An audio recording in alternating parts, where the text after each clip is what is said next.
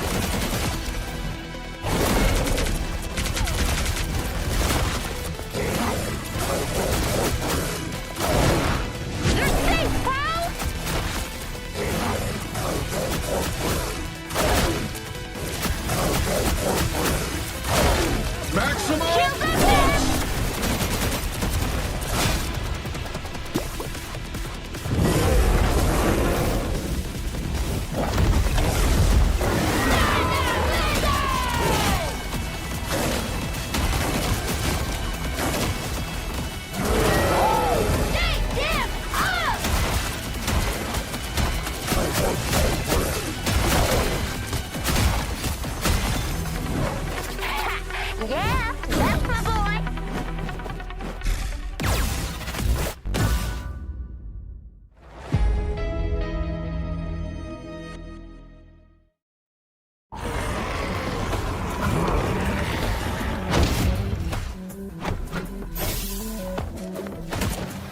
I conquered House! Hold smash!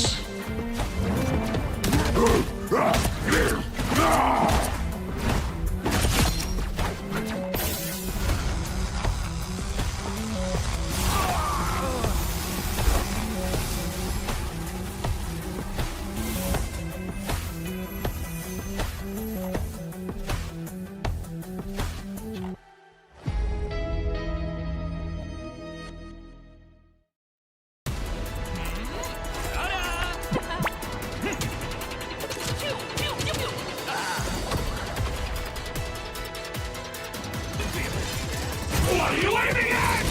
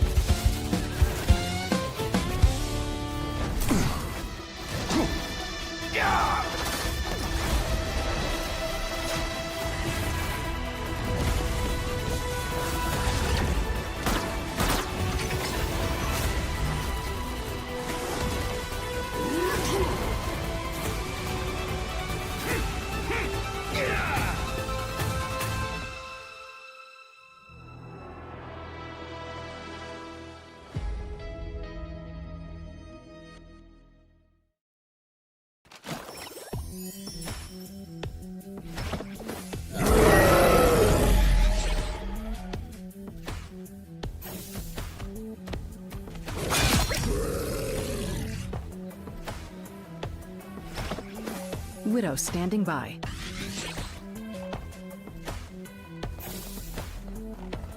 Another one bites the dust.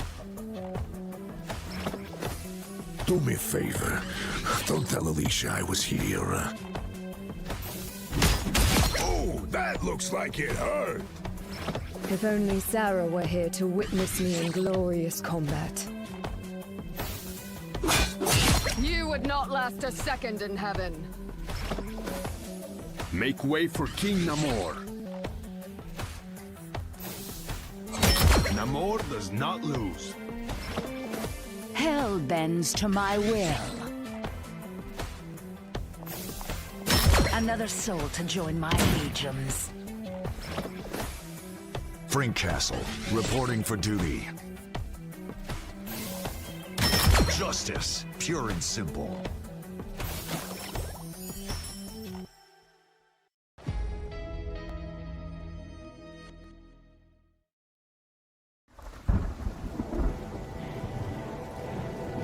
Chrono anomaly located. Moving in. Target identified.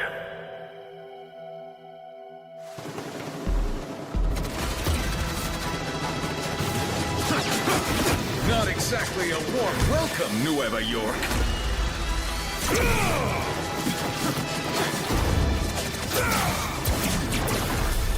Optic blast!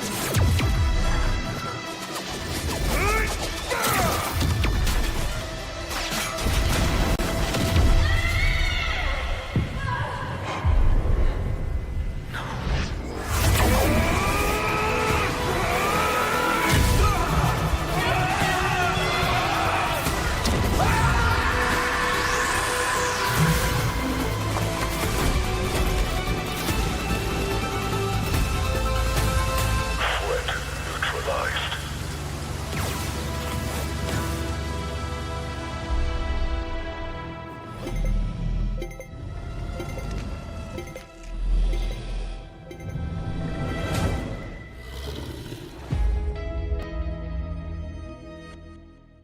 햇빛이 날 비춰와 시작이야 let's go 어둡고 흘러는 우주 따뜻한 눈으로 감싸나 순간 신비롭게 녹아내릴 거야 좀 더 기다려 I'll be there 쓰러지지 말 끝까지 일어나야 해 어딜 가든지 극복해 힘은 너에게 있는 걸 소리 높여 노래를 불러 작은 걱정 따윈 던지고 최선을 다해 작품을 쳐봐 어둠이 떠날 때까지 아름다운 꿈을 밝혀봐 우리에게 달려서 그 세계 운명 눈이 부신 모든 순간들 지켜내야 해 내가 좋아지려면 꿈꿨던 너와 나 그래 그래서 한 명의 The weight of it both the world is in our hands 작은 걱정 따윈 던지고 최선을 다해 작품을 쳐봐 어둠이 떠날 때까지 아름다운 꿈을 밝혀봐 우리에게 달려서 그 세계 운명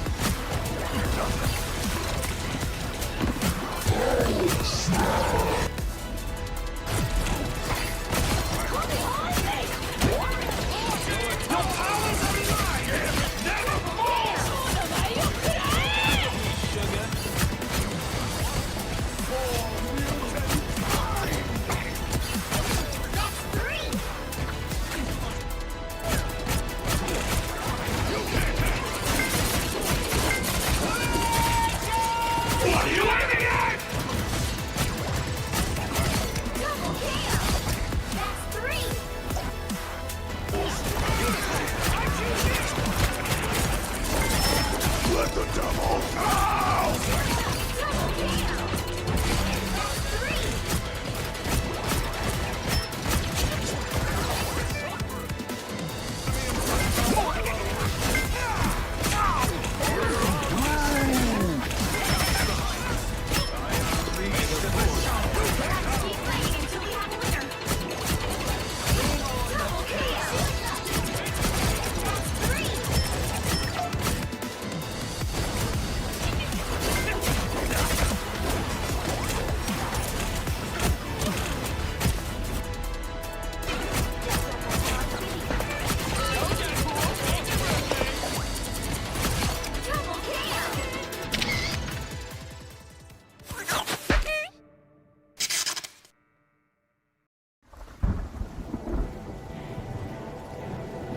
Chrono anomaly located.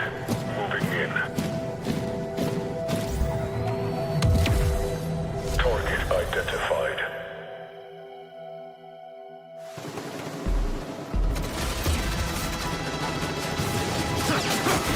Not exactly a warm welcome, Nueva York.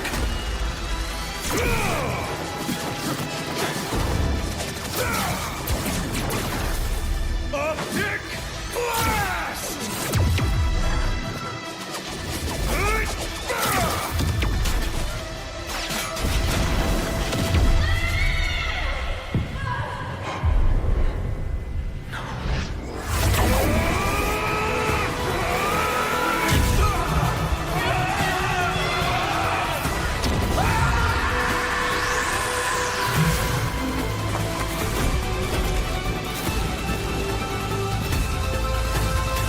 Threat neutralized.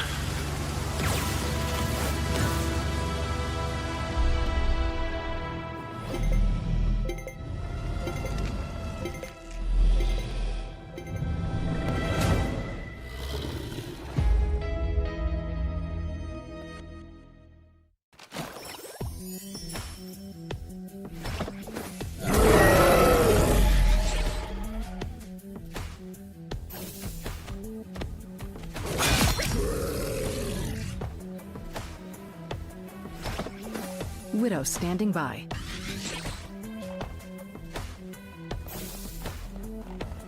Another one bites the dust. Do me a favor. Don't tell Alicia I was here. Oh, that looks like it hurt. If only Sarah were here to witness me in glorious combat. You would not last a second in heaven. Make way for King Namor. Namor does not lose. Hell bends to my will.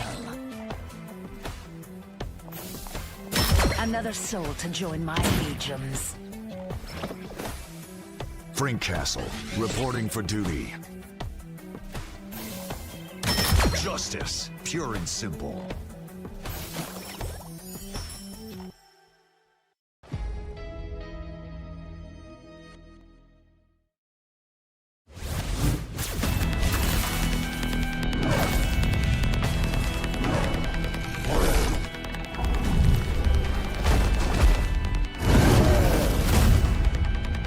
Do your thing, Double D. Low growth, got your back.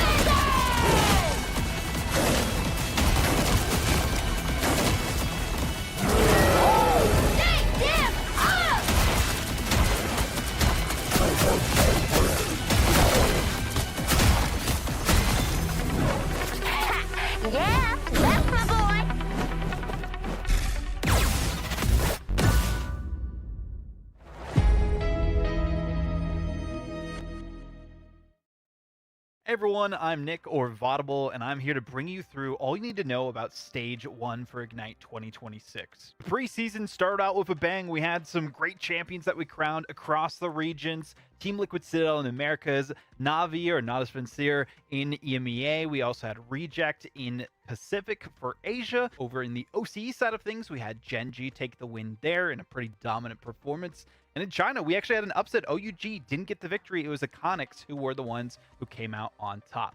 But now let's shift gears. Let's talk about Stage 1. That's what you are all interested to learn more about. And let's get into the schedule first and foremost. Looking at our match calendar here for Marvel Rivals Ignite Stage 1. The group stages will take place on May 21st to June 7th. And then the second phase of the competition will be the playoffs from June 25th to July 5th. You might be wondering, why is this happening? Well, if we look at this map rotation graphic, it tells you all you need to know. Lower Manhattan's getting added to the map pool, but also we will have Season 8 be the patch that the group stages are played on, and Season 8.5 is going to be the one that the playoffs will be played on. So you'll have Devil Dinosaur chomping up the competition in the group stages, and Cyclops blasting people away in the playoffs. It's going to be a great one. Now let's talk about format and seeding. Seeding was already determined from placements in pre-season, and if you're watching this video, you probably already know exactly where those teams have meted out in their specific groups. Starting with the Americas Stage 1 format, you can see it as the exact same as it was for preseason. 2 groups of 6 teams will play through a round-robin style bracket, which means they play each other once, and the top 4 teams from each of those groups will move on to the playoffs. During the playoffs, this will all be best-of-5 matches, and that'll be starting from July 2nd to the 4th. And the finals, of course, will be the 5th with a best-of-7. The exact same is going to be happening for EMEA Stage 1. Will be a round-robin best-of-3 group stage with 2 groups of 6. The top 4 from each of those moving on into the playoffs, where they'll be playing a best-of-5 double elimination bracket with a best-of-7 final. Now, to talk a little bit about the Pacific format, I brought in an expert from the region. Liger, take it away. Thank you, Vaudable. How's it going, everybody? It's Liger here. I'm here to tell you the structure for Ignite Pacific. Now, we're going to start off with OCE, okay? We've got a group stage double elimination running from the 21st to the 24th of May.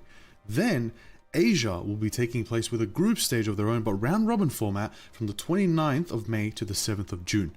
Now, how's this going to work is we're going to get the top 2 from OCE and then the top 6 from Asia going into a combined, that's right, it's merging everybody into a Pacific playoff. These teams are competing for a lot, not just spots in mid-season final, but it's also prizing $650,000 in total is up for grabs, and it is split $200,000 each for EMEA and Americas, $120,000 for Pacific, and $100,000 for China. Now, Stage 1 serves as the only qualification path into the mid-season finals. Now, you might be wondering how many teams from each region make it in. It's 3 from Americas, 3 from EMEA, 2 from Pacific, which can either be both OCE teams, an OCE and an Asia team, or 2 Asia teams, depending on how their playoffs go, and 2 teams from China for a 10-team total bracket.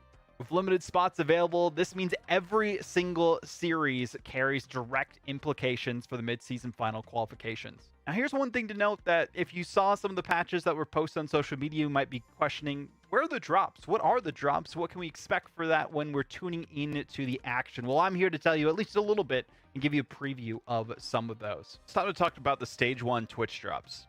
So if you remember way back when that Sentinels and NRG Shock were playing against each other in the playoffs on Symbiotic Surface, and Crimzo opened up a portal, Dongmin jumped in, and he got kidnapped by Stinkers on NRG. Well, that entire moment is immortalized in a spray by one of the lovely community artists out there, and you can get that just for watching Marvel Rivals Ignite Stage 1 during the group stages for just 4 hours total. That's just like a couple matches.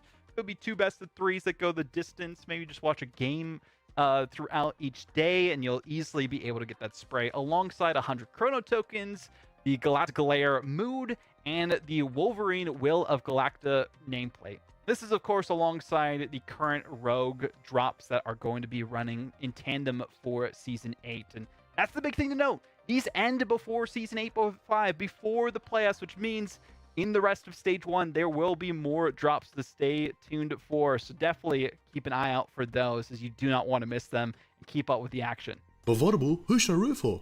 I've been asked to power rank teams, give my analysis about, who to predict to potentially get those 3 spots from EMEA and Americas, the 2 from Pacific and 2 from China. I'm not going to make it easy on you guys. There's other content for that later on. But I do have some experts to tell you who they are personally rooting for to win Stage 1 in their respective regions. So let's hear from a good old friend here in Americas. Hey everybody, my name is Shibby. I'm a Marvel Rivals caster and content creator, and my good friend Vaudable has asked me who I am cheering for in Stage 1. So for Americas, I am a YWL Glazer. I love the way Jitward and the gang play Marvel Rivals. They don't follow the conventional rules, and a lot of their roles are very fluid, which makes them very exciting to watch. And for EMEA, I am the OG Na'Vi Glazer, so I'm very happy that they won in the preseason, and I anticipate that they are going to carry that momentum going into Stage 1. Well, Shibby, you might not want to speak too soon on that one. I have someone else who has some other opinions on who should probably win EMEA. What's up, guys? It's me, Boring Nation, and for Season 1 of Ignite, I am rooting for Team Virtus Pro. Even though they might have been absolutely obliterated last time, that was a fluke. It was bad luck from me, and this time they got locked in. I don't know. I'm starting to think these predictions are very bold, saying that Virtus Pro will lock in. We need some more grounding here from another pro or coach in the scene in EMEA. I am Line Pro Coach for Team Heretics, which is your new favorite Marvel Rivals team that you should be rooting for, not only because during this preseason we finished top 2 in EMEA, only losing to Na'Vi, which was a world finalist, but also because we have the best bundle in the game, which is the only one that you can have to be playing for the vibes. Okay, a top 2 finalist we saw during the preseason. Not too bad of a reason to vote for them. The vibes are really good at Heretics. I get that. Let's talk about Americas a little bit more here and actually hear from one of the players that have a little bit more insight onto why you should root for their team. Hey, this is Smart Chief. I play for Team Liquid Citadel, and you should root for us because, as you saw in preseason, every other team is just clueless about what they want to do, and you'll just be miserable if you don't. Okay, that's a low blow, Spark Chief. I think he's talking about our predictions. I think no one got it perfect for Americas. I got really lucky with OCE 100%, All-Seeing Oracle, Ignite 2026. Thank you very much. Speaking of OCE, we do have a pro from that scene who does have some words for you. Hey, I'm Skittles. I play strategist for Genji Esports. If you want to watch a creative team that throws the meta out the window every season and has fun while doing it, make sure to show us your support in Pacific Stage 1 Asia. You can also rep our bundle in gear. You get a pretty cool Deadpool skin, so thank you to those that have bought it so far. But yeah, thank you guys as always. We won't let you down. Bye-bye. Thank you, Skittles, for giving us your opinions, and we'll definitely be picking up that bundle. I already have, but I recommend, picking up any of the partner bundles that are available for the teams that you're rooting for. But we do have one final guest here who does have some opinions, and it's not my cat. We'll hear from them about their team that they think is going to win Stage 1. Yo, surprise! You're probably blinded right now, and if you can't tell from the hairline, or lack of hairline, I am J3. And I am rooting for Swamp Gaming since I, live in Florida and I live in the swamp. And I think you guys should be cheering them on too because they are going to be winning Stage 1.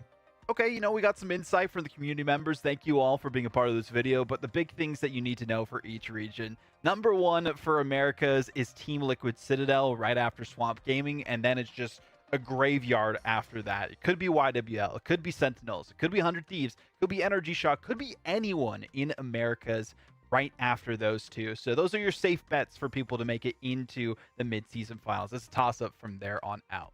In EMEA, it's a little bit more kind of top-heavy, you could say as well. You do have Na'Vi, who did really well for themselves. Were the first team to beat Virtus Pro in a number of months in an entire series, and actually since we saw way back when during Stage 1, and now we got to see it happen again here in the preseason. Then Rad beat them as well. So I think they're going to have a bit of a comeback. I think it's going to be Na'Vi, then VP, then probably Heretics, and then Rad and Shikigami somewhere in there. Pulsar has some potential based on the players that they picked up. I'll let you take a look at their roster and see what your thoughts are there as well. Other side of things, in Pacific specifically, there's the 2 favorites, right? It's Genji, it's Reject. Those are the 2 teams that should make the mid-season finals. Everyone else is kind of a toss-up. You could have Z10, you could have Chiefs, You could have some unknown rosters that get brought in here as well throughout the offseason into the fold. So we don't really know who else is going to be contending with those top 2 teams. On the other side of things, for China, it's been more parity than ever, right? OUG fell earlier on. We saw Conix get the victory. Fiat Lux doing really well for themselves. Those are the big 3, and they're going to be fighting tooth and nail to see who comes out on top and makes it to those mid-season finals. So if you have 3 in your mind, those would be the 3 to look at. Wouldn't be too surprised if OUG bounces back. Conix maybe falls down a little bit. And we saw some big pickups in the offseason for Fiat Lux, so I could see them actually making it. But that's everything you need to know for Stage 1 of Ignite. Go enjoy the matches, and we'll see you later.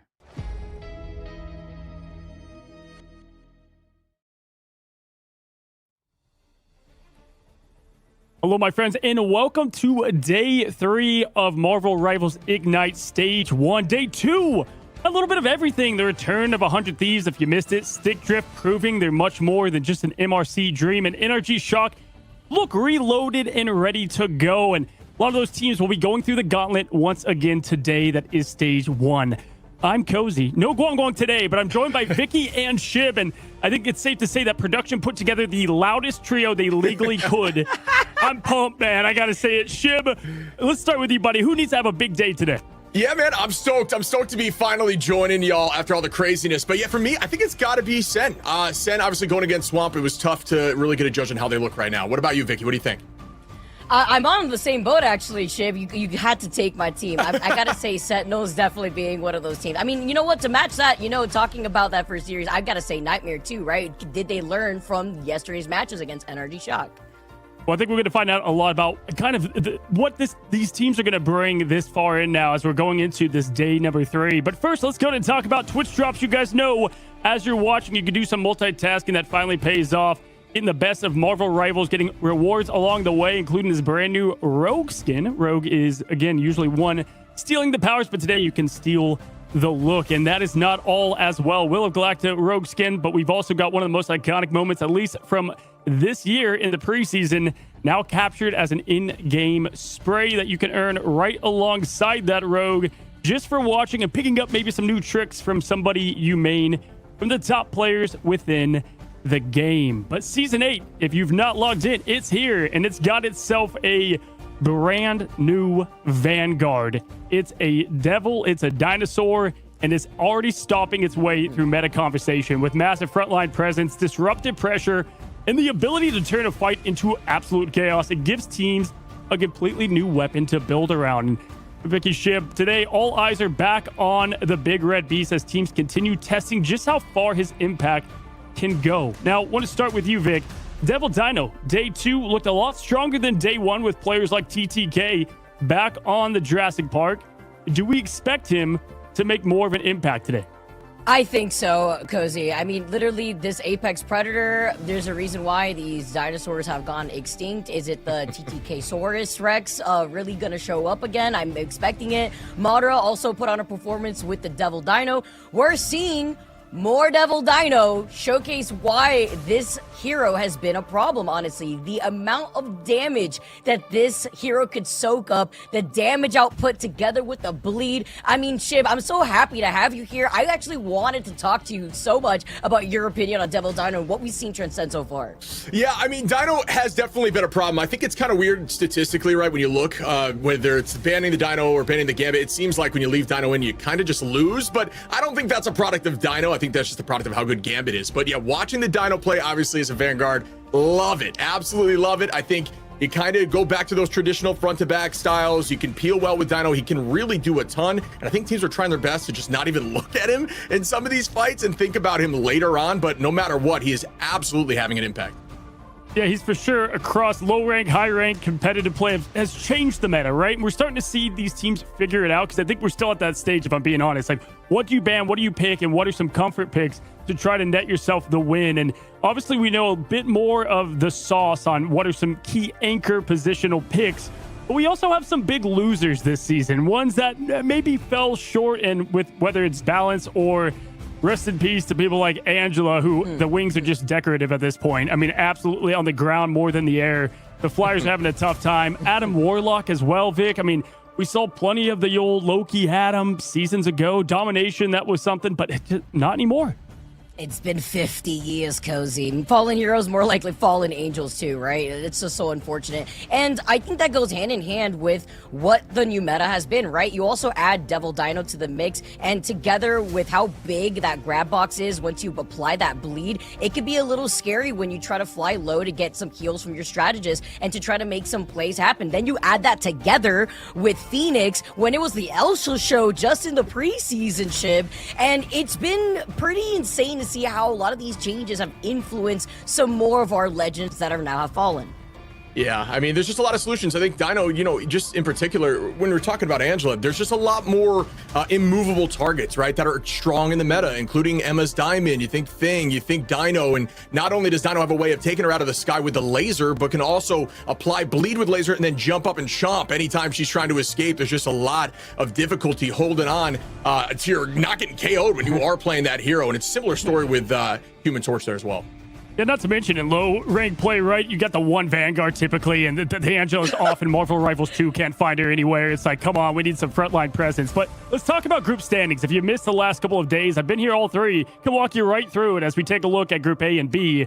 We've got obviously the top three teams there in Group A, TLC, Stick Drift, who you're going to see today, and Space Station. So two of these teams going to be put to the test. And then over there in Group B, getting the top of the leaderboard being 100 Thieves, NRG, Shock, and Swamp Gaming. Now, some of these competitional lineups have not exactly been, I would say, even in terms of skill level. So I'm wanting to see some of these teams that we saw on the bubble, right? We have a clear picture that Team Liquid, Citadel, and Swamp Gaming are really good. I want to see the middle of the pack and how they do not only against the top of them, but also against each other. And we're going to see that a bit more today. Obviously, that matchup with 100 Thieves, NRG, Shock, really good one that we have lined up for you today. Speaking of today, we have the matches ready to rock and roll. And again, we will be starting with two teams with a lot to prove. Sentinels went up against Swamp Gaming. It was a tough look, as you guys mentioned earlier, right? Like, this is your get right game. And you could not say more for Nightmare being in the same position. You just have this team that came out hungry, won Zone 1, looking good on Dom, and fell flat after that. You know, I went over in some of the player streams, and it was like, what went wrong? They said everything, right? So they're going to look to try to get things going again. Shib, 100 Thieves NRG, though, that's the heater. Yeah, I mean, honestly, I'm like with you on the Sen Nightmare. I think that could be a heater too, as I think Sen, you know, our Nightmare wants to prove it. It's a similar story, but yeah, 100 Thieves NRG, this has been a big conversation. I think this is much more, as we heard even yesterday from Self, in 100 Thieves meta. This is just, they feel confident. I do think controller Vanguards are kind of back in play here with Dino being so strong, who plays very strong on controller, similar to Emma. NRG in the same vein. They love running that Dino as well when it comes to Madara. So it should be an absolute battle of the Titans, and I'm so stoked to get my eyes on it. Begging already to not get the triple strat. Let Rymazing free from the shackles, please. Gaming and SSG will be ending our day. So, Vicky, let's go ahead and bring attention, though, to that matchup, right? We've got Sentinels. We have Nightmare. Sentinels, obviously, year one. So much to say about this team, how well they've done. The roster's different. I mean, the team, you have Rymazing, you have Crimzo. It's different at this point. The one thing that remains the same is a lot of the strategy that they bring in. They were kind of forcing the Dino. They're trying to get Dongmin to do his thing, who has played well. I want to see some fixed changes from them. I agree. I mean, you talked about it already, Cozy. Can we get Rymazing out of the triple strat merchant jail, please? Like, we know what Rymazing is capable of, and we just need to see it out in display. Are we going to keep seeing Sentinels rely on the triple strategist lineup that they usually like to lean on for comfortability? That's the question, right? Especially when you have a player like Yusha who could pull out the Phoenix that we've seen so strong so far with those buffs that we've had going into Season 8, Cozy. No, for sure. And you guys know the lineup by now. Again, Vision being on the bench is somebody that is I would say, one of the top mechanical players in this game. And so we'll see Yusha doing a good job at that role. And Rymazing plays a different role. So it's going to be interesting if they ever do slot that in, even for a change-up if needed. But best of three, kind of tough to do that, Shib. We'll get more on this roster in a moment. Let's go and take a look at Team 2N, what they're going up against, right? We got Nightmare on the other side of them. And listen, Nightmare, they changed up. They lost that bench player in Vision, and that's not just a minor downgrade. It's a tough one. SJW, though, has definitely stepped up, I would say, really well. We saw that yesterday, but we continue to say this. The teams that are struggling is the 1B duelists, the Daredevils that dive, getting that pressure coordinated with the Vanguards. That's their problem at the moment.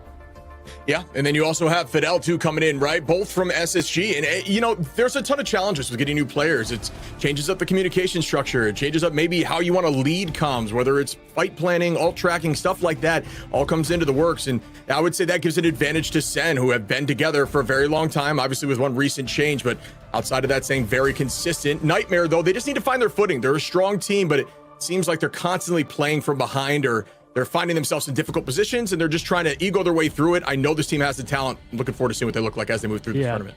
They got to get the monkey off their back. I know that's one of the bigger things, right? It's a mental almost at this point. Yeah. Taking a look at this matchup, I would say the Vanguard one is the one I want to highlight, because you've got what I saw was a lot of either Captain America play if you're Impunity versus Crimzo, and then there wasn't the follow-up with it all the time. And then you have more of this stationary tank. They actually both play very similar in the way that these tanks are going to duo together. Mace obviously was much more of a Magneto player, does have Emma in the pocket, but then teams try to ban that, and we did see struggle there.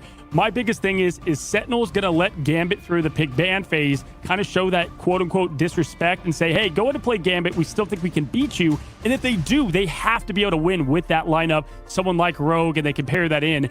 Dongmin, though, more the Devil Dinosaur. Tried it twice. We'll see if they continue to go that route, or Crimzo and team were able to cook something else up. Again, you kind of say it. We say it all the time, Vicky. It's like talent. They've got it. They just got to put the pieces together. A lot of these teams working with that new roster. Right, and this is day number 3 for week 1, and it is best of 3, and we know how difficult it is in a best of 3 with little room of error, and then starting off your first game on domination. We already saw what happened when Sentinels last played day number 1 against Swamp Gaming, where both maps, you know, was pretty tight, honestly. Celestial Husky went over to round 3, Museum of Contemplation, where Sentinels wanted to see where they could lean into.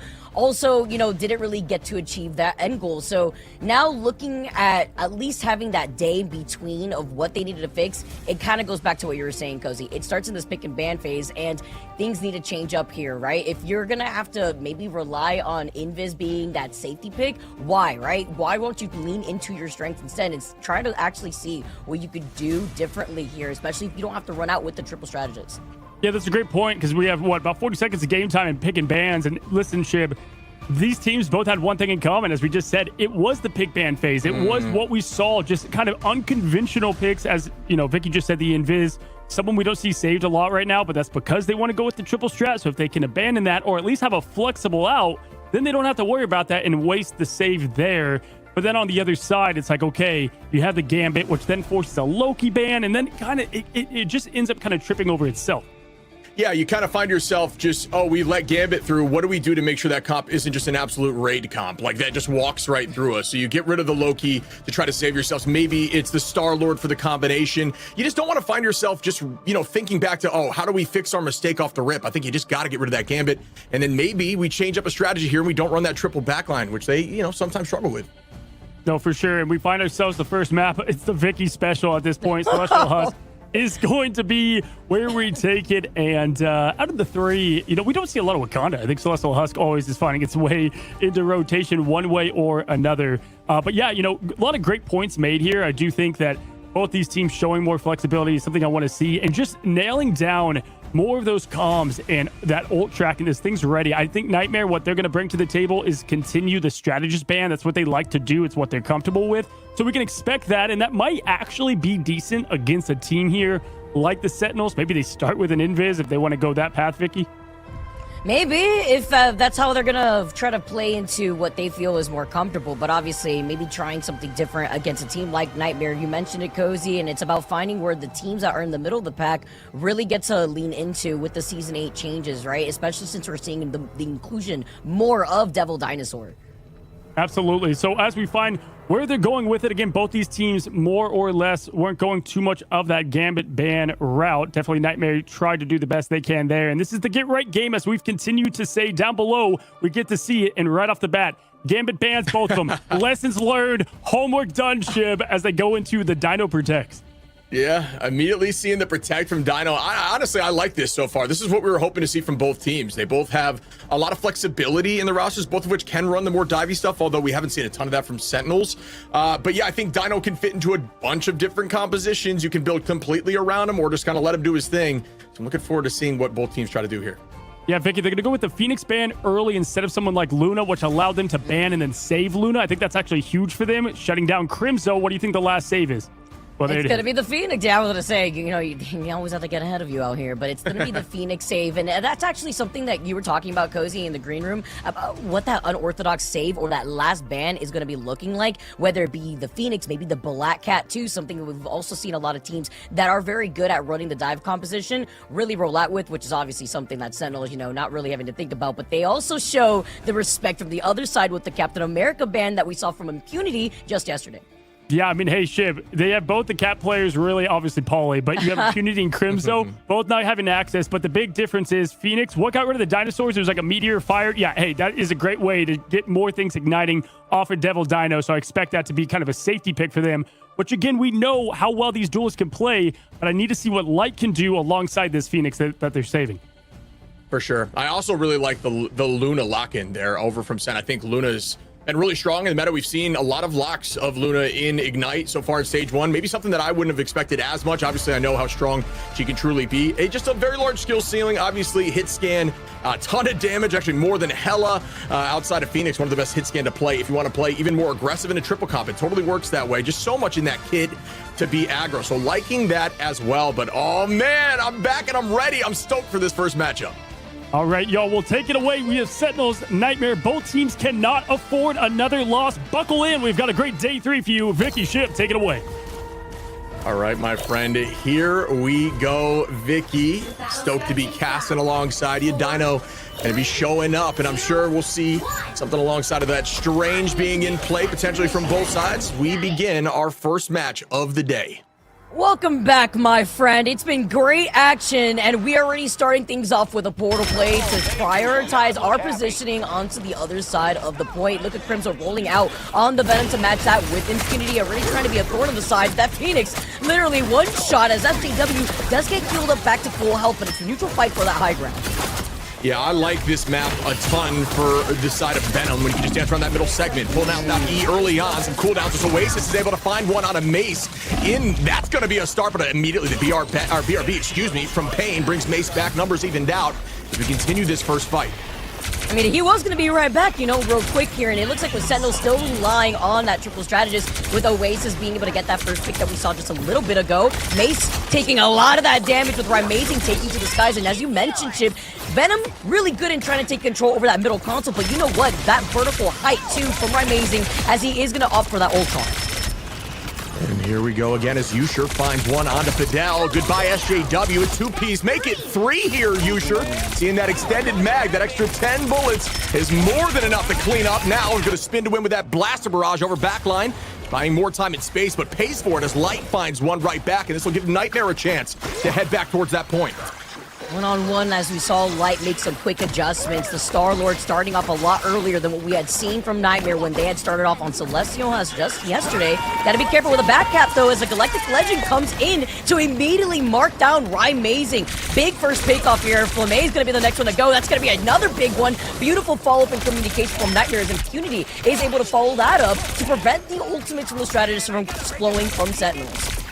Yeah, 47 and climbing still here for Sentinels. Out goes the Feast now to stall for a bit longer, and that's the goal of the Venom. And that'll be enough. The portal comes through, but it's not quick enough here from the side of Rymazing, and instead they will lose that point as Nightmare gets some percentage going. Look at the ults across the board here, folks. 5 available for Nightmare, and here goes that commitment.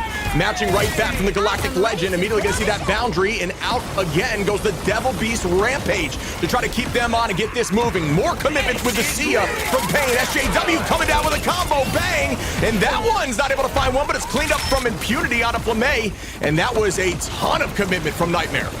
And from the Wombo combo, the extra damage done together with the end song Inferno, Impunity following up the BRB, having a lot of impact to bring back Fidel, but with the It's Jeff from Oasis, it's a big buffet, all you can eat, as Oasis finds the Invis and the Devil Dino. Talk about quite an appetite, but he's got to kind of scurry away and still isolate 2 of those members from Nightmare. And if you look at SJW too, it was literally one shot, unfortunately isolating Fidel from being able to help SJW out. Yeah, I'm not sure what the plan was there. You can't off-map either of them with the jump and with the immovability, but after that, a huge eye comes in. Goodbye, as Flamey and Crimzo clean up two. The rest comes back from Mace, though the dinosaur still on the battlefield now, cannot be dropped as now Impunity finds Flamey, and that is still going to be a back and forth. Looking upwards now, Light takes out Oasis, and Nightmare still holding on to this point. Wow. Just textbook. Light getting the quad though, the quick little 4K. Light waking up, has been grinding out that rank and is ready to showcase what he's got with the rest of Nightmare. They're nearing 80% now, Shib. And if you look on the side of Sentinels, Crimzo is nearing the Feast of the Abyss from the other side, but it's going to be a bit of a delay for them to recontest. And you can notice the space being taken after capping point here, folks. Take this into ladder with yourselves. You move forward, try to get them to use cooldowns before they even get towards the point, so you have an advantage if you need to drop backwards. You can see them making that move backwards now, and a little more on their heels. 97% in climbing here. There goes that commitment as they get the touch, but so much was burned there from Crimzo to hold on, and everybody's focused in that direction. More damage comes out from SJW, who does have that Ensong Inferno available. Feast of the Abyss is available here for Crimzo, and Yusher can match back as Dongmin and Crimzo find two. Not having to commit too much. Feast goes out, and that will be a retake here now from Sentinels. Perfect case scenario for Sentinels 2, Shit, because now you look at the ult economy that's coming in and the stall potential for Sentinels. Yes, SAW and Pain could make a big move happen here with the Sia. You combine that and the damage output from Mason having that rampage, it could be deadly, but it's all eyes on how Flamey gets to stay alive as well as Yusher together with the Galactic Legend. You can see space being owned again. Similar conversation as before. The composition has shifted. We now have the Ultron up, and Yusher going to commit heavy now with the Galactic Legend looking for Mace, and does find that pick. Is the BRB available? It might just be. Yes, it is. Numbers evened out, and that's a fine trade in this moment as Yusher's trying to find a second pick. They're all stacked on the high ground, and it will be close to a 99-99 situation. Oasis looking for a need here. Could be massive. The Sia available. The combination with that Ensong for Nightmare once more is on the table. SJW prepping for that right now, and there's that Sia. Will the bird land? Yes, it does. Bang. And it does find a Flame on the back line, and now Nightmare are going to be up a number, but down in ultimates as Ryan Mazing tries to get one with a Rage. And that was with the Luna that had the fate of both worlds. Crimzo follows up to Fun Fatal though to even that out, as you mentioned, and Light is about to have the Galactic Legend, but with nobody on the point. It looked like the Venom was right there on the outskirts, but it's all for Nightmare to take that first round. It was quite unfortunate too, Shib, because it looked like two members of Sentinel were just a pixel away from getting onto the point. Yeah, and we can see here, folks, as we start up, I believe Sen locked in there the last moment. You can see the feed here. 6 finals from Yusher so far up at the top, matching Light. Very similar scores. Light has not gone down a single time, playing a little more passively, but building that ult quickly. Flame and Oasis with ults available should be a huge start here for Sentinels as they keep this moving forward. Looking at the stats here alone, the fact that Light has not gone down a single time, Shib. Crazy. And I said from the other side, looking at the colors that were flipped, Sentinels taking that first round and now going into the second round here, Shib. Then you have Flamey that still has that ultimate after Flamey got targeted with the combo of the Sia and the Ensong Inferno. So at least they'll have the advantage going into the second round to maintain that. Yeah, this is a dicey position here for Nightmare, down in all charge. And remember, folks, you want to get this point early in domination. Setting up right now once again, Crimzo on the Venom. I think Venom is a very strong stay alongside Captain America in this current meta with that dive potential. And it's really enabled by that Jeff from Oasis. You can play very aggro with your dive to commit together. Bang! Crimzo goes down on the back line looking at the Fox, who just narrowly escapes, but pulling out that teleport cooldown is a big one to call out. Impunity, Feast of the Abyss on the back line once again. You hear more as the dance floor gets launched. Crimzo just consistently on that back line, but the peel comes out from Mace. Dance floor going to keep everyone healthy, and nobody's gone down just yet.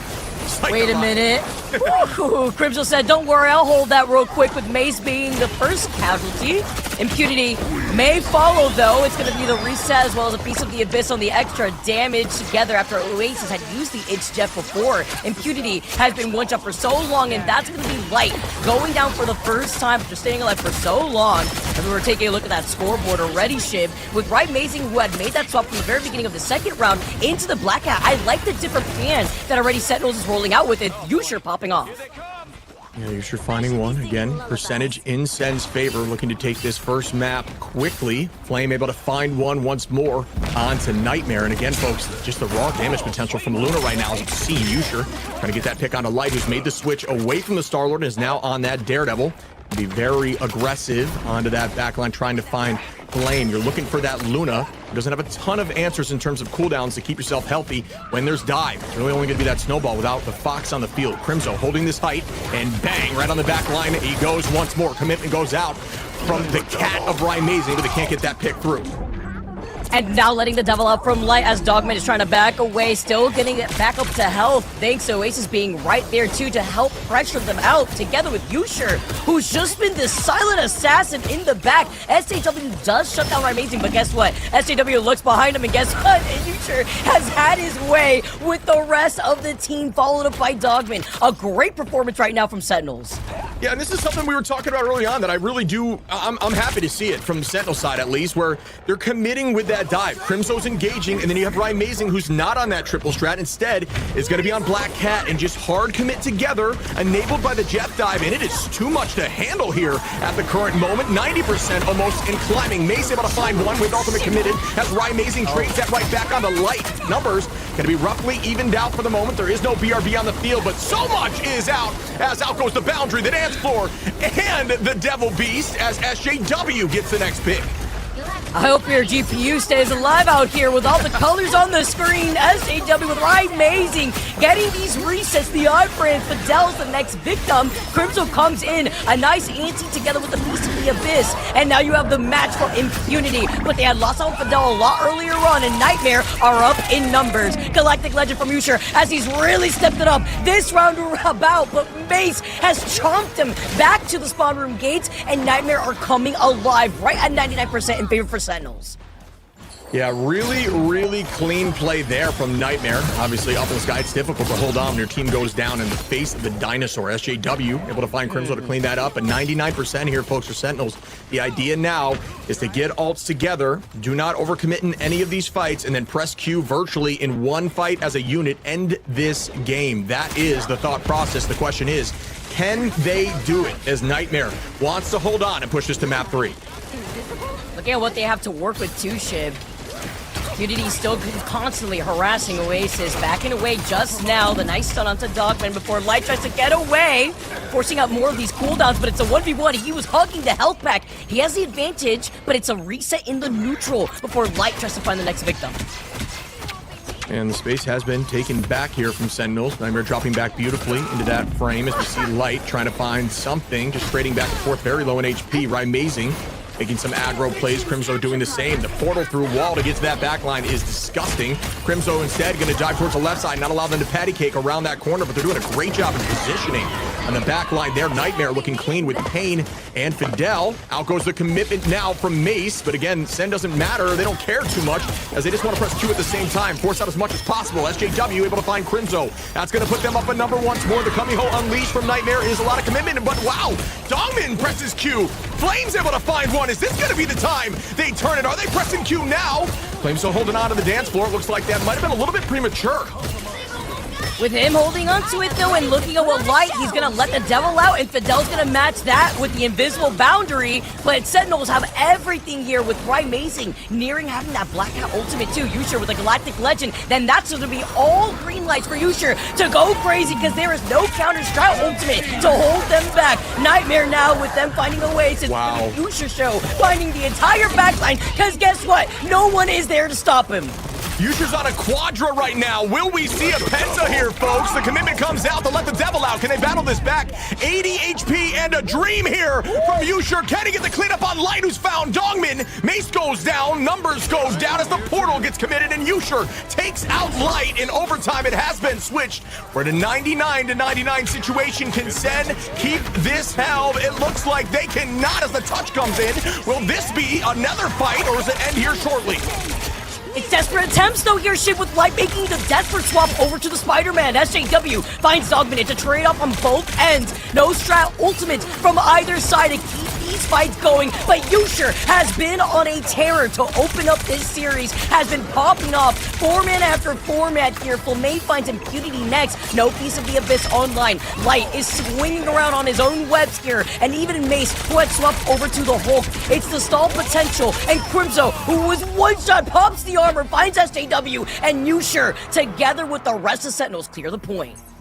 Yeah, that was a huge clutch moment there from Yusher, and honestly, some really strong team play, folks. You notice the portal came through from Flame in that moment, right? Amazing, switching over to Strat, and they just continue playing like it's nothing. Flame's able to find some finals. Rai keeps the healing up. Just some really solid team play across the board as Sentinels take the first map. That was huge here too, Shib, because then you look at the adjustments made into round number 2 and the way that Amazing rolled out on that Black Cat. A lot of changes coming together for this series, Shib. Yeah, that was so much fun to watch, and that was exactly what they're looking to do, right? We talked about trying to force out as many ults as possible, and I will say, Nightmare did a great job not overcommitting. I think they used a couple, maybe a little bit too early, but they still had 3 before that final ult fight.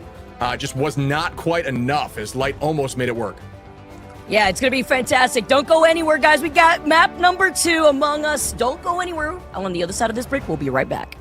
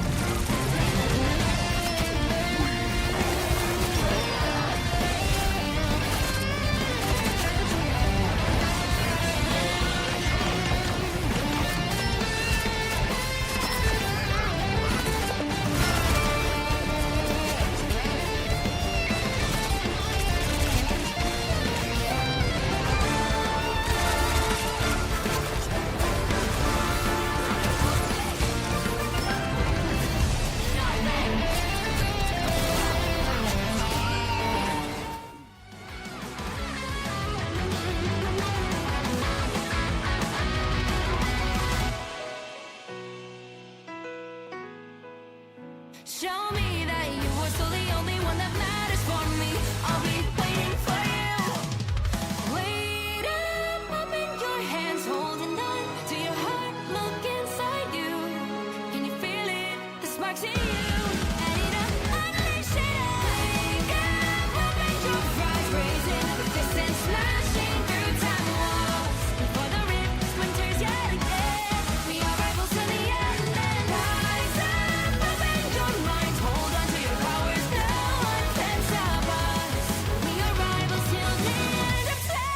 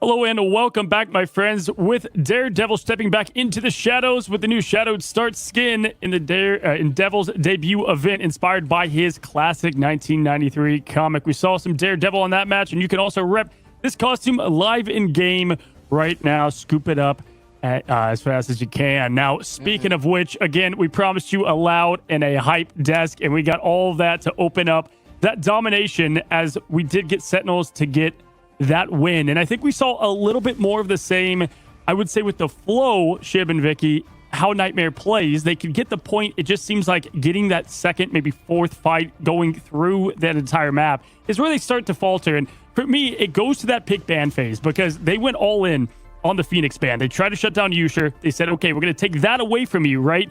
Shib, they picked up the call. Usher fine on the Star-Lord there, and they all committed perfectly.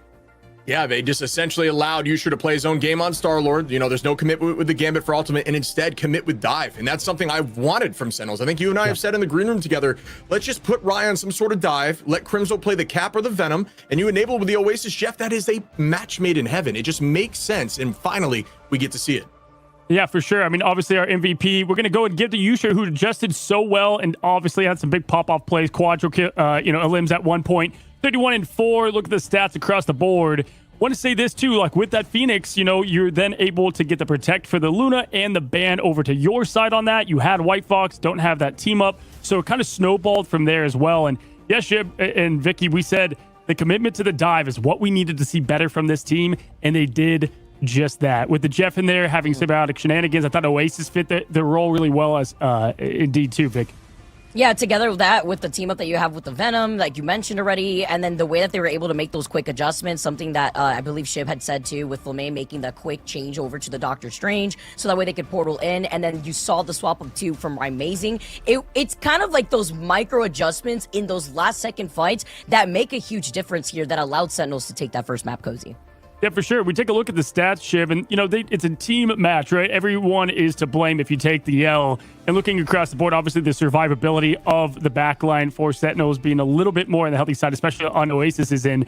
But yeah, you know, just looking at it, this team has got to adjust because it felt like Sentinels also took a little bit of a page of what was going on with the 100 Thieves. You had Amazing now in that self-roll where they have the Ultron coming out. Okay, that didn't work. Let's go Black Cat. Let's go back into that Duelist. And that's what I want to see. I'm fine with Amazing playing triple sup, right? But have that quick flex in for the surprise and shock factor.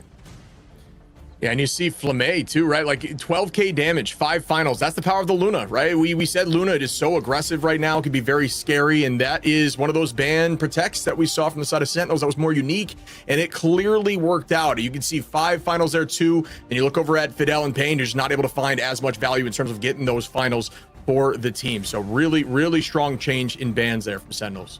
No, that's a great point. That's why Luna in kind of that middle of the draft is almost always going to be there as either that ban or most importantly that protect. And I think we're starting to see more and more, unless it's like a specialist, right?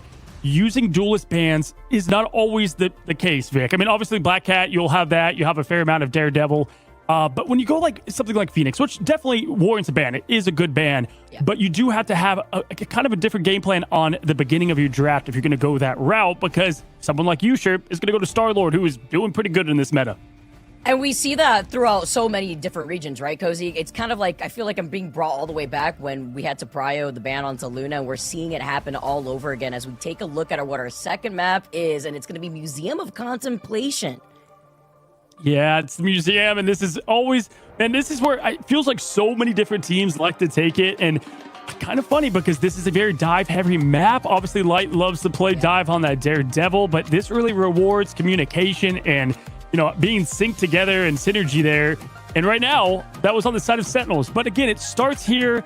Ship. It's going to be this pick ban in the draft. Let's start it out. Let's see how they open. Are they going to go the Devil Dino route again? It looks like it. Yeah, this is a brawly, snowbally type of map. You might see Emma get in the mix here, whether ban or protected as well. Really try to shut some of that down. It looks like instead it's going to be the Mantis Gambit, which has been consistent from both sides so far. So they're going again with the Phoenix. Now, there is a bit more front to back on this map, so I understand that on the side of Usher, right? And I think there's going to be a bit more strengths there, but it did allow what we just said, Vic, and you get the Luna ban and protect. Yep, and the fact that Sentinels get to have it on their side, that's going to actually work into their favor really nicely, too, because we know that they can run out with the White Fox as well if you want to get the team up with the Emma that's been so strong, together with the new, you know, not only being able to have that extension on having that ice wall, but now we have the protect onto the Phoenix for Nightmare, so that's going to be something that they're going to prioritize, but also, we are probably going to still see that Star-Lord coming out. There's a lot more of that verticality. The Captain America ban, by the way, from both sides, again. Yeah, so this is the same pick and bans. And so it's like lessons not learned maybe here, and now just have to rely on communication and trying to coordinate it all together. Definitely going over to the side of Sentinels on that bit. And guess what, dude? Ship, you know it. This is a great Jeff map, right? So Oasis can feast quite literally. And you were talking about it. Talk as we bring in this match why Jeff is such a good pick against something like Devil.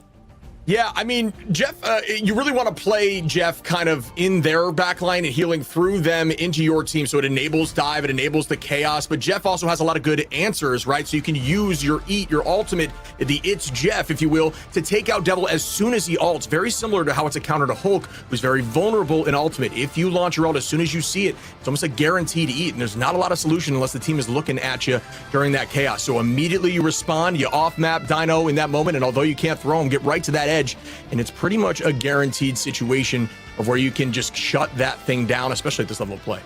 Well, no mistakes can be made, y'all, as it's best of 3. Nightmare's got to lock in now to try to tie the series. Gates are about to open. Vicky, Shib, let's get going. All right, my friend, and here we go again. Game 2. First one was a banger, though. Let's see what happens here. Not a lot of changes in the pick ban. See who gets off hot as we start right now.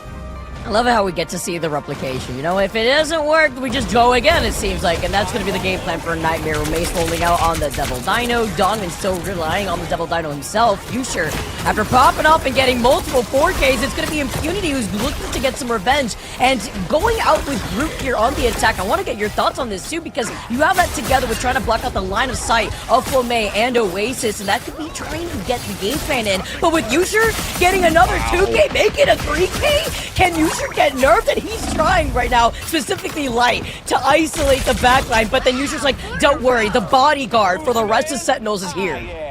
Yeah, I mean, you want to run that Groot to, cut LOS, use those walls to shut off the Dino when overextending and put him in difficult spots. You got to be dicey. You don't, make sure you don't do that for your team and shut off your own Dino. It could be, dangerous in that aspect. But instead, they're kind of relying on the fact that there's not a lot of damage being run, and Flamey's going to have to play a little more of the wall break on that Luna than anything else to keep the team in a safe spot, at least Dongman in that matchup back and forth. But doesn't matter when you see Usher get a 3-piece off rip like that. Great flank angle. And notice the Jeff, folks, like we talked about, healing through the enemy's backline into your own as the spin to win begins from Usher. Light's able to find one. Impunity out of Flamey, though, and Nightmare's now off to a hot start, 2 up in this second fight.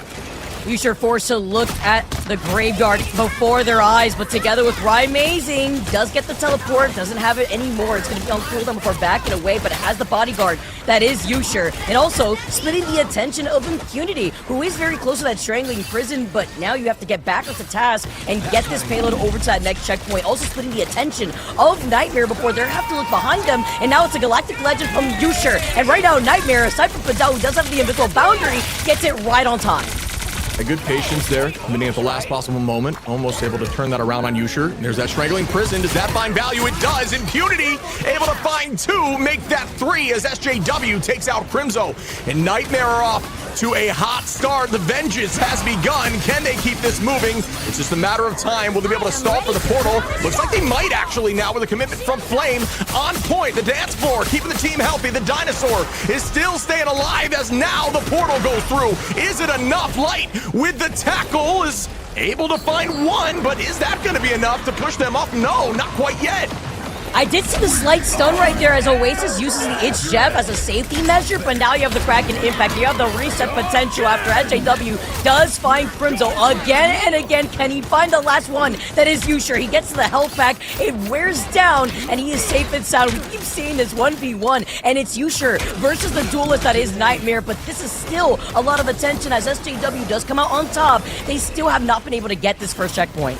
Yeah, what a retake. It's just a matter of time now, as yes, looks like the first point will be capped, but still a ton of time bought there. And you don't always need to just fully sweep a team every time you come back with a portal. It's all about just buying time. That's really the goal here on defense, no matter what. So well played there by Sen, but even better from Nightmare to stay consistently on that and force them off, getting point 1 relatively quickly. It can be difficult too on Museum of Contemplation. We see so many teams especially get held right before they can even get to that second checkpoint. Light making the swap over to the Daredevil though.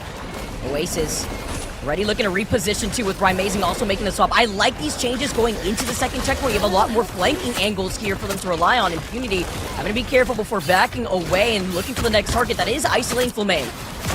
Yeah, Payne is able to find one onto Oasis there. Wow. Pair up a number again. Looks like more commitment of abilities. Rymazing able to take out Payne to make that even for the current moment. The back and forth from Ryan Light once more. Who comes out on top? It's going to be Light this time, but Flame's able to take out another in that backline with the Luna consistently, time and time again. So much value there. And the Luna Snow, not only in the dance, but that neutral is obscene. SJW on Bucky Barnes, showcasing that absolutely still available in this meta, especially when dive is being committed from the opposition. More dive now from Light off the back of Impunity Space. Will that be another pick? But either way, it's a ton of free movement here on this card.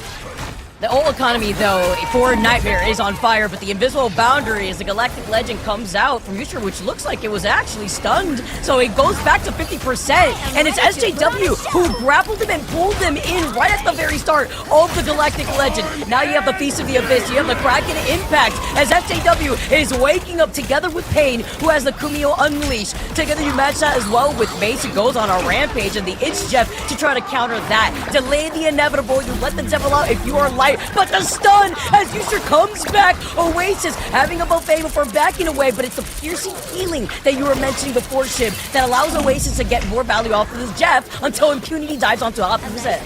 That was a little bit of a miscommunication there, I think, from Sen. Oasis with a big eat, but instead of kind of forcing them away from point, just kind of sat them there, threw them back towards the team, and they just completely turned that fight around. I don't know. I mean, I did like that eat. I'm just not sure it was capitalized well from the team, whether it's a communication issue or what. Not sure exactly what happened there, but Punch comes through. The peel still there. The portal's now committed. Everybody back on point, and Yusha trying to do what Yusha does.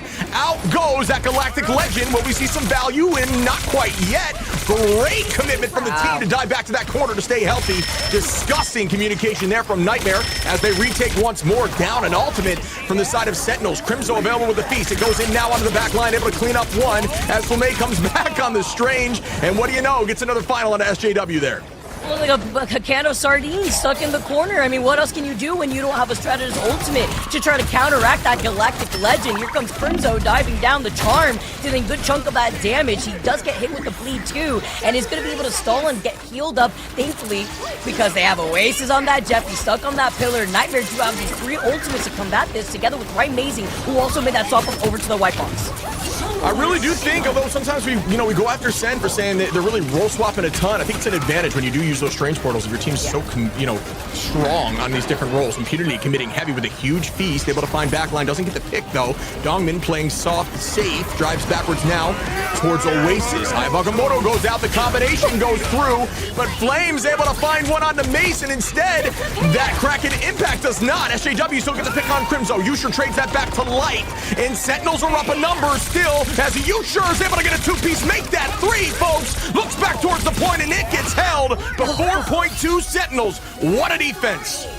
No, the invisible boundary that had been used up right before the Galactic Legend knew that they could just hit the green light on that ultimate chip. No defensive ults to deal with Yusha, who once again stepping up with the rest of Sentinels. Also have to give a shout out to Rymazing making the swap off of Black Cat, especially when you're dealing with a Daredevil on the other side that is Light, was getting constantly marked down by Yusha together. Look at this, 10 final hits, going down only 3 times. You look on the other side, like Mace is staying alive, but it's difficult here to have more extension of if your duelists are not getting enabled. Yeah, this is crazy. I'm loving this so far. I think both teams had moments of greatness. Obviously, Yusha very much stepping up as that really consistent soul duelist, as we can see some ideas of what's being floated here for the next round. I don't think this is going to be the case necessarily. Likely, we're just going to see Rocket out there to give the team packs and readied up from both sides, but it looks like instead Payne's going to stay on that Rocket, get the BRB available. Light's going to be on the Black Cat, diving with Impunity, and May's going to essentially play his own game on the defense with a Dino, and we'll see what Sentinels elects to do. Excuse me.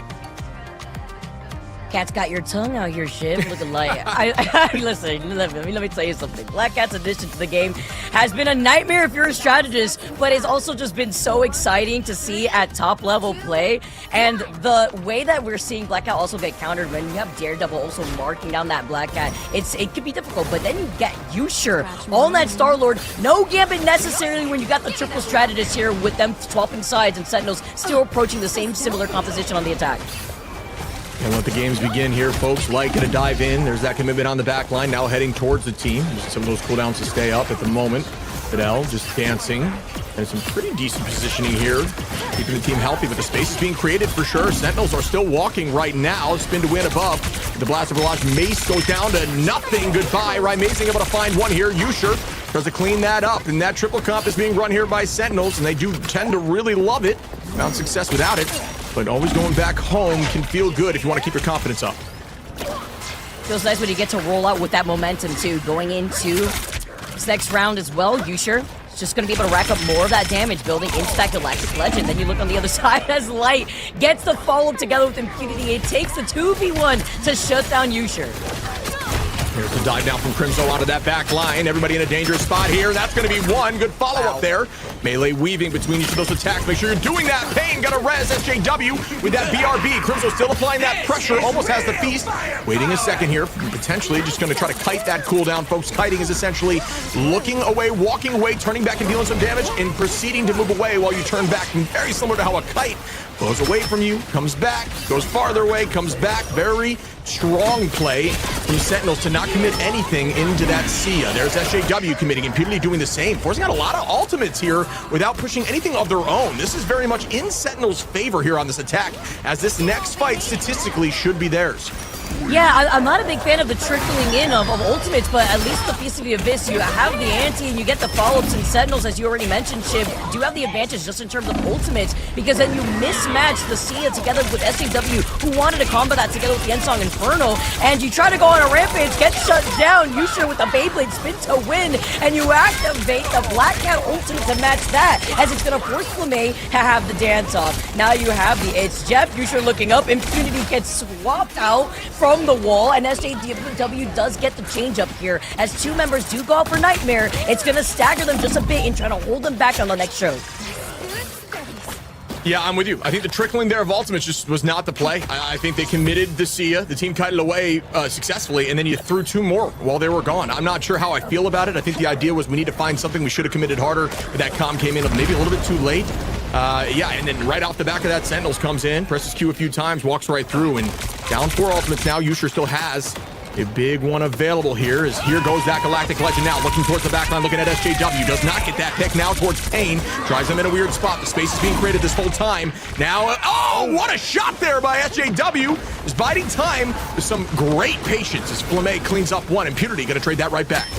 It was good communications, a nice freeze onto Light too, but it forced the strategists of Nightmare to kind of huddle up together in that top balcony room. You see Crimzo already getting into position before getting the dive down, and Impunity doing the same thing in the Venom playbook. SJW does have the Ensong Inferno for a reset too, and if you look on the side of Sentinels, just nearing getting more of these strategy ultimates online, together with Future, who had gotten shut down with that Galactic Legend before. Now Impunity has a Feast of the Abyss, trying to chase down the Shark, hang him on a hook as Light follows up to find Flamme.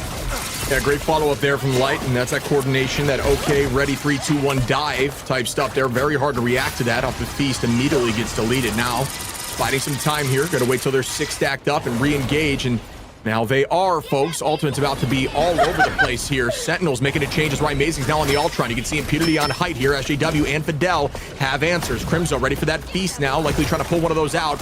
Get that moving. Bang, onto the back line. Will it work? Great escape. Instead, doesn't need to commit anything. Flamme goes down once more from Light with a nice trade, and buying a ton of time here with 2 minutes and 20 on. It's a strat nightmare here when you see the two Venoms prowling about on the same wall, clinging on for dear life before diving in for their next victims. And you take a look at the ult economy too here, Shiv. Right, amazing. Making the swap over to the Ultron. I do like this. You want to get a little bit more damage on the board. Swap that together with the White Fox as Oasis gets off the Jeff. And now you have the Kumio Unleash activated first from Nightmare. Right, Mazy can match that here. He's got the Extermination just to start off their opening together with Crimzo as Usher finds Pain again. The point has been recapped here from Sentinels. Ult advantage going to be in their favor, as they'll have 5, almost 6 available for this next fight. And there's that Rage of Ultron from Rive. Brings out immediately one ultimate goodbye. Nice. He's not going to be able to get too much value. Oh my goodness! The chop, the pull out there was massive from Dongmin. Pulling out of that invisible boundary as Rai cleans that up. Disgusting play now as Sentinels are keeping this walking. Dongmin on top of the Dinos, able to find another pick here, cleaning that up shortly. As, wow, what a stall. Tries to hold on with the answer. Mace does fall eventually, and that could be it here. The portal needs to be committed. The portal's out now. Dongmin trying to stuff that a bit. with the buddy shield. Way to jump into that, to eat that Phoenix all in the sky. Dongmin finds another on a Fidel, and oh my goodness, the swap comes through. Out goes those greens to stall more time. The dance floor is there, but it's gone now. Crimzo with the Feast of the Abyss. Will that be another answer now? The Kamiho Unleash goes out from Sentinels. Crimzo trying to find backline. Nightmare committing everything they can here as Light starts up now with Black Cat, and nobody is going down just yet. Not yet, and Crimson's harassing the strategist. They're playing Ring Around the Rosie behind the Abyss shield, but eventually, with an anti and a Feast of the Abyss, there's only so much a health pack can do. Crimzo doing his job, forcing them back and allowing the rest of Sentinels to walk the dog on the payload and get to that checkpoint. Wow, that was awesome to watch. What a final fight there, down to the wire. A ton of commitment and ultimates there at the end, as it should be. The stall came in from the portal, just was not quite enough. Great job by Crimzo, as you called out there masterfully, Vicky, forcing the strats into that back angle. I just can't. I'm just thinking about the fact that the way that Crimson had them contested over the left side. Cozy, I know you had front row seats to watch all the action play out, but there's so many layers to the onion, Cozy, because even at the very end, let's say the invisible boundary wasn't forced out because of the extermination, guys, because of the Ultron. Now, there was no defensive strategist ultimates to deal with the Galactic Legend. You would have had to rely on kiting away, but even then, they still had the Galactic Legend to harass them when they were forced to open up the portal. Yeah, for me, it was just communication front to back. Like, you could just tell, I mean, just in that one play of Dogman grabbing the Invis, throwing her out, getting that extermination in there. It's like, those are the things that we were missing on day one. Obviously, with the Gambit ban, like, let's be clear about that. But going into it, just the team play was that much tighter across the board. I thought, I got to give flowers to Dongmin, too. Like, that, the flexibility on this guy is pretty crazy. Like, going back to last year, he was like more of a mag player, right? We saw plenty of that. Now going into even Strat a little bit there for a quick pepper and ship. That's what's impressed me about the team. Yeah, they really do a good job of kind of just rotating positions. I think that, you know, we talk about sometimes them kind of maybe forcing something we don't always agree with, or, you know, a lot of the time it's kind of just confirmation bias, where if it doesn't work for them, you like to think, oh, you know, I called that wasn't going to work, which is kind of just like the classic viewer experience. But they really do have a ton of flexibility, and it helps a lot with those portal plays for sure. Yeah, and it felt like Nightmare was able to get some of those backline picks a good amount. Like, Light was getting some of that value in the back, but it just ended up where they would be able to flip the script that much faster. And it's a lot to do with the Star-Lord and getting the job done there, playing very well into the comp in general. And that's, you know, what you want to see. I think even on a map type, I probably would have liked something more like Midtown for this team of Nightmare in general. But either way, was good to see Sentinels kind of lock back in. I would say this, it's kind of weird for Sentinels because you had Swamp Gaming that's towards the top of the you know, nation here in terms of talent. Nightmare, you know, if we're going to keep it a buck here, not as much up there. So it's like, where do they land and how can they keep this consistency going? I think that's what them and their fan base wants to see, Vic. Yeah, I agree. And I think a big part of that, too, is highlighting that, you know, you don't have to just rely on the triple strategist if you're looking at Sentinels, right? They obviously were able to take out a lot out of their book and kind of really play out of left field, which is something that Shib was talking about before, where you could try to play mystery heroes, but when you're able to make those quick adjustments and now you're wasting time and forcing the opposition to try to play counter picks, it takes more time away from you. And if you are able to get ahead of the curve and you start things off on defense and you fully hold them back, it puts even more pressure on this team to try to adjust faster. No, that's a good point for sure. And I think a lot of what we kind of echoed even on the first map, we were talking shit like, hey, want to see these, you know, a lot of the Luna team up there with White Fox came into play a bit more here, right? You're able to have that quick swap with Raimaze and Giflame, a little bit more of that firepower, if you will. That charm is disgusting as a team up. And it just forced the everything to kind of go together a bit more smooth, as well as having that anti-dive adjustment that is Ultron. You can see here some of these stats too. I mean, 15 finals again from Usher. It seems like this team is just running a, let's just enable Usher, run our triple backline should we need to, be more flexible with Raimaze. And you know what? It's absolutely working, at least in this matchup right here against Nightmare. And then you look over in the opposition, Light with 7, 10 from SJW. Saw some really clean play there on that Phoenix. I think Phoenix is really strong in the meta, but just not maybe as much in the carry position, especially in the solo carry position, as something like Star-Lord, who has a lot more flexibility with that Blaster Barrage, with a very consistent ultimate, and now with the magazine that can one-tap virtually anybody in the backline. Yeah, well, we've got ourselves our interview ready to go, and it is going to be the back line that you just mentioned in Flamay. So welcome in May, congratulations, my friend. As you know, we take a look at Sentinels. Y'all played Swamp Gaming going in towards the top of one of the better teams here in America, down to now Nightmare. And want to know for you guys, I mean, is it the Gambit ban? Was that the big adjustment? Was just coordination back on lock? Talk me through the last couple of days as you guys for a team. Yeah, Swamp Gaming, that happened, but I think overall we did a VOD review, a couple-hour VOD review, and we talked about it, and we really lost to ourselves. I believe that we all believe we could have done better, and we probably could have made it closer. And overall, I think we learned from our mistakes, and we're gonna, go up from here. Oh yeah, beautiful. Good to see you, buddy. Shout out to you switching to Strange and getting finals there back to back. I gotta say your team's doing a great job in making those portals work out. I'm curious, as statistically, you guys might be the most successful when those come into play. But I gotta ask quickly for you. You guys clearly love the triple backline. I think it works well for Dino. Can you give us a breakdown for those who are watching when you think that triple backline works most for your team, or just for teams in general? Or is that too much information? Honestly, well, I mean, yeah, I mean that's kind of a lot of information, but I think it depends obviously on if you're against dive or if you're against frontline or brawl, significantly.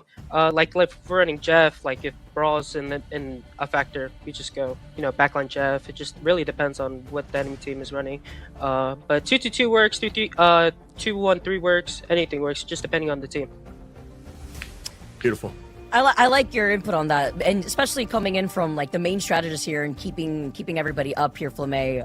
Congratulations once again. But can you talk to us a little bit about how the comms flow for the rest of Sentinels when you guys make that decision to either have Rymazen get back onto triple support, or whether you feel like maybe if he's going to roll out with something different, like as we've seen now with the Black Cat, if it doesn't work, how are the vibes here for this team? How do you guys come to that decision?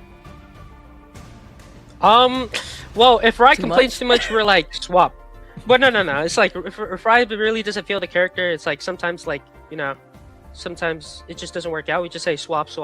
If something's not working, we have a small 10-second conversation about oh, this isn't working, let's swap, and we just swap.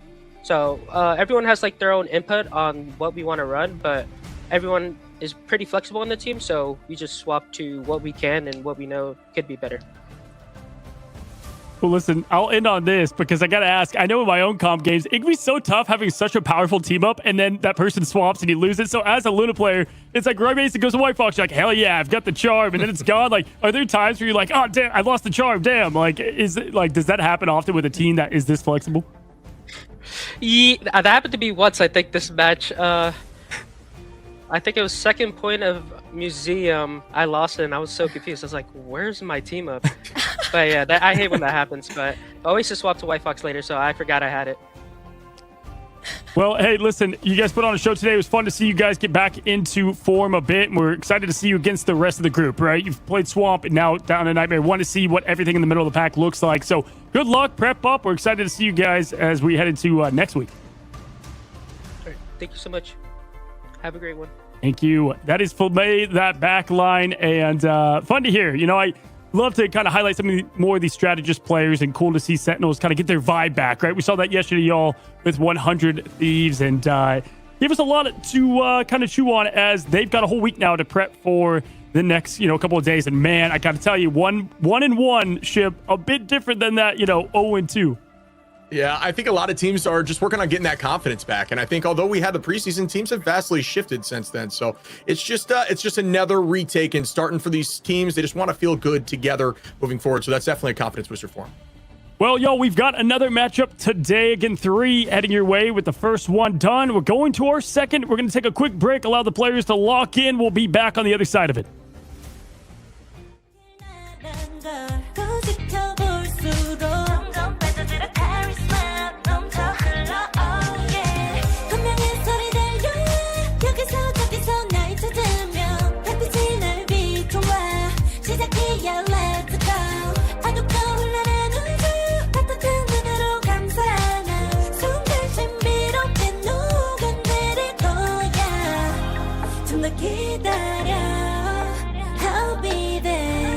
쓰러지지 말 끝까지 일어나야 해 어딜 가든지 극복해 힘은 너에게 있는 걸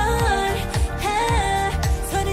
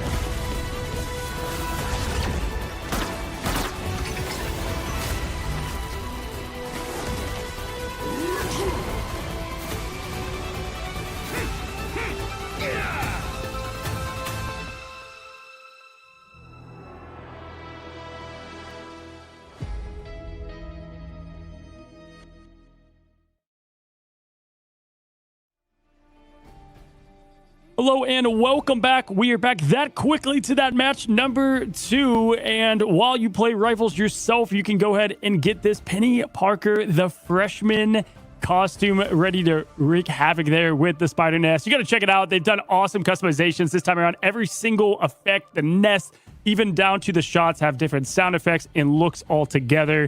Penny Parker always running wild there, especially in some of those lower elo games. Just, go for the nest, y'all. Go for the nest. But either way, we've got our matchup, and probably the one that I'm, I would say, most excited about today, right? We've got two teams that were the definition of that middle of the pack, right? This is the two teams I want to see Sentinels go up against, because you've got NRG, you have 100 Thieves. Both did not have the playoffs in the preseason in the way even close that they wanted, and both now showing they're reestablished a bit. Shib, I'll go to you first with 100 Thieves, right?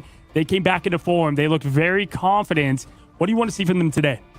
Yeah, I think this is just much more of their meta, and they mentioned that yesterday. I think, TTK is really strong in controller-enabled metas. I think full dive metas is rare, is like the very few times I don't think controllers have a big place. I think you need a lot of quick movements, but now that Emma's back in the fold, Dino's in the fold, Groot's in the fold, there's just a lot more slow-paced options that play really well on controller, and TTK obviously just an absolute demon on the sticks. Vinny's Groot, I think, plays well in Dino metas as well if your team is more focused on isolating. Self can fill roles in the backline. I'm liking what I'm seeing from the team. The question is, can they keep it up? And finally, in a similar vein, what I like from them is when they commit to that dive. If Vinny goes on to something like, any dive, even with Cap, for example, Venom, and then Self goes in there with DD, that's a force as well. So they have a lot of options. The question is, can they stick to it, and what do they choose in the given moment? Yeah, so the best flexibility we saw on Vinny, I'm telling you, is just another Thanos going with more stones when going to the Groot. Trying to pair that up with the T-Rex can be tough. They do it well. On the other opposition, the side, NRG. Now, NRG went against Nightmare, right? So this matchup here is going to be a bigger test. You've got yourself a ton of talent here, Vicky. Obviously, I think Chime and Stinkers aren't talked about enough. Stinkers, a very good Wolverine. One of the better ones, right up there with what we've seen with Days and Friends. But got to talk about it. It's that new back line, right? You get Velocity going to FlyQuest, bring in Hoodie and Aztec coming over there from the OCE region. Yeah, and I think the fact that they're able to pick up this Korean backline, playing on ping, by the way, and still finding the communication that they need to help heal for them, even when, what did we see, Cozy? Just yesterday, it was a target ban on that backline, and they still were able to make the adjustments that they needed. I think this showcases that this backline has been able to flow really well with the rest of Shock. Yeah, for sure. And I think these teams play very similar. Window has just impressed me with the flexibility that he can bring as a Vanguard. He always looks like he's picking up somebody new, and Madara has been that staple anchor for no matter the team he's on. And so excited to see them, try to get it rolling. Last time these teams met, though, in the preseason, Chip, it was Chai versus Delena, right? It was the Glartrox versus the Glartrox. That's not going to happen as much this time around. So now you have more of that front-to-back hit scan moments. I think that's going to open up a lot of these team wins, as then you have Stinkers and Self trying to get that little dive going. Yeah, I think there's a ton of talent. And the thing is we look here at the recap of the preseason, obviously going NRG's way. The teams are very different now, especially NRG Shock. Yeah. And you guys mentioned the back line. I just want to reiterate that. Aztec looked so good. Hoodie, I mean, this whole team just has a ton of talent, but that back line did not go down at all over these last few days. I was one of the people saying playing on ping like that might be incredibly difficult. I think it might be a weak point for the team, but I ate my words. No, for sure. And listen, if taking you back here, I remember it. Krakoa was so close, Vicky, and then you had 100 Thieves take it back, but the first appearance of Shin Shibuya and having Velocity as Loki and that bit of the defense there and the wall and the shock factor, I think, is ultimately what maybe took 100 Thieves down. And then it kind of spiraled from there. We saw 100 Thieves barely get into the playoffs from that, right? So they do want their revenge. How do they get it? What do they need to do? What's the key to success in your opinion? Well, at least the fact that they don't have to worry about Velocity, right? Because Velocity went over to FlyQuest, right? It's not like you're going to be having those Loki clones to deal with on Shichibuya. But at least now being able to look at the way that 100 Thieves brought out different compositions just yesterday, and then the way that we were able to talk to Self in the interview brought me to know that they are playing with confidence. We're going on to Hell's Heaven first for our first domination map, and I think if we keep seeing the way that, if you talk about Sentinels and 100 Thieves, the way that they've adjusted going to this Season 8, not fully just triple strategist lineup, I think this is the way that you're going to have to be afraid of 100 Thieves, because this is going to be them leaning into that win condition. Yeah, for sure. This is a map that is going to be pretty interesting, especially the way these teams want to play it. Now, when we are going to be heading, Here momentarily to the big ban phase ship. You know, we have 100 Thieves do the protect and ban Ultron. Very unconventional. We don't see that a ton. It's typically anti-dive. How scared are they of the dive that is NRG? I think we'll see that if that's what they want to try to roll with. I don't expect it, though. Yeah, I mean, there is some dive potential. I think Window does a good job playing the Venom, and obviously there's a ton of flexibility across the board. But yeah, it looks like Gambit and Dino off rip here for both sides. Yes, you can have the Dino ban on Energy side, and man, I know right now, Swamp Gaming said it's fake news, right? Got to get the Gambit ban. To give Gambit over to 100 Thieves is something for sure, Vic, as now the next ban comes in, being Luna. That also shows the respect that we saw from TTK. Like, the amount of damage that TTK not only soaked up, but did off the Devil Dino. I like that ban, but now you get the Luna ban next, too, to follow up while NRG get to protect the Dino on their side. And you mentioned already, Cozy Madara also showcasing what that Devil Dino can do with the Mantis being the next ban for 100 Thieves. Shit, me and you talked about it. We think this 100 Thieves backline is just disrespected, and I think that might be a little bit shown right here. Like, Millennia, show what you can do, right? If you're going to go on over, I believe that they'll be playing the Gambit over Winnie, if I were to guess here. But to answer the call back, I think that Luna ban is necessary. Have to go that route. Emma, in response, they're doing a lot of Vanguard target focus. Yeah, it looks like they're going after TTK here. Trying to force potentially into Angel Angle. There's some off-map potential here, so Dino, that's the value. That's what they're thinking, I think, when you're looking at Energy Shock. Not sure it's absolutely going to work here. Seeing the lock-in, yeah, they want to go more dive-heavy. It's what it looks like they're going to play on. So do they go Ultron then with the ban and the save? Like, that's what they were doing in response, but I think it's kind of throwing them off a bit. I don't know if they're going to go with that route because, yeah, the Black Hat for sure does give. It could be bait, by the way, that does happen here. Love the cap ban. I think at least that does shut down a little bit of what NRG wants to do. Last save, Vic, 100 Thieves. Enable Self in some ways, what I would guess. Yeah, because then you think about the fact like Self knows how to be able to swap over to the Daredevil if you want to try to match that, but then obviously like the Ultron Protect that you were talking about before, if you want to lean into at least running the triple strat, if that's how you want to roll out on Domination. And it's going to be the Deadpool, which is really good actually. Can we talk about how Deadpool tries to work into the Devil Dinosaur composition too, if they're going to have to try to match that? Yeah, Shiv, I was talking to you about this, I think, earlier this morning, right? I was saying, hey, you've got to have the tank pool against the Dino if they're going to be banning other things out. You can get that XP up pretty quickly, and in Domination, you get to keep that on over, right? So it's actually a really good pick from them. Like it a lot. I've seen the dual pool here, but yeah, it also does enable... I'm not sure if that's just a visual error. Oh, it is dual pool. Yeah. But either way, it does enable the Jeff too, right? This is very strong, Jeff map, without a doubt, especially if they're going to be running Dino. We talked about those answers quickly using ultimate. That's on the table still, but getting that Jeff team up is a problem. It helps peel your backline. It's aggro, gets you ult quicker. There's a lot of solutions for that Jeff team up, which I think is slept on in ladder. Hey, listen, I hope we see... I don't think we've seen 100 Thieves at all, and I think it would be Self play the dual pool, who's definitely climbed up. Obviously, Jitward was the one that's been playing that the most right now. I would expect Daredevil, especially against the Black Cat, but we're about to find out, folks. We got 100 Thieves versus NRG, the middle of this pack conversation. Which team has shown that the off time has gone the distance? The practice has been put to perfection. Shib, Vicky, enjoy this one. It's going to be fun.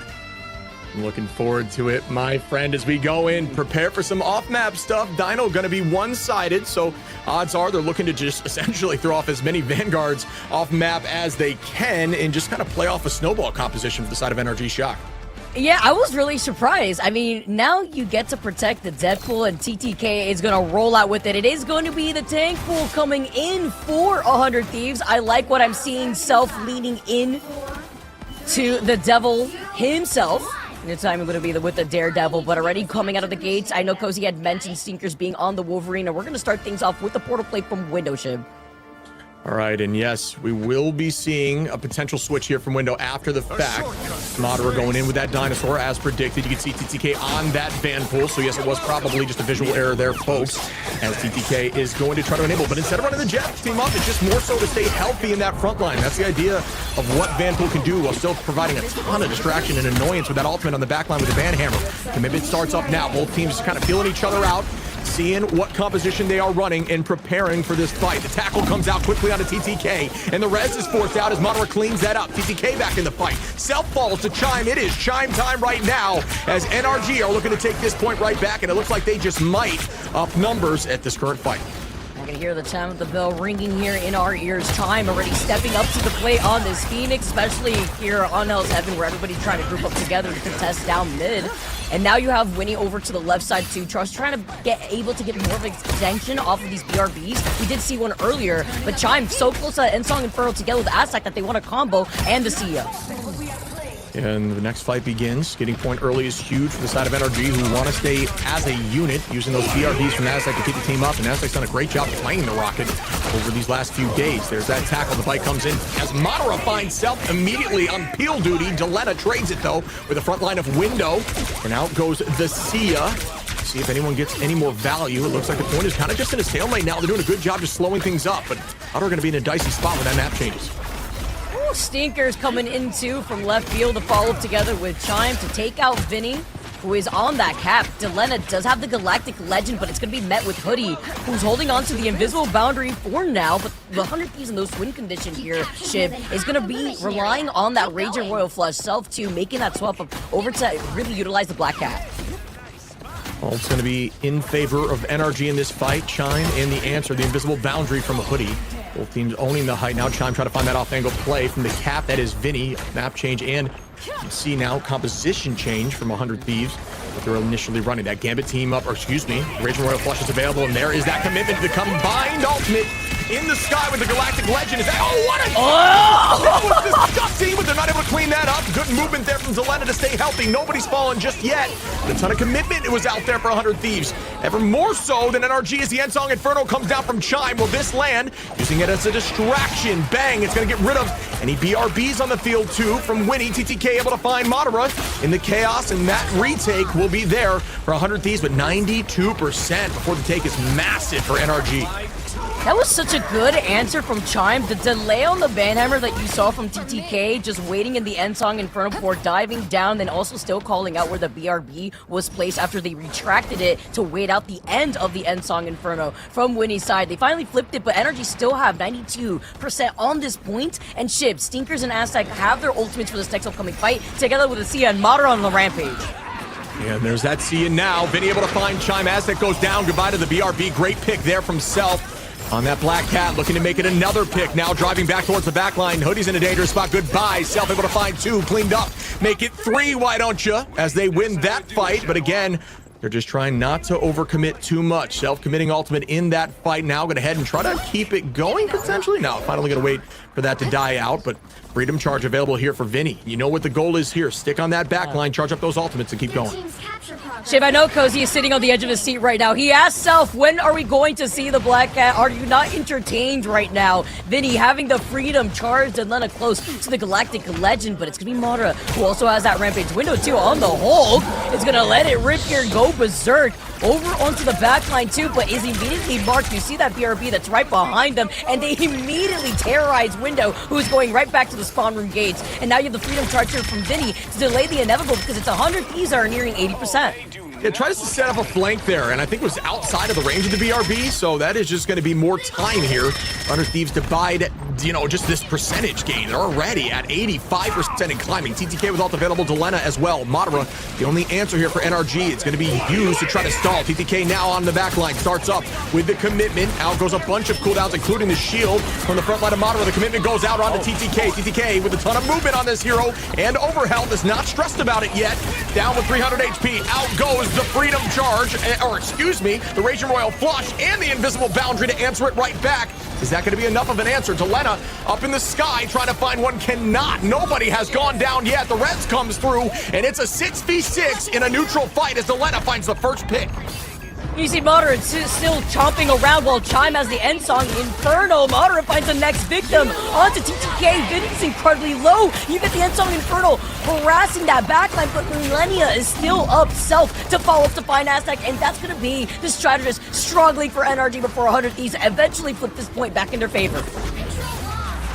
You can see now the res comes in onto Delena. It's anyone's fight as the portal now gets committed. Goodbye there to the front line of Window making the shift. Portal going to be another answer, just cutting off some of that LOS, forcing a weird position where the Portal play Self is able to find one. Chime turns that on to Self though with some great shots onto the dome of the cat, and Millennia is able to find one. Vinny now takes out a second, and that's three, and this could be it here as 100 Thieves are trying to close the first map. It looks like they do. What a battle back and forth here. What a way for them to go back into after making the swap up the portal plays and isolating the invis. If you're the strategist from NRG, you have been constantly harassed, even when you're trying to find the safe arms of your Phoenix to help peel for you. And we can see here the stats across the board. It's pretty universal. You can see Winnie and Millennia able to find some finals on the back line where, you know, Window obviously made the change there, was actually not running back line. So tough look there, just not able to find a ton of success on the Hulk, and tries to switch up a few times. Aztec falling 3 times, Hoodie with 2. But wow, I will say 100 Thieves did a great job getting that point after the fact, bouncing back and holding on, keeping it virtually, actually 100% sweep. So that takes some really consistent comms and forcing out ultimates in positions that you maybe are not in an advantageous position. Just not letting themselves off that point too, and the way that they were able to re-engage in a lot of these fights was Chef's Kiss, and the way that they were also able to isolate these strategists too. Coming out of the gates though now, Shib, in round number 2, Aztec does have the Sia, and Self does have that Black Cat ultimate too, and they don't really have that sustain, but Millennia will have the Rage and Roll Flush for that win condition. You can see now, out goes the Vision. Use that to see through walls, placing them in funky spots, ensure the laser doesn't give up position too much. But as I say that, they will be seeing that great utilization of the ground. Now going to make a huge commitment once more, but gets caught on the map. 50 HP, is able to move away. Huge shots there from Chime to clean up Self. Disgusting even, as Chime just tracks through all of that chaos. Lenny looking upward, trying to break a really well-placed Sia, but I think the map might have messed it up a bit as it lifted a little bit too high, and nobody's catching that angle. Vinny finds one onto Hoodie. Now there is a big ultimate available. It looks like the point will be capped likely by 100 Thieves, who are up in numbers, but can they get this thing turned around? They can. NRG, you're going to have to drop back down in alt. Window going to be close to it. Same with Chime, Hoodie, and Madara. Still rather expensive too, though, and they kind of desynced when it came to the Rage and Roll Flush. Combine that together with the Galactic Legend, but they'll have the Galactic Legend next, and Hoods will be ready for it with the Invisible Boundary. TTK marking down where Stinkers is as they try to match Self on the Black Cat pick. Do have that ultimate online still being held in the pocket of Self before trying to find an isolation pick. You see the Phoenix is trying to mark down where Self is, and now you activate the ultimate to follow up here with the calling card. Did they get their invite in the mail? Goes invisible temporarily, but this is big. They force out the invisible boundary, which means that they don't really have any sustain once the invisible boundary goes down, and the Galactic Legend is unleashed with Delena. Oh, that was a disgusting ultimate here from Delena on the low side angle, knowing he has to stay low to look towards that backline in the defensive position. Forces out an ultimate as well, but Chime still able to get value through it. Is a huge turnaround as Chime finds Self there. Numbers even out for the current moment. It will be an advantage of the foes on the point. 100 Thieves still holding on with 43% climb. Oh, Psych, I lied. Chime time right now. The way they just did that point blank with the End Song Inferno to then clean up one other member of 100 Thieves. Sia is forced out, but NRG, as you already saw here, Shib, we're able to control that point for now. They're forced to back away because they don't really have anything defensive to deal with the damage output, and at least they have the BRB, which is going to be on the next cooldown. Yeah, and that's why it's okay to use the point percentage as a resource sometimes. If you're going to lose a fight and you want to just ensure you don't lose as much time, drop back as a unit. That's exactly what happened here from the side of 100 Thieves, and then actually NRG doing the same thing on the retake, but 22% was given up there. 100 Thieves at 61 in climbing. Vinny starting up with the Freedom Charge, trying to keep that back line charged up in their ultimate. Millennia going to have a huge Royal Flush available. Winnie trying to gain as well, and there goes that commitment across the board as the Sia launches out from Aztec. There goes that commitment now from Self onto the back line, trying to stop it. Great movement, but it won't last long as Vinny cleans up Hoodie. TTK onto Chime on the front line, and Self still trying to get that pick onto Aztec, who is just running for his life.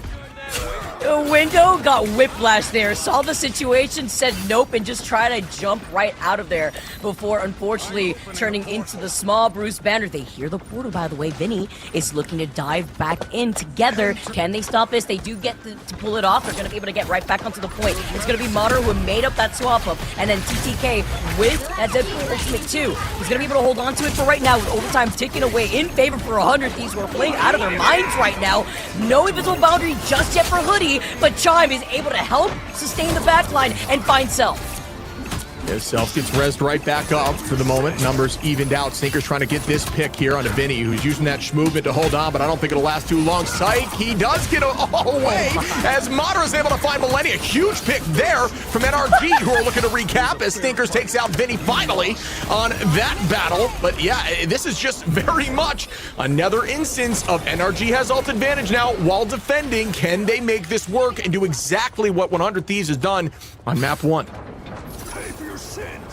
Change the script a little bit here, Shib, too, because you've already mentioned you have these ultimates online. You're very close to that Sia. You could combo that together with the Ensong Inferno from Chime, but it's going to be Delena who's going to want some more of these strategist ultimates forced out. Hoodie specifically, who has the invisible boundary coming up for this next fight, together with Winnie, who will have their own Sia to add in the extra bit of damage.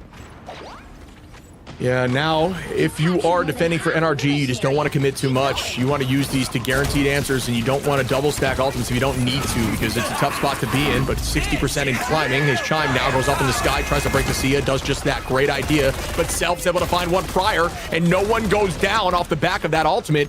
It looks like that was just not going to be worth it, but a good idea. 70% now, and moving forward as TTK starts off with the Van Hammer towards the backline. Self trying to go off the back of that, looking right at the strategist now, and it looks like, wow, puts him in a dicey spot, but a huge Sia from Aztec once more, just consistently holding on with that rocket window, able to find one. Hoodie gets a pick out of Delena, and NRG now are looking like 100 Thieves in the last map, as Seekers cleans up Self. This is just an absolute battle, as NRG still holds on to 3 ultimates. I love the way that they are rotating through their ults here. The fact that they still have 3. They have the Eye of Agamotto and 100 Thieves with Delena making the swap up. They let the Devil out. Is it too little too late here? They go in with the portal play. Great positioning so that way they can work around it as well for some extra makeshift cover. But Delena gets called out. The BRB will bring back the Strange. And Vinny delaying the inevitable. The freedom charge as he immediately gets taken out. That's a huge pick. You won't have to sustain from that freedom charge. And Millennia is still taking some time to get that Ranger Royal Flush. Oh wow, no! As Madara is able to find another and make it another. Here's Window cleans up a third, and everybody finds a piece of the pie as NRG pushes this to map 3, folks. Giga Banger round number 3. This is the way that you open things up, Shib. The fact that also Madara did not have to burn the Eye of Agamotto if he decides to stay on there, that's something else to consider when you go into this first fight. And again, we have to highlight the way that NRG was able to rotate through those ultimates, and also the way that they were able to learn so quickly off of that first round alone, so that way they don't trickle down and utilize the ultimates that won't have those follow-ups. Yeah, there's so much to call out here, right? Chime obviously played lights out there, but a huge thing to mention is Window was really struggling. Window was struggling to find a pick that worked against this composition, could not find the right solution, was actually 0-6. And then the switch comes through, I believe, from Madara, who goes over to the Strange for the portal play, switches over to Dino, and just gets nonstop success ever since, as Madara is so strong on that Doctor Strange. So they've locked in ever since that switch came through, and they took this thing virtually 100% there on map 2. So this might be the comp they need to move this forward and get themselves a W here on Domination. And they don't want to waste any time. They're going to go for the portal play, try to cut them off here while they're at it, and maybe try to get a kidnap if they could find the Gambit, too. Also getting information on where that recall is for the Star-Lord from the swap that we see from Delena. They come up right behind them, and with Millennia also having the Ranger Royal Flush, that's going to be the main target priority from NRG. Both teams now, I'm sure, feel the adrenaline heartbeats going crazy. Sninkers engages on the back line, but right out goes the Raging Royal Flush, and that's going to be trade right back as Winnie's able to find one. Delena on the Aztec, Self finds Hoodie. Everybody going to get something here. Millennia doing a good job keeping the back line healthy, and that should be point cap early on here from 100 Thieves. But folks, we've seen it time and time again, usually in Domination, getting point early pretty much guarantees that you're going to be in a good spot for the win, but both teams have bounced back from that exact situation, so it's truly anyone's game. The way that Millennia was able to react so quickly to getting jumped into the Ranger Royal Flush, and then you have Rocket Raccoon fighting back from Winnie to get that next KO. Chime and Madara could get these follow-ups here, but look at Vinny's positioning together with Self. They're on the prowl here, Shib, before jumping down from the balcony. Yeah, that's a good call there, Chime. Madara available. TTK with ultimate. Delena, Self going to be right on board. And to see it from Winnie as out goes that commitment. Immediately Van hammering that back line. Force out now. Good peel from the Dino. Madara's able to find one. Hoodie able to find a second. TTK trades it here with Stinkers as out goes the combination. Trying to break out of the sky. Huge play there. Not able to collide with the centerpiece to force out that Sia break. What good focus from Delena, but even better peel and just destination in terms of positioning from the side of NRG as no one goes down through that chaos. That's not the gift that Phoenix wants to be met with when it's the holidays here, and Self can let the Devil out too, as NRG do flip the point into their favor with the Sia, but it's going to be 100 Thieves just backing away for now before recontesting here. Chime up on the high ground, and Hoodie does have the invisible boundary. The Galactic Legend was already used up, so it's going to be up to Self to get some follow potential with letting the Devil out. You can see now, Hoodie with the invisible boundary, Self holding on to ultimate as well to let the devil out. Not too much going to be growing there besides Window, Stinkers, and you should see Vinny within this next fight if it's stalled long enough. Stinkers able to find Self once more, keeping NRG in a good spot. Roughly 60% there for 100 Thieves, 30 and climbing here for NRG. And like they are also in a good spot. There goes that, let the devil out from Stinkers right towards the back line. Goodbye, Witty with a insanely quick TTK, but forced out, and doesn't matter though, because the BRB is going to bring him right back.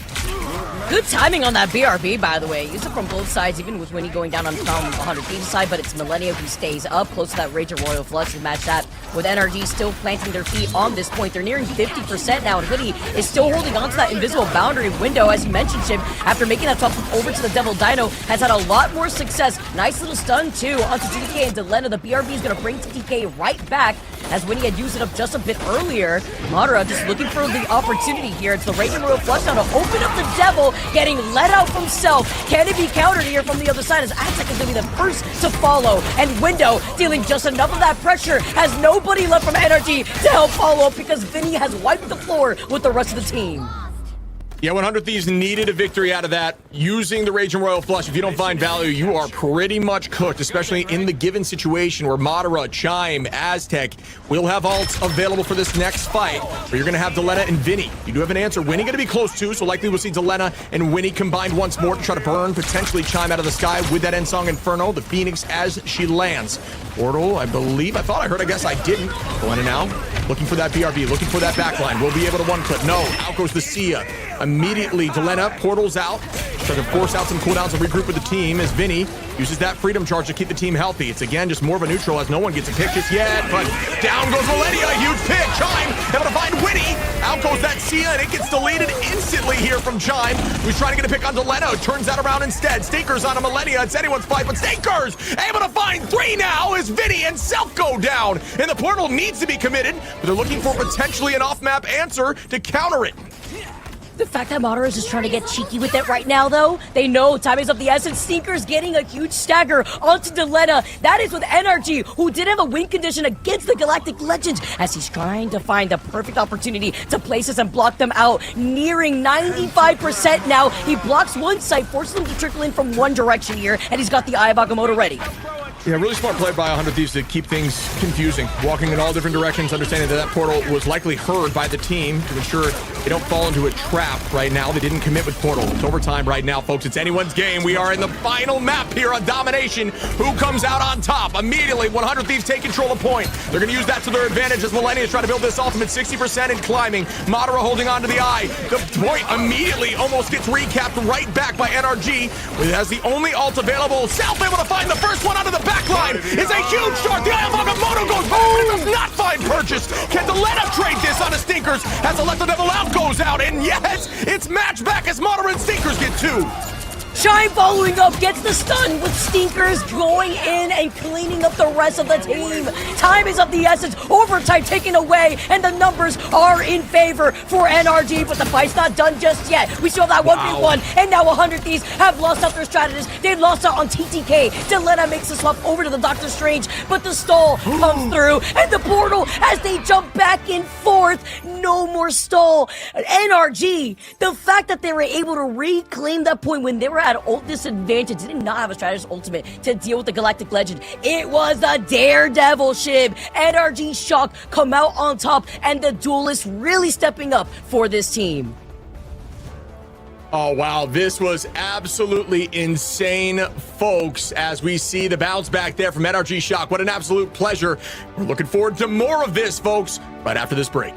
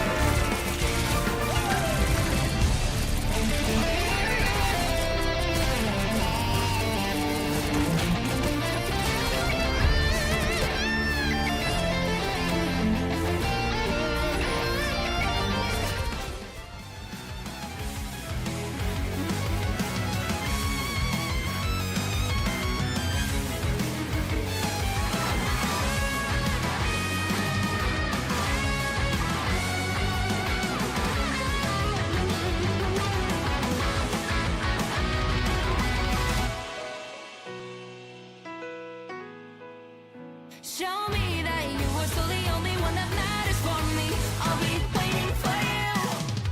Wait up, open your hands, holding on to your heart. Look inside you.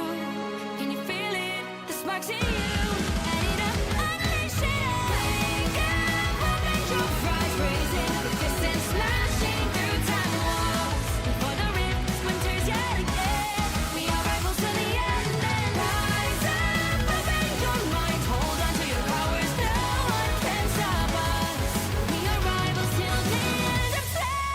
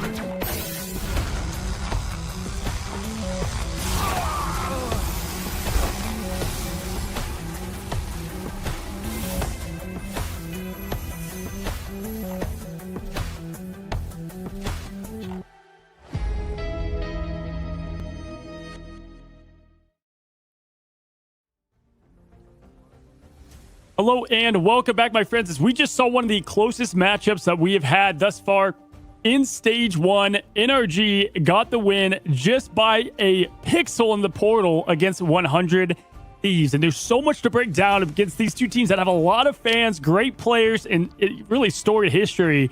And we got to kind of start with some of the decision making. Now, right away, we've talked about this. If you look at Black Cat, let's start there. You had the save of Black Cat to give Stinkers that option. But Self really, right up there with Tanuki, I think Jerky, there's some great Black Cats out there. Obviously, Speedery was getting the best of them. And it took a while to get to Stinkers on Daredevil, a great natural counter.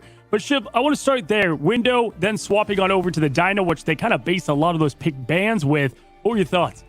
Yeah, there's a lot to address, right? It was crazy. That was an absolute banger series to watch. But speaking of Window, yeah, like we talked about a bit in the cast. I mean, Window started off at one point was playing Venom. It was really struggling into that composition. It was really could not get on top of anyone. Gambit has a ton of self-peel, a lot of good neutral, could not find any value. Switched over to Hulk, kept getting picked off when trying to set up for some sort of dive brawl play.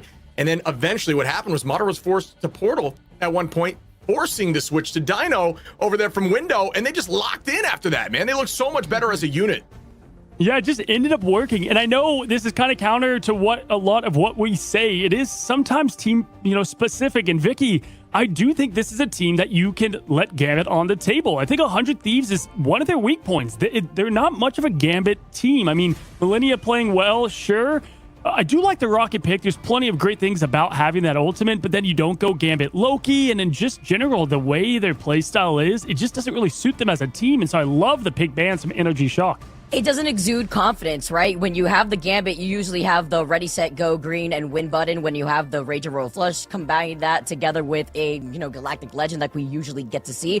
But I'm not seeing enough antis too, right? We went from Window, who was 0-6 after that first round, to then making that swap up that you guys mentioned, to now look at the stats, right? He went 13-8 and he was able to terrorize the front line here, being on that Devil Dino, not really caring about the Gambit and the Rage and Royal Flush, and was still able to harass 100 Thieves. Then you combine that together with Stinkers being on the Daredevil, finding these 1v1s. It just felt like an aura farm between Stinkers and the 1v1 with Self, and then Chime also grouping everybody up together and marking them was just an onslaught of damage. Yeah, history definitely repeating itself with the last time they met up in Krakoa. It was this close as well, this matchup between the two. And what's great about this, if you're NRG, you look at your pick and bans, you use one save on the Black Cat, right? Get rid of that. Obviously, Daredevil is going to be what Stinkers is just such a great player at and naturally has that counter. So I think they can even go that direction if they want to. I do want to say, Shib, a lot of the attention of the bans were to TTK. And I will say, tip of the cap, I think TTK kind of impressed me there with the way that they did play tank pool, because clearly adjusted fine, losing out on his two favorites. Yeah, and I think Vanpool struggles a little more after the recent changes. I think it's tough. He does play his own game well, and I think that's the advantage of Vanpool. Has a ton of movement, a ton of overhealth, and has a great ultimate still, even though a lot of the damage was taken down from just the guns in general. But one thing that I think is worth addressing, you talked in the green room, buddy, Loki was on the table. I think teams have gotten so accustomed to not being able to play Gambit in these scrims that they forget that Loki Gambit is absolutely insane. And if you can't run it as a team, that is a major weak point for your team. And you address, I think it's absolutely worth calling you out there, buddy. You killed it. I mean, I don't know why that's not something you have on the docket, because I think if you were able to run that composition, you might have won that. And when he can play Loki just fine. I think it's funny. Who was it we were talking to in an interview? They said Gambit and people that typically get banned out and just competitive play, like the only time you get to play them are in scrims, right? So like it's almost tough to play these meta heroes because they're never available when you're doing the regular grind, on the ladder and whatnot. One thing that is kind of interesting, Vicky, that I want to point out, okay? You got to know the rules behind Ignite a bit, but I believe loser gets to pick map, but more importantly, gets to pick server. I believe is how it's going to work. Now, if you're 100 Thieves, what you technically could do, because I believe this was in Dallas, you could go as far away from that backline as possible, right? I know right now they're playing from overseas. You could go ahead and, wouldn't you want to go, I think it would be Oregon, right? That you would try to make it even more difficult for this team to sink in? How long is it going to take for 100 Thieves to send us to where we got to go? You know what? That's why we got to fix everything, going from the preseason to this season. You already know, Cozy. We were on for that, guys. But yeah, you're absolutely right. And, if you want to be able to force this backline to play at a more disadvantage when they also were struggling to find that momentum at the very beginning, sure, you want to capitalize off of it. Let's see where 100 Thieves is going to take us eventually. But I feel like just looking at the bigger picture too, guys, I feel like Vinny, too, was struggling a lot. Yeah, and funny because Vinny was playing really well yesterday, I think, and just in general, it was some of the way that the communications was going. Like we were talking about, committing to the dive well ship, and I feel like they were kind of all over the place. It felt like when things were starting to unravel. Now, they do take it to the Museum of Contemplation. Nothing too shocking about this. I expect them to go this direction, but hey, now do you warrant a change in the bans? You now try to say, okay, we're going to give some more respect to someone like Stinkers, because if he was not on Daredevil there, ship, I think they were going to run away with it. Yeah, I mean, I'm with you. I think that's definitely a good ban potential. I think also potentially removing the Phoenix. If you are going to go back to that rocket, it forces you to kind of play very defensive and always be mindful of what that ultimate can do. If you ever want to be reactive with the Sia, it's just so dangerous because there's always an answer that can shut that ultimate down quickly and maybe even still get value of a pick through it, right? So yeah, I think there's a lot of different things that they can elect to do, but the question is, will they do it? Because I do think this team is working on the ban phase, but it always hasn't been their strong suit. Well, both teams can clean it up. Even NRG with some of what they want to try to change up with that Black Hat save into what they want to go into. So will they target TTK? I think if I'm NRG, I would take away, he still played pretty well there. So maybe we try to swap a couple of these up. And so I do expect the Gambit to be left open again. Go ahead and give it to 100 Thieves, right? Because it's going to play a bit different on this map, but there it is. So same exact thing we're seeing on both sides. And we're going to see the same saves there, Vicky. Yeah, it's going to be the focus onto TTK's lineup, honestly, because that was the biggest thing that NRG had rolled out with, while 100 Thieves, they get the Gambit. And Cozy, I agree with you. Again, just the same thing that Shib was saying, too. Like, if this is not a composition that 100 Thieves looks like they could capitalize off of, just let them have it here. Yeah, it's a big weakness to have, Shib, because then you allow to change the entire draft, right? If you give the Gambit, then it could just shape the way you do things differently. Obviously, last time going for that TTK ban, we knew the Devil Dino was going to be banned there. Now, to swap things up on their side, what's the first thing you address, Shib, if you're 100 Thieves? It's dicey. I mean, that's what I was saying. Maybe the Phoenix, as you get to the later bans, that's where we're going to see more of the unique stuff, the stuff that was more of a problem that maybe isn't as meta, right? I think right now it's still traditional, removing the Mantis, some of the stuff that seems very strong in the meta, but I do think you potentially remove the Phoenix, DD's on the table, Cat. I mean, I do think DD's really strong at this map in particular and does a good job answering Cat. So if you want to run Cat, that's a removal point. If you want to get rid of the Sia break, you get rid of the Phoenix. It's up to those two, I would say.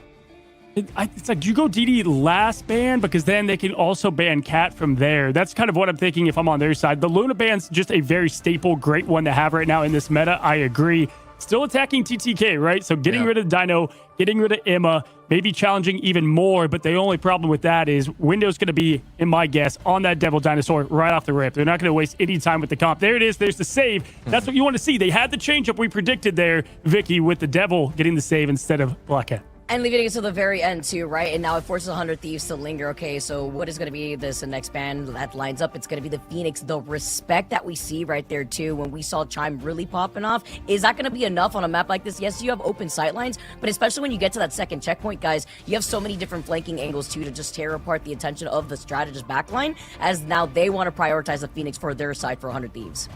Like we know what we're talking about. The last 3 bans and the way they unfolded. It was kind of a lose-lose ship, though, because then if you don't ban Luna, they're going to just save that Luna, right? So, like, yeah, you could have gone Daredevil there. We kind of said that's where you would have had to push it, but now ultimately it can be left on the table. So, kind of the same of what they had. I think Vicky made a great point with the front to back, though. Phoenix being a lock is going to help the Luna.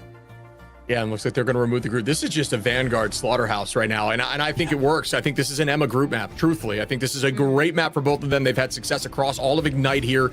Taking that away from the front line, forcing them into a more divey, kind of play their own game style is exactly what worked for them last time. If it ain't broke, don't fix it. I'm calling it now. We're going to have TTK maybe on the Strange Invis. You might go back to the tank pool yet again, but I think they might lean that way because when you look at what's available now, you're getting very low in options. Captain America is where Vinny's going to likely go, maybe with the Venom, depending on what TTK wants the preference, but you're going to lose out on a lot of that front line. Here we go, guys. We've got 100 Thieves versus NRG. It was razor thin moments ago in domination. We find ourselves now at the Museum of Contemplation. Oh, man, that was a banger of a first match between these two teams. I'm hoping it stays true as we head into match 2, Vicky. I'm excited here. I like the way that we were able to change things up. 100 Thieves still being able to have Phoenix on their end, while NRG do not have that same luxury. You see Chime already being on that Bucky, hovering over this, as they're going to be able to start on the defensive side of things. Aztec also still sticking to the Rocket with Hoodie being on that Invis, but it's a different look. I like the way that the pick and ban phase has rolled out for NRG. It's kind of been tearing apart the Vanguard lineup of 100 Thieves to force them to be able to not really protect that backline just as much. Looks like we've got ourselves. Yeah, I like what you're calling out there. Good comms as we start this next first fight of map 2, TTK. I'm at Vanpool, as you see here. Trying to get some of that experience moving forward. Composition is going to be up on the screen right now. Pretty consistent to what we saw last go around. But this time, NRG is going to be denied the usage of that Ensong Inferno. Shut down to see it. Chime able to find one on Delena early on, setting the tone, but the space is being driven here.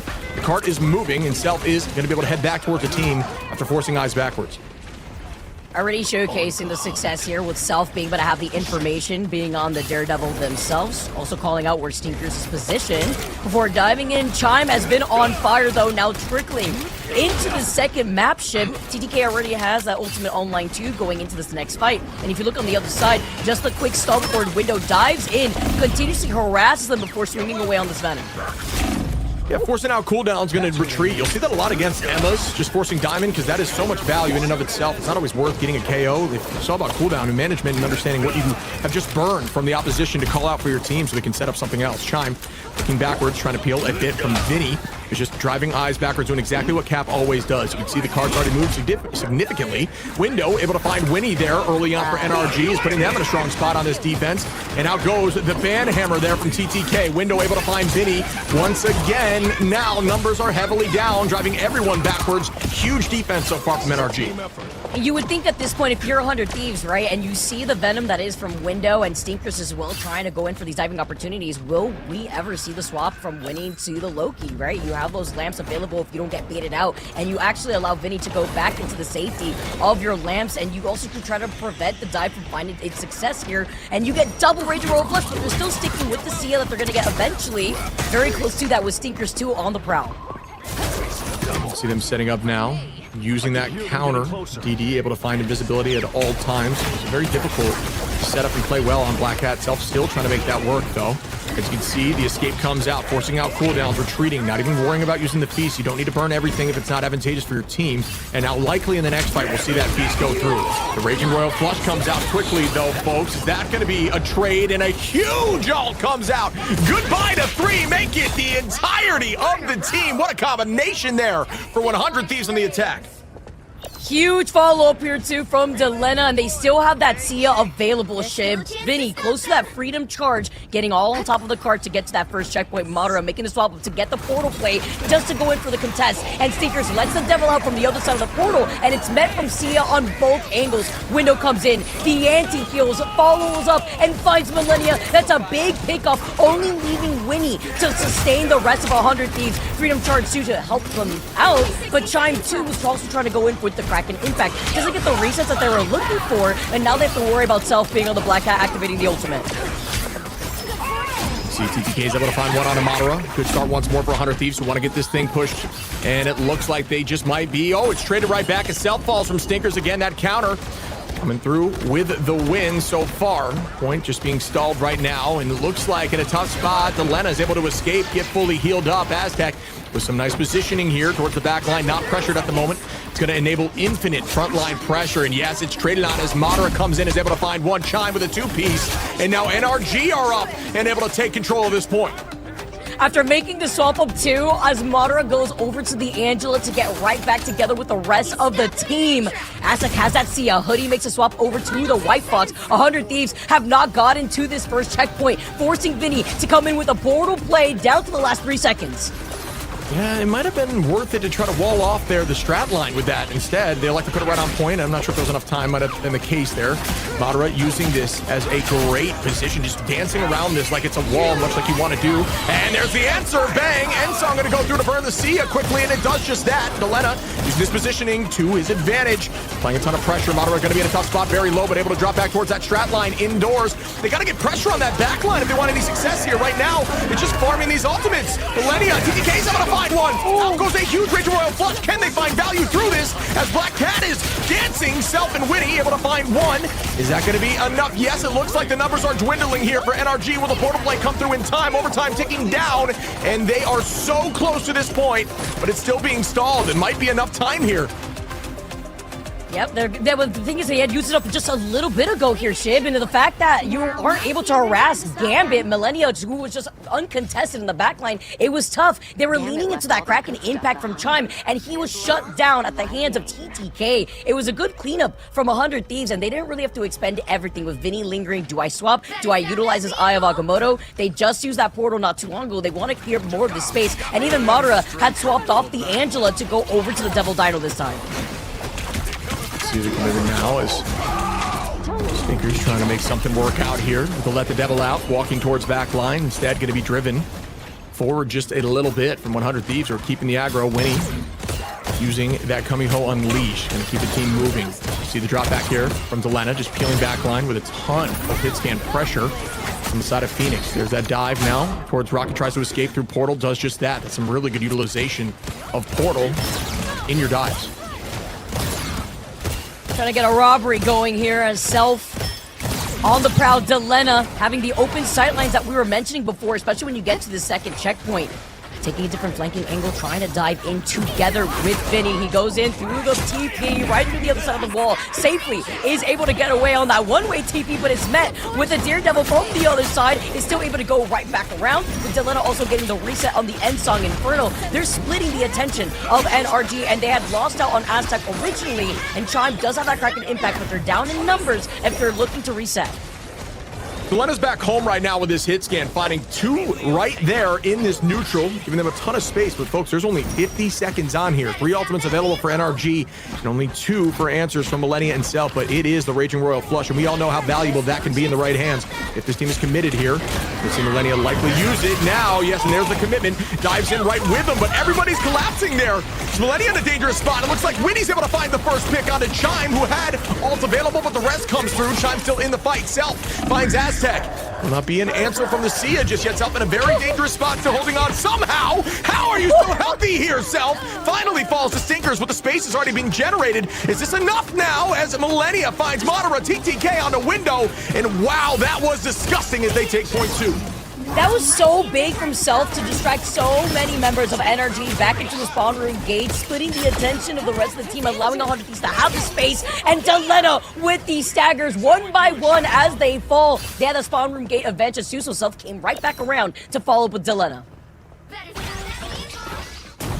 we are on point 3, folks. Dr. Strange turning into a giant tube. You got to stay on top of it. Makes it a little more dicey, more difficult to push this point in OT when you got to have a body on the float at all times. It is definitely hard to find all 3 points, but if you do it, gives you a massive advantage there on defense, knowing that this point is very defendable, especially when your res is just so close by. So Vinny does have that freedom charge available, looking right towards the back line now. He's going to have to be driven off the height. Continues that pressure with some more dive as out goes Self as well, but Chime turns that around and bang, goodbye there. Vinny with a huge crack and impact. The reset comes through, but it doesn't look like it will find more, but still going to keep that pressure on. Chime tries to get the pick onto Delena, who does escape. Window takes out one pick onto Millennia, and they will retake this space.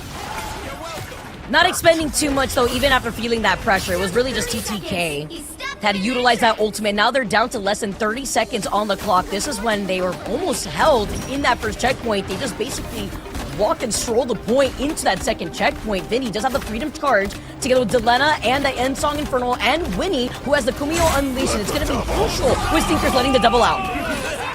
Yeah, I think it was a huge play. I mean, forced out Kraken. Oh, bang! Down goes the End Song once more to counter, and this is exactly why this pick came through and exactly why they banned out the Phoenix of the opposition. Huge plays here from 100 Thieves, who still have the Kumiho and soon to be the Raging Royal Flush. Will this be enough for 100 Thieves to walk through, as there is no answers for NRG?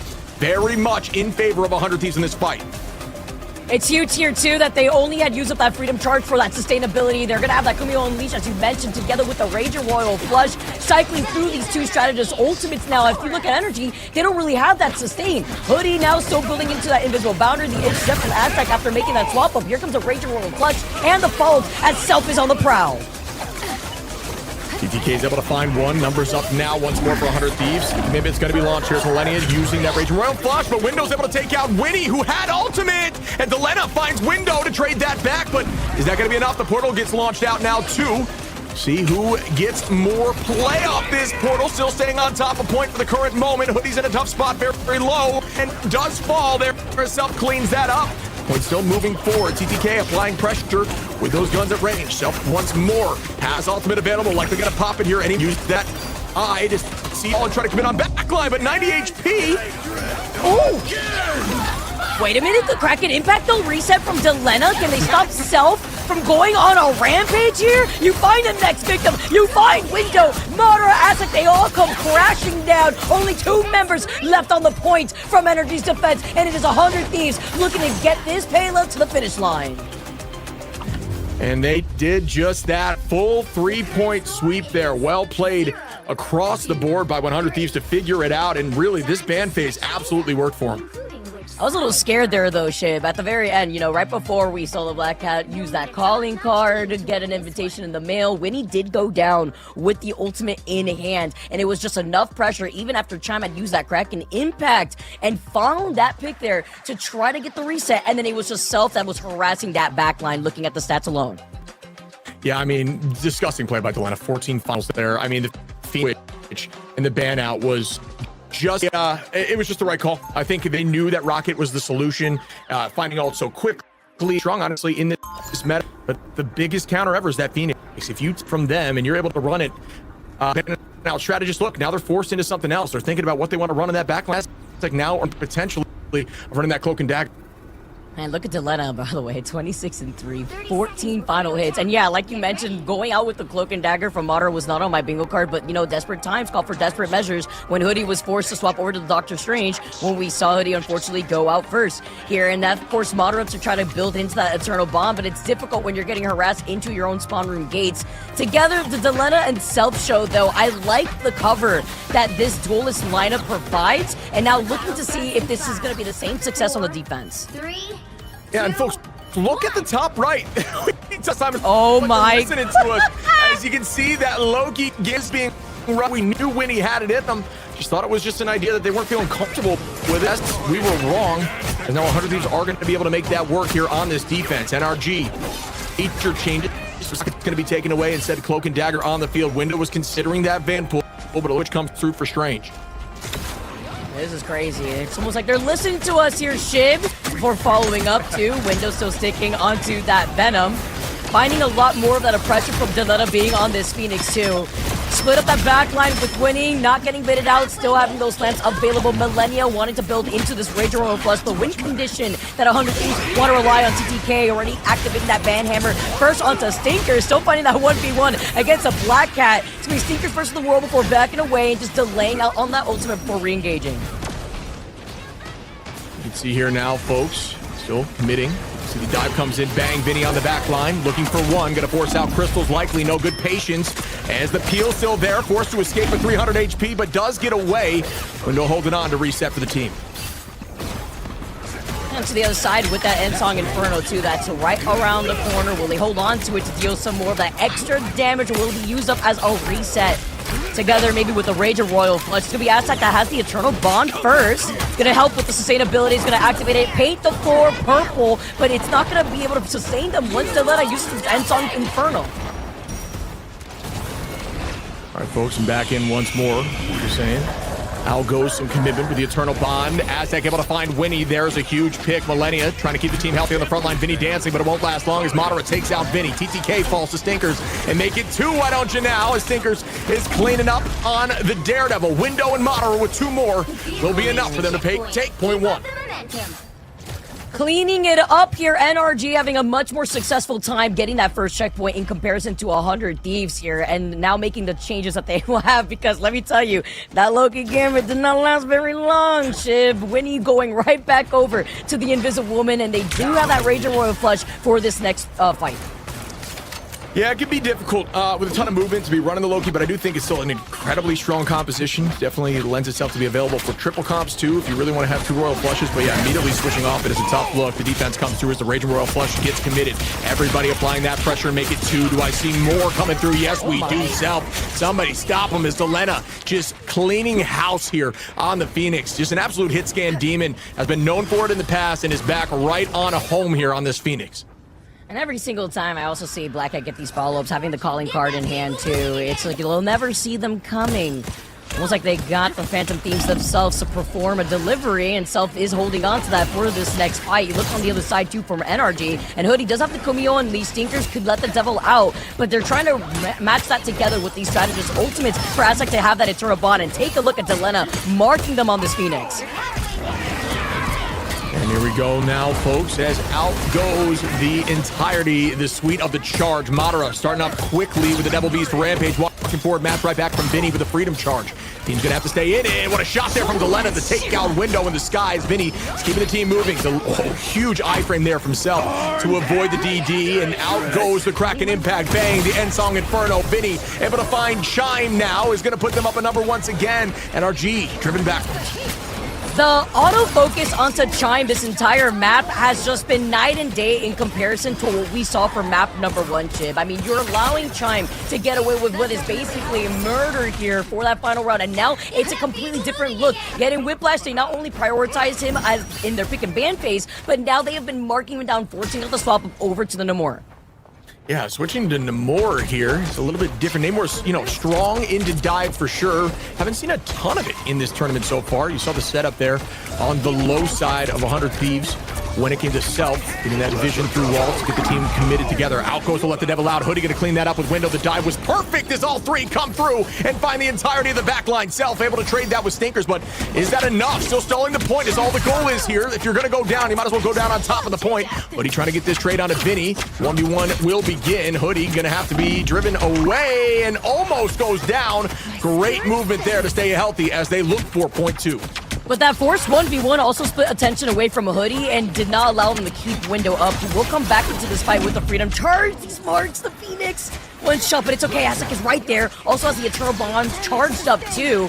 But it's pressure from Delena over on the back end of things. Self, he's got the calling card. He's sending the invites in the mail, the invisible boundary to match out of the Eternal Bond that is unleashed from Aztec. And it's just to delay the inevitable, because here comes Chime. Beautiful. Terror Cape 2 to follow up to find Delena.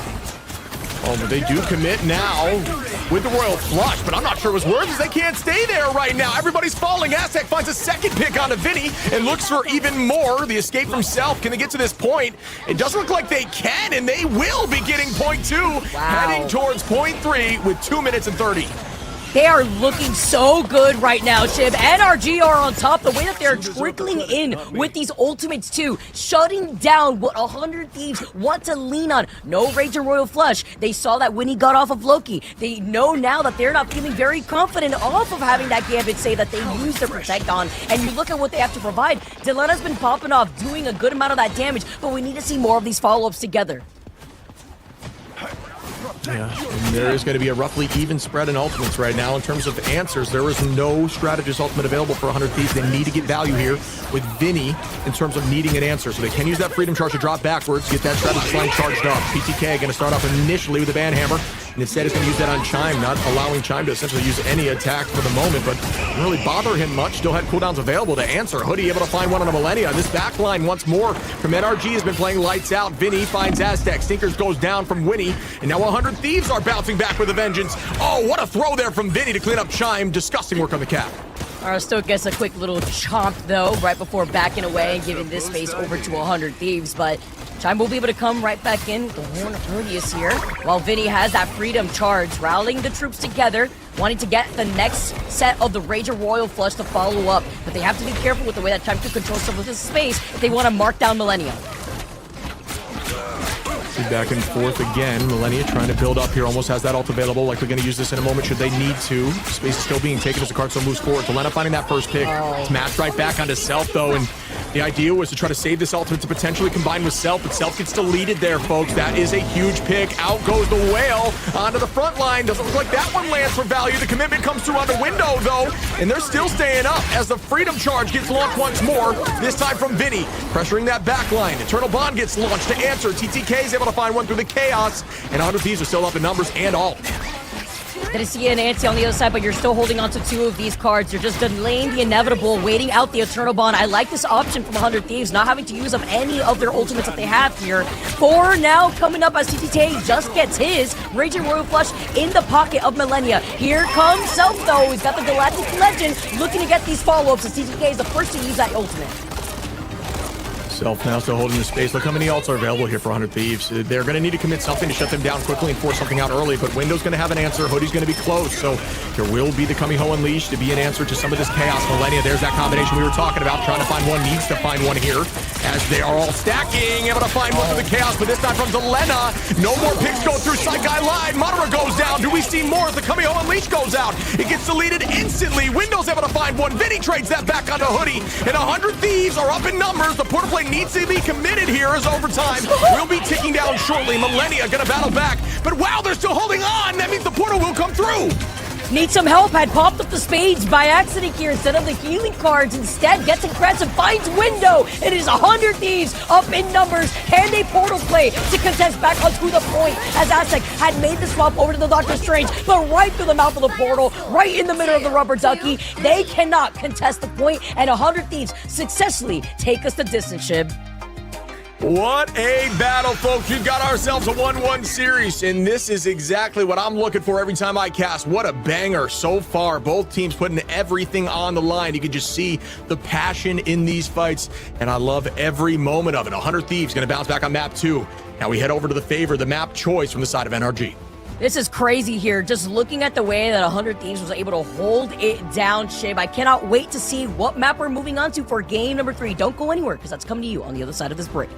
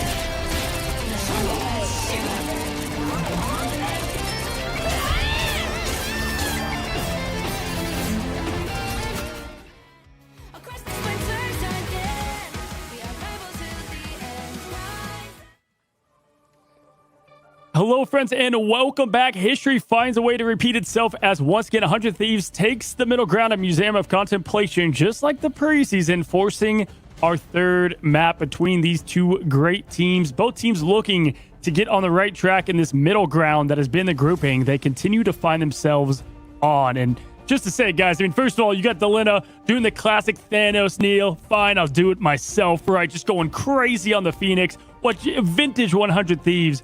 Want to go ahead and talk about quickly, though, the Vanguard line, right? You have the full commitment from NRG, getting rid of everything on TTK's in, playing, tank pool to a good success ship. And then, okay, you get rid of the group. I mean, Vinny could not have played Cap more perfectly there in the way they committed. I think that was a huge thing that gave them the upper hand and really made them falter.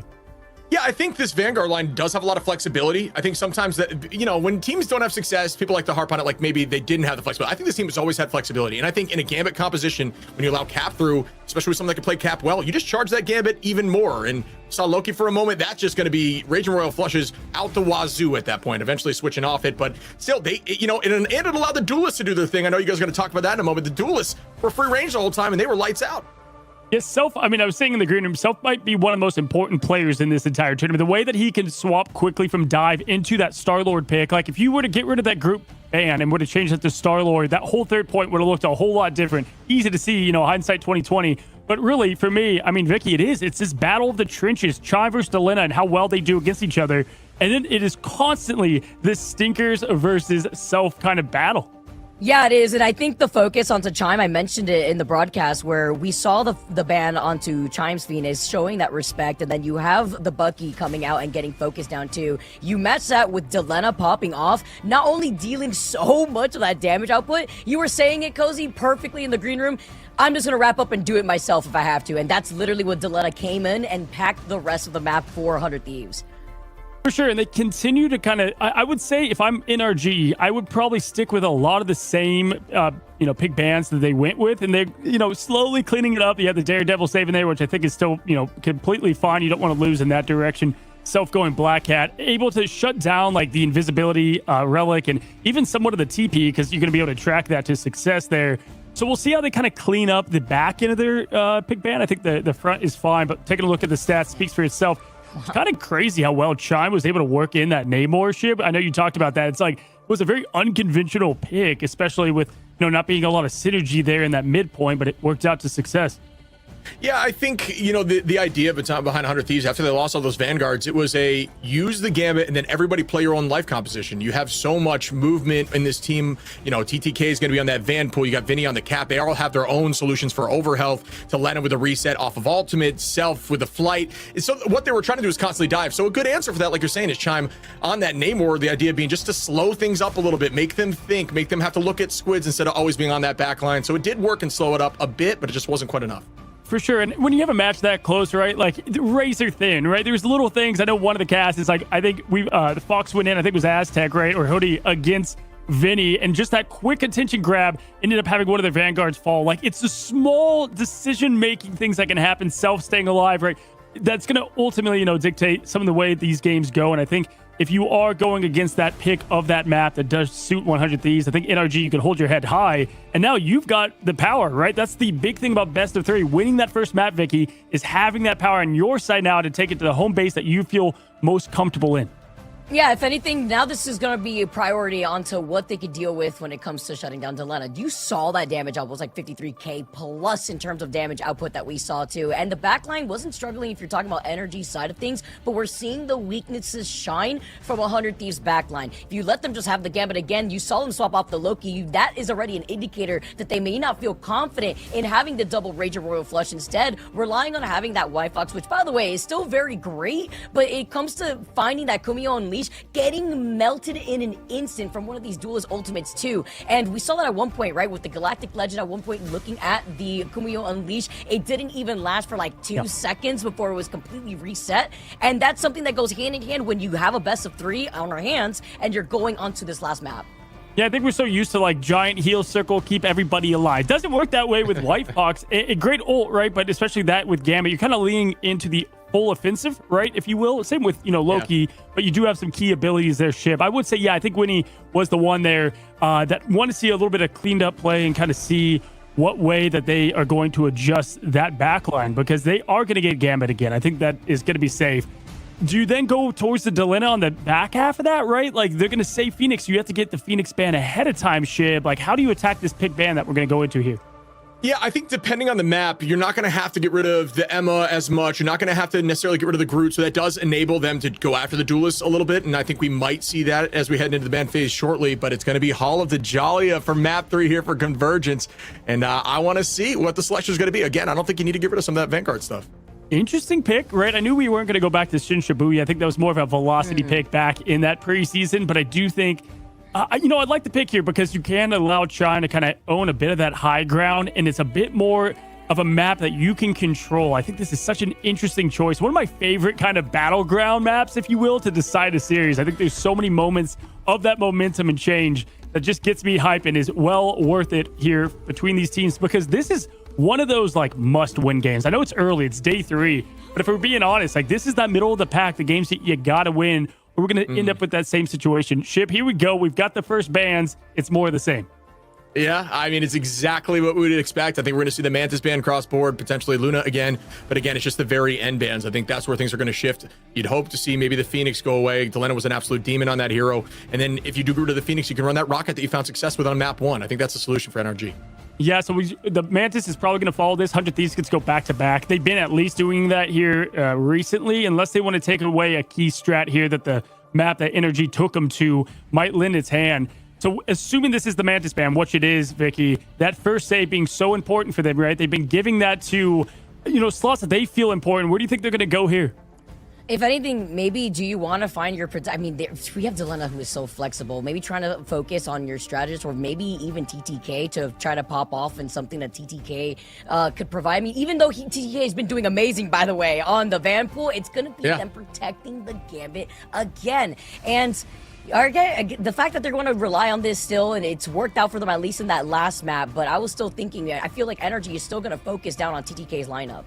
Yeah, I think even though you could be a bit weaker as a team to have Gambit, you still have to have that protect, because it is giving you so much with that ult, right? And so much of that pressure you can bring, and you are going to still get that save. Interesting thought, though. Like, yeah, they could have maybe like, okay, you're going to use a ban on Gambit as well. They would have. Luna being banned on that side then opens up the door here. I think this is one of the more important ones. After you get this save, there's the early Delena hit. That's what we were talking about, Shib. Yeah, I think that's a necessity. Now, they could get crazy for 100 Thieves and get rid of the rocket and essentially negate that idea, but I'm not sure that'll be the case here as they have Protect next. But yeah, I think that's a huge ban against Delena, who played lights out. I mean, so much damage on the last map. So do you go safe for Vanguard here and then you ban the Daredevil? That's probably where I would go with 100 Thieves. Yeah, okay, so you've got the Emma.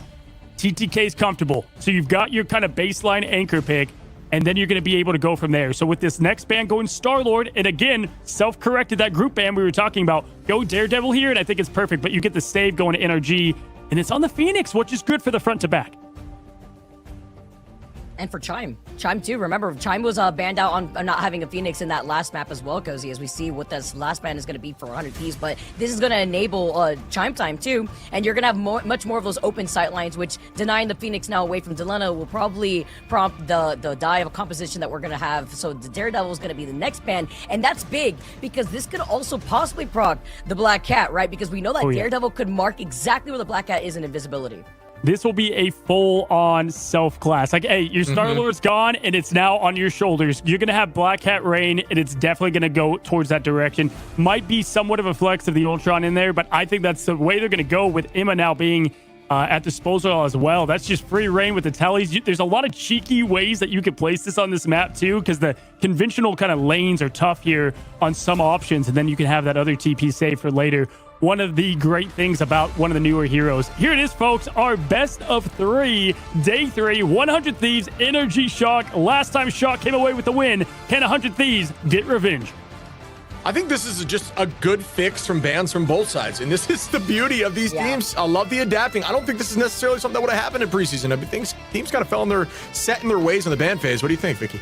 I 100% agree with you, Shib. And sometimes it's more that pressure in a best of 3 where you know, like, okay, well, if this is how we're feeling comfortable, maybe we just have to iron out some issues in our micro play. But instead, changing it up completely, I like this going into the Transcendence of TTK, getting enabled on the Emma. Sure, you don't have the Luna team up, but Winnie now is on the Loki, and this is also a great Loki point, too, when you're starting things off on the defensive side of things. And now we're going to see the portal play already open up from window. Yeah, portal's going in to set them up. You can see the Dino going to be there for Madara on the engage. Heavy start here, keeping on the low side, not playing safe with it. Instead, taking the fight right to him, forcing them to essentially spawn switch here. Still dancing on point. No take so far. Height being owned by Chime on the right side. Great movement here by 100 Thieves to stay calm in this craziness. But Stinkers on that Wolverine. We know how strong that could be into something like Groot. Very low, able to stay with that passive somehow, going down to 7 HP as Chime finds self in the back.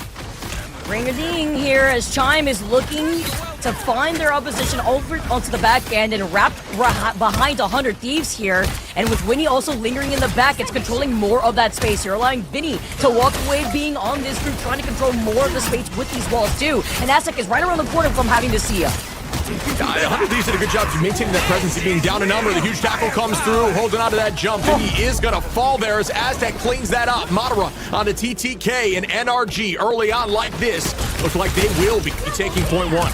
Oh, the portal! No, that's it.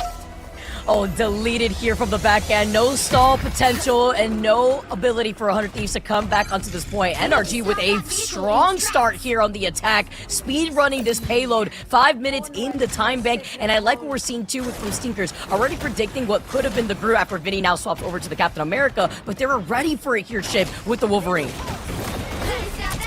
Yeah, I think Wolverine is very strong in this meta. There's certain comps where you just really can't run him, but outside of that, he can just delete Vanguards from the pool where you just cannot play them. I think Emma's definitely playable, but it's still dicey as soon as you see that diamond cooldown go out.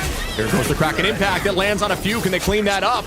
As it looks like instead, Madara's able to find one. Delena takes out Hoodie, but it doesn't matter. Delena's been deleted. Bang! Down goes the Ensong Inferno. That one just gets rid of some of the clones, but not much else, as Winnie is forced backwards on that Loki.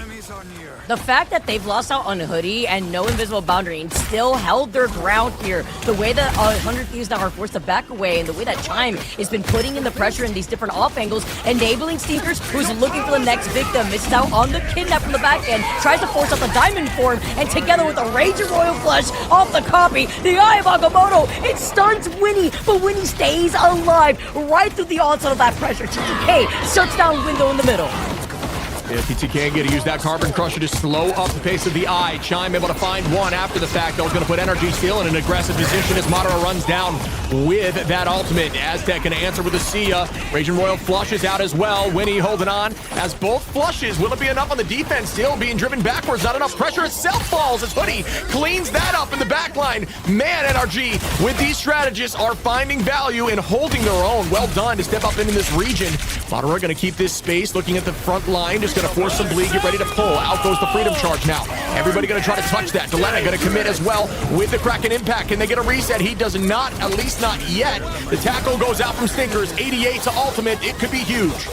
I like the call from Madara to jump away there. Got marked by the Kraken impact, but then you get pulled in. Delena follows up with the grapple, and you have nowhere to run if you are Stinkers. 100 Thieves, they plant their feet on this defense, and they stop the momentum away from NRG. Although I do think that the Gambit Loki composition is just really, really good. I think it's even better on offense where you can kind of time fights better for yourself. I think it's more tricky to run on defense, especially when you have a very mobile front line like Vinny on that cap and you're running Loki. Outside of that, though, still an absolutely obscene composition that will show some success likely on offense. But either way, Ultimate's going to be even now. Chime and Self. Self going to start up now with the Let the Devil Out, heading towards backline. Going to have a ton of focus. Can they clean up off this? And there's Chime coming in from the sky. Vinny able to find one with Hoodie. Chime does not seem to find Purchase, but Window cleans up one. Psychi Light as Vinny falls now, and the numbers are even. I do have to say that was a huge ante too, and a beautiful follow-up. They forced out the BRB to be used onto bringing Hoodie back, as well as the invisible boundary. Silent Seduction now from TTK, trying to mark Stinkers, who's taken to the skies as the Star-Lord, and Winnie calling out Window, who was trying to wrap up from behind them. 100 Thieves now are trying to hold on to this choke. Gets a choke slam and right through the invisible boundary. Hoodie is there to save Madara.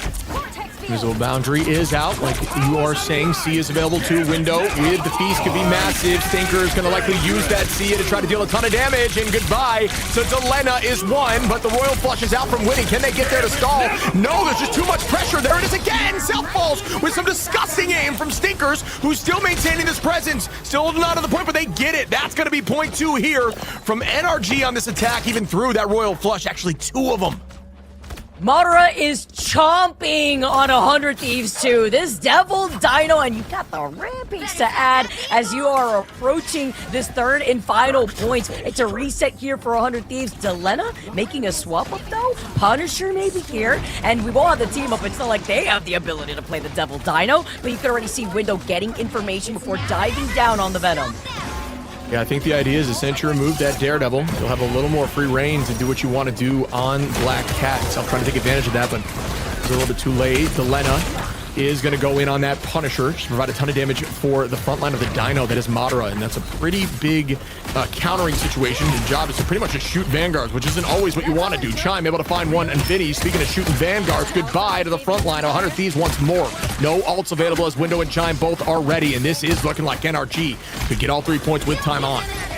With these ultimates too, just to clear up that extra space. Now look at Chime's positioning here up on the high ground. You see the reset too from Window, the Piece of the Abyss. Combine that with the End Song Inferno. It's an onslaught of damage with 100 Thieves are just trying to reposition Chime. Nobody is looking at him, and they are clearing up 100 Thieves. So much pressure. Madara with the grab. They cannot even get through this choke as NRG speed run their way into the finish line. 1 minute and 48 seconds on the clock for that.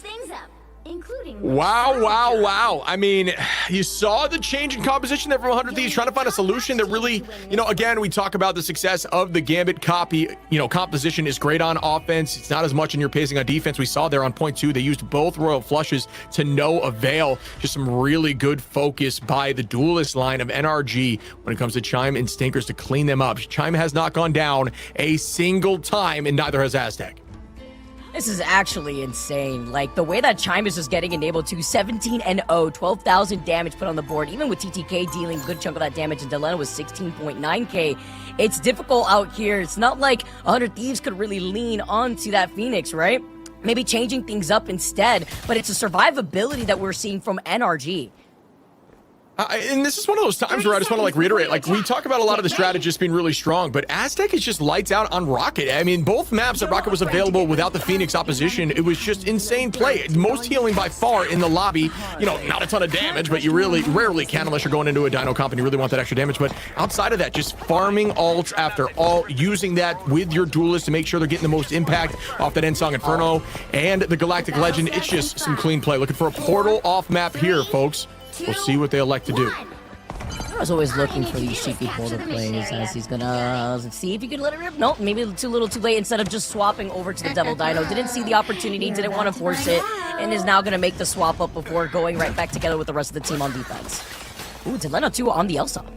And we're gonna see now, Delena is making a switch, like you're saying, onto that Elsa. This could be anti-Vanguard frontline stuff. You can use that to try to off-map the Dino, force him into a weird spot with the Glartrox. But this is attack strategy, though, owning the left side of height at the moment, building up ultimates quickly. Winnie also on that Jeff, another answer to that front line. When that Chime is positioned, too. Waiting and looking at Delena. And we don't really get to see too much Elsa, too, after the nerfs, right? You see Phoenix coming in with all these buffs, but it's, again, something that 100 Thieves just cannot utilize after it gets banned against them. A nice anti onto Madara. Can they capitalize off of this, allowing 100 Thieves to just have free reign of space onto this point before NRG try to re-engage? Yeah, and they do have some good presence right now. Already, 66% on this point. Vinny to be on that Van Pool now, applying pressure to the backline, able to take out a Hoodie. Use that iframe to buy more time as they're looking to peel, but it won't last long. Looks like they might be able to take this thing quickly. Another pick here from Vinny. The dive comes through to try to stall. Stinker's able to take out Self, and Stinker's off maps right there. That's 10.1 quickly from 100 Thieves who are out for blood. He said Stinker's taking himself out, and then I noticed he not only took out Self, but literally took himself out of the map. But it's fine now with NRG taking the ability now to back away, and 100 Thieves now just clearing the rest of the point. The Elsa swap actually proving itself and showing that it's working out for 100 Thieves, and you have the Glartrox in the pocket of Delena. Yeah, I think the idea is you do percent-based damage with the range rifle on Elsa, so it's not a bad solution. And when you don't want to necessarily run Punisher into the Dino, because the idea is you just want as much damage as possible. He's just, he's got an escape with a jump, but it's also his best tool for displacement. So got to make a decision when you're dealing a ton of damage. It's a good decision. I just want to see how it works out. And yeah, I mean, just like that, goodbye to the front line. Self finds 2 onto both of the back line. Winnie gets a piece of the pie, and everybody's walking forward. And 100 Thieves are stepping up. Can they keep this momentum, folks? When you got 3 maid outfits on the team of 100 Thieves, it's clean up on aisle 3, and Delena now showing up with confidence. You got the Glarchok still waiting to unleash. You're getting into prime position until you find everybody in the choke. Hoodie forced to use the invincible boundary. Can you get them pulled outside of it? No, and now they're forced to back away just in time. Winnie's still holding on to the edge, Jeff. Melody's going to open up this fight with the Ranger Royal Flush, and Seekers is there to answer with the Galactic Legend. The Legend goes up. The C is also committed, I believe, but TTK Millennia able to find 2, and that's a trade back from Chime on himself. Out goes that freedom charge. It's Jeff trying to be an answer here, looking for something. Does find the off location there. Winnie able to just keep the team healthy instead and reposition them, evening things out and slowing down the pace for the moment. But the point pressure is very much still in 100 Thieves' favor. As you can see, TTK just peeling that cap. Portal comes through to be a wall from the side of Madara, and now numbers are evened out once more. Able to dip back into that spot. TTK finding window is huge. It looks like they are a meter away. Aztec wrestling window right back. Vinny trades that and gets a 2-piece. Vinny can play it all, folks, and is able to keep them moving through point 2. Vinny has only gotten better every single minute that this series has gone down, and Vinny on this Vanpool is going crazy as we take a quick pause before diving into the third portion of this map. Yeah, I think the idea, as we are in this tech pause for the moment, folks, of this composition, we talked about how when you do allow Raging Royal flush through, I think having it on attack is just much more, it's just much more valuable. Taking the time to understand when you want to commit the ultimate and not always using it as an answer, it allows you to just be more aggressive in the right windows. And every single time they've used that ultimate on attack, it's found success. And I also really like how we've been swapping up a lot, right? Like, Winnie was on the Jev, came in clutch with the insurance policy and helping out the rest of the team. Then Delena had popped off at the very end to get right through that choke. Had that Glartrox ready while Self was getting enabled and harassing that back line. Even dancing around the portal on the other side, TTK used that portal to his own advantage to block up the line of sight of the supports to then go around it and then find that pickoff before clearing out the point to get the second checkpoint. Yeah, and it's funny, right? Because I commend the strategy of the Vanguard ban out that we saw early on from NRG, but then the Duelist popped off so much that they had to switch that up, and now the Vanguards have some more solutions. They're able to swap around a little bit, find success, and they are doing just that, looking really good across the board here as we head in to point 3, folks. Can they get it there? 4 minutes and 18 seconds on the clock. 148 available for NRG. Getting right back into the action too, Shib, and seeing that Sinkers was on the Demore, I wasn't gonna ask your opinion on that, but seeing him swap off, I definitely agree with this. And now you're going over onto the Ultron, and with Self also retaliating back just as quickly. You go over to the Punisher and you melt down that Devil Dino.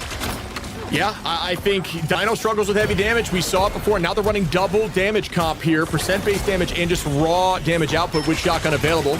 BRB is going to bring Madara right back into the fight. Numbers are still going to be even for the current moment, but when you have ultimates like Self here, Final Judgment with the Raging Royal Flush, it can be lights out against a comp like this. I don't know how you were able to hold on there. Somehow, Vinny, as TTK finds one, Millennia finds 2. Vinny gonna be able to find a third. A fourth comes in from Millennia now. Will they push this through with 3 minutes and 30 on, folks? It looks like they will. Wow, what a return. Can we talk about straight momentum? They heard speedrun. They were like, don't worry, hold that real quick. Hold that time bank because we got 3 minutes, 22 seconds on the clock. Knock, knock. Elsa's back. She hasn't gone anywhere, at least if your name is Delena. This is insane. These teams are not quitting. And folks, I love coming back to the scene to cast a game like this. Just an absolute masterclass in high-level play here. You can see very even feeds across the board. KOs with 9 finals from Delena. You see 8 there from Vinny on that Vanpool finding success. TTK doing a good job on the Emma, peeling some of that front line pressure that we're seeing. Chime with 7, Sinkers with 5. It is very much anyone's game still here, folks, as we head into OT. Honestly, the Vanguard's not putting in as much damage output that we have seen at the hands of like TTK and the stall potential that we've also had right there too from Vinny, who is really popping off, by the way, on this Vanpool. Combine that and the adjustments that 100 Thieves were able to make. We swap sides. They're now on the defensive side of things. And I like how they're not rolling out with the defensive composition that they first had when it came to them trying to force out the dive. Oh man, this is so crazy, Vicky. I'm stoked that we're here doing this together, buddy, as we head into just this OT. Again, 3 minutes 22, 148 for NRG. They will be attacking here first, setting up. We might see a portal play, but if they do commit to this portal play early, they will not be able to touch last second. They do not have a time for the cooldown to cycle, and the major advantage from 100 Thieves is they will have that availability should they elect to try to go aggro. I was going to say it might be a safe play on portal, but instead, going to stick to exactly what they did last time, keep on the low side. 100 Thieves as an answer. Read that like a textbook, and they're owning the height to try to shut that down. I'm a little scared though, Shib. I mean, you're down to a minute, less than 25 seconds on the clock, and you burned the portal very early on here. Not trying to play the neutral to boost up these ultimates, and instead just take the fight straight to 100 Thieves. It's going to be worth it with that portal now on cooldown. They're slowly just trying to force 100 Thieves to play incredibly split up, especially with Stinkers being on this Black Cat. They've marked down the Venom. They're putting in a lot of that pressure as Elena is getting pocketed. And Vinny just going to use some of that self-survivability, fully leveled up now to just keep the pressure on off angles. And yeah, there goes Madara. Like you said, won't have that portal back now. They really committed to this first fight. A minute available here now. And this is going to be a tough spot. Oh, the res was there, okay? There was the idea. They could play a little more aggro. Now that that is launched and committed, the cooldown is gone. It's a whole new story here. Delena trying to build towards that ultimate. Imagine a Glartrox in the off map there. I might have peeked into the future. It could be absolutely disgusting. We're going to have to see here, Shiv, if you have the crystal ball. It's going to be the Sia, combine that with Chime and the extra damage output, and it's more than enough. Talk about all the damage coming in from NRG. That is exactly what they needed to lean into this win con, and now 100 Thieves, nobody in sight to contest on this point. Oh, that is massive brain. The folks, the idea and what I miss in the moment is they're using Rocket to guarantee ult first. Rocket gets ult incredibly quickly and just farmed ultimate there. Hoodie probably taking a step back, allowing some of that healing to go Rocket's way unless it was a emergency situation. And then they just committed with the Sia, instantaneously winning that fight. And together with that, and then you have Chime who gets the reset on the Ensong Inferno. It's just, again, that's the win-up that they really want to lean into, and it worked out for them to at least get this payload out of the garage. And now Stinkers comes in, follows up with Chime, and this is the momentum that we saw from 100 Thieves now flow in favor for NRG. Overtime ticking away means that they cannot get off this point. There's more commitment now from Window. Does have that feast available, just biding that space, and they didn't elect to fight them at the garage. This is a lot of space here for a minute. Doing a really good job. Out goes the thighs, out cries out. TTK self dies before using ultimate. Winnie does not have the chance to press the Q button as well, and they are still going as NRG is walking. Numbers are roughly even though. Every single ult was committed from NRG. The overtime is ticking down. The stall still there from TTK on point. The heals of the back line still there from Aztec, trying to hold on. Delena's percent base damage is too much. OT should be ticking down here. The Glartrox goes out to no avail. OT is still there somehow, folks, as they're holding on. Here comes Self with a mission goodbye to 3, and they will hold it before point 2. Clipping the wings off that Angela that we saw for not even 2 seconds on top of that payload from Madara after making the desperate swap to try to completely contest the point. But talk about Delena. You finally come back together. You clear the point. Sure, let's not take a look at that Glartrox. It hurtled itself into that wall, but you're dealing just enough of that pressure to allow that Punisher to come back around and utilize that ultimate to clear the rest of the bodies of NRG. Wow. I mean, huge shouts to just the thought processes of what they were doing. That early portal was so sick with the idea of just getting ults first, winning off that first point due to just the nature of you can farm ult faster than the team if you build your composition to play that way. And that's exactly what they did. Huge brain play there. Wondering, if they thought maybe if they were gonna try to portal back if they had the portal, which I believe it was probably still on cooldown, looking at just the time that they were working with when they first initiated that portal, and then going for the hardest college book read with that Glartrox in case they did try to open that up when they thought that maybe they had that portal play. But nonetheless, it's the way that 100 Thieves were able to reclaim that point even after losing out on Winnie, who had that invisible boundary. Now swapping sides, NRG. They're rolling out on the defensive side with Sinker still on this Black Cat. Yeah, this is going to be an intense one here, folks. 3 minutes 22 on this attack. Far more time, roughly double what we saw there from the side of NRG. Will they use it to their advantage, electing to not early portal like we saw from the strategy of NRG? NRG is completely switch up composition. You can see, I mean, not a ton of Magneto played in this current meta, but that is going to be the case right now. As there was poke damage, there's a priority into Dino. They're not going to be running that Dino anymore at all. Trying to play a little bit slower to buy more time with the Magneto. But Self, kind of reading the textbook of what might happen, gets off some of that hit scan damage and instead goes onto that Daredevil, and we know he can run it well. Try to harass Hoodie and Aztec too. Gets information as well on that Daredevil. You're calling out where Sinkers is as the counter against a Black Cat, but you're harassing the Rocket Raccoon instead before backing away. The peel comes in, but it also forces the mag bubble to be utilized. Point is being taken here, almost a third of the way. Gets one tick down. What a shot there from Delena, able to find Stinkers. The Black Cat gets deleted. Goodbye to the Cat. Does still have 9 lives, though. Is right back into the fight from Aztec. Oh, as Madara goes down now from Delena. Great focus here. Just like the Reaper at this moment, finding anyone available and deleting them off the face of the map now. Moving forward off the pressure that is 100 Thieves front line. TTK and Vinny walking them. Self going to be there to clean it up, and they get this point quickly here. One still holding for the moment. Will the portal play come through? It does not. They get this thing fast, but 2 minutes still for point 2.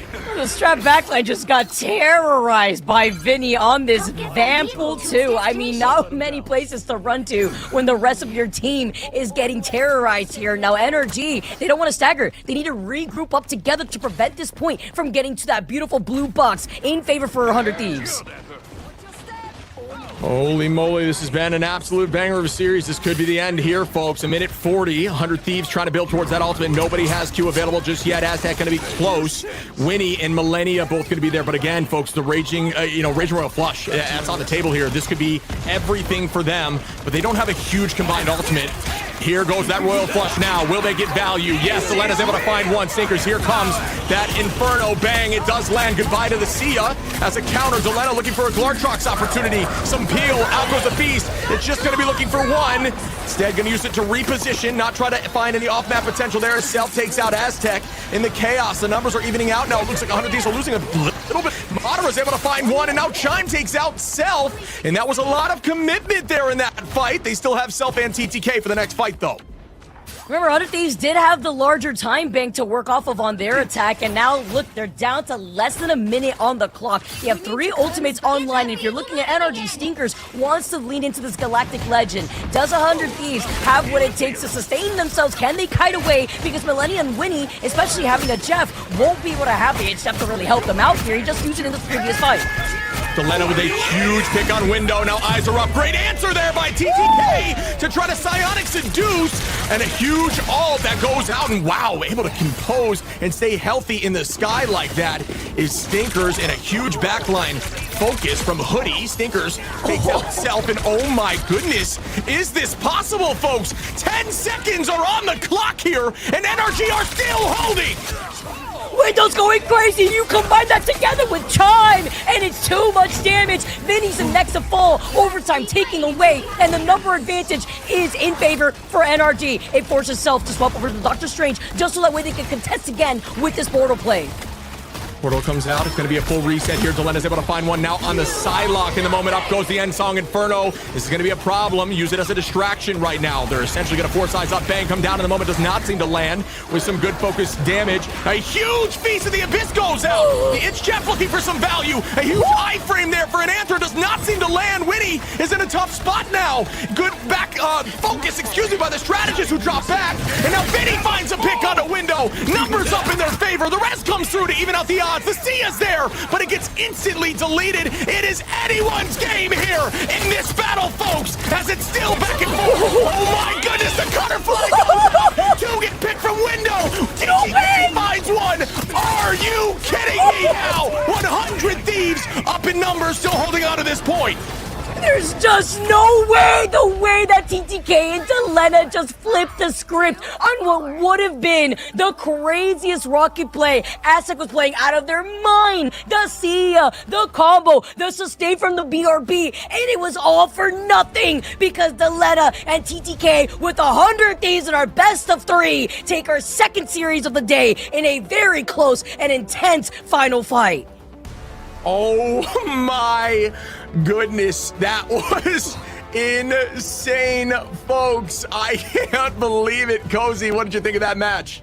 Yo, holy shin shabuya. Like, can we get that again? Can we just run it back? Because that was to perfection. I mean, it was razor thin, and just both duelists saying, like, I've got, like, Chime versus Delina was just pure cinema. The backline for NRG playing to perfection, coming down to the Psylocke swamp of the ult into the Invis. It was disgusting. Dude. I mean, listen, there are so many things to point out on both sides there. First of all, tip of the cap on entertainment first for that matchup on both teams. Both looking all the part. NRG finding new backline and really new success. But 100 Thieves get their revenge. Vicky, I mean, let's start with the duelist, right? Because both uncomfortable. And really with Delina, let's go there. Because the Bucky, it was not having it. Let's be honest. The hit scan, though, bringing Elsa back into the limelight. My God.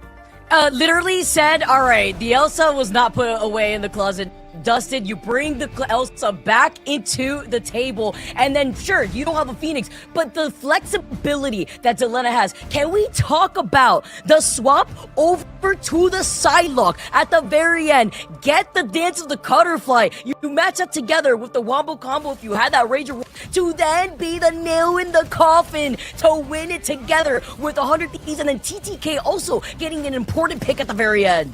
Yeah, how fitting was it that the Gambit ult ended up getting the win for that team into the Psylocke? The brains to swap into that ship, I thought was just so brilliant to quickly go into that. Dude, it's the conversation of, is it a panic pick or is it for big brain plays? And I'll tell you what, Delina, that was big brain. That was a massive ultimate, but just the chaos that must have ensued through that. The amount of ultimates being committed, the amount of big hit ultimates too. It's not like there were all misses. There was a couple that were used selfishly to get out of the fight. For an example, we saw Winnie there, who still stayed alive through the chaos, which was a must in that moment. But we saw massive ults from Window, for example, with the E, the Feast of the Abyss. It hit everybody. I thought that was going to be it, but no, the Psylocke coming in with a Cutterfly at the end to sweep everyone. Dude, I can't believe it. What a series. How perfect was it to Chime up in the air on the Insong Inferno targeting Delina? Like, he knew that was the target to get to win. Shot in the air, done. And it was just every call answered by both teams at the right moment. I mean, we saw a constant swap between the two. I thought you called it out really great here about the percentage of damage that Elsa does get against the Dino. The whole game plan NRG had was that Dino out of there. I would have liked to maybe have that swap back into towards the overtime potential. But you look across the board and these stats speak for the game, Vicky. Oh, holy cinema. I think a huge factor too at the very end, if we saw that Hoodie was in the invisible boundary and like that focus onto Hoodie where the invisible boundary went down with him, was just that chef's kiss. That is what allowed the Dance of the Cutterflies to come through. Like 42.9k damage done at the hands of Delina. 21 final hits. Guys, like, I mean, Vinny also, by the way, like the step up between Vinny game number 1 to this third game is night and day in my opinion, guys. I mean, 100 Thieves, they have returned. We have been waiting for it, and we knew it was coming shortly. And who else do we have in this interview other than Delina, who, even after that match, I'm sure is going to look calm, cool, and collected. Dude, wow. You guys get your revenge, and you find it in the most cinematic and entertaining way possible. I mean, Delina, I have a million questions. I'm sure we all do. But first, just to walk me through your emotions, because they kind of banned the Phoenix and things that you like to play, and it all comes back over to that Elsa. Like, I don't even know. Like, I'm like, still fuck. We just won that fight. Like I'm still shaking. But I mean, when they banned Phoenix hard, like I didn't even know what to play. Like I walked out on Bucky. That wasn't the answer, so I just went back to Elsa and like. Just hope it worked. The Psylocke pick 2 ship. I mean, like, what? Oh, the Psylocke. Can you just go into that Psylocke? I died first in the fight, so when you die on Elsa, you lose all your stacks now. So like, I just swapped Psy instantly. I could have TP'd, but I didn't want to do that. I just came back on Psy and then got all in one. Dude, you played lights out. I mean, 21 finals. This series, you just were insane. Obviously, they had to get rid of Phoenix for you. It was a problem against the Rocket that has been showing up a ton. You played so many different heroes and found success in this map alone, and you made them switch off Dino. Can you walk through the thought process of when you saw the Dino? What did your team communicate? How did you find the solution? We just went characters that, like, ran at the dinosaur and killed him, so, like, you couldn't really play the game at all, so... saw towards the end of the game, like he just wasn't even playing Dinosaur, so it was kind of hard to play it into our comp. Beautiful.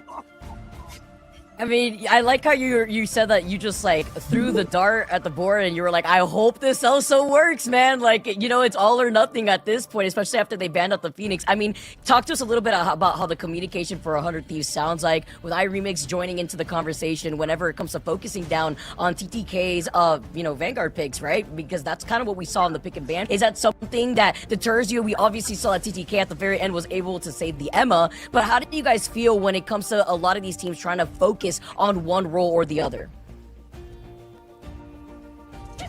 I mean, sorry, you gotta say that question again. I'm sorry. No worries, no worries. All right, so when it comes to some of these teams trying to focus target ban one of your players on their specific role, what is it that you guys do when it comes to trying to navigate around that? Especially like you mentioning, for example, you having to pull out the Elsa and hoping that it worked after the Phoenix. I mean, like when someone gets target banned, like it leaves everything else open for the game. Like if Eric TTK gets target banned, like we have God supports, God DPS, like it falls on us to win the game after that. Like same with the DPS, but like that's somehow made it work. Brother, I gotta say, man, I mean, listen, this has been so poetic for 100 Thieves. Like, we've seen it all, especially Dylan, like going to China where you're sick. And I mean, just all the story that like you guys have had as a franchise. And then like so much of the limelight spotlight was on Terra last year. And it's like, wait, there's Delina too. Now, going from like Terra being that mascot of the team to like, brother, it's you now. Is 100 Thieves back? Like, are you guys ready to go? Because I think the whole entire scene has been waiting for this team to click. And it looks like you guys have. Yeah, I think we're back. I think we're gonna be first seed in this group. Well, man, I mean, hey, listen, go celebrate this, because clearly this is like you got the revenge, right? You guys got the revenge, a very important kind of middle of the pack win. I know you guys have Swamp and still some big matchups to go, but congrats to Lina. Just following you as a player for a long time. Been really cool to see your success, and all of 100 Thieves stick together, stay together, self-fit in so well there. Winnie getting in there, and again, just want to give you a big congratulations. Thank you. Wait, can I say something? Yeah. Make sure to buy the 100 Thieves Deadpool bundle, please. I need it. It's the best Deadpool skin in the game. Org W right there. Can you get the Jeff? You get the Jeff emote too. Again, the nameplate, right? Oh, So yeah, it you comes also with get the Jeff more emote. than that. There it is, buddy. Well, thank you so much for taking the interview, man. It's always a pleasure to talk with you, and it's been a minute. So we're excited for 100 Thieves and look forward to more. And wow, Ship Vic, that might be the most excited I've seen Delina. Like Ship, like how, like we have talked to this guy so many times, and it's usually all of 100 Thieves. We won. Yes, it's the no. Like we got the emotion. Yeah, I think he could have sprinted through a brick house. You could see the adrenaline just like fading off him at that moment. I can't imagine what that final round was like, but I loved what he said about like picking up the slack. If somebody's target banned, everyone else should be picking up, because that means that everything else is open. I think that's the right call. Somebody else needs to step, but it shouldn't be on you if all the bans are right. Well, listen, I still think if you do look at that 100 Thieves, they do have stuff to clean up, right? That Gambit Loki, like that is still things that are going to be things that they want to try to sharpen up if they're going up against some of the top elite teams that we know in TLC and Swamp Gaming. But fans of 100 Thieves, you got your win, and we still got one more matchup today. I'm sure everybody's going to reset, reload. We'll see you on the other side of this break.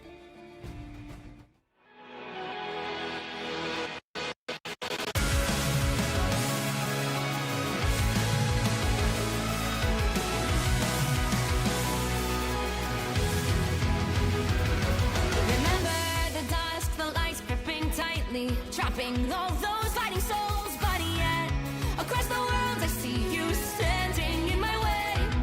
And remember the time, the place we used to fight, like the sun and moon. And I wonder if ever there was a time that we were friends. The night has fallen, shadows looming, and yes, that time has come for me to seek you out. We are stand now for a life.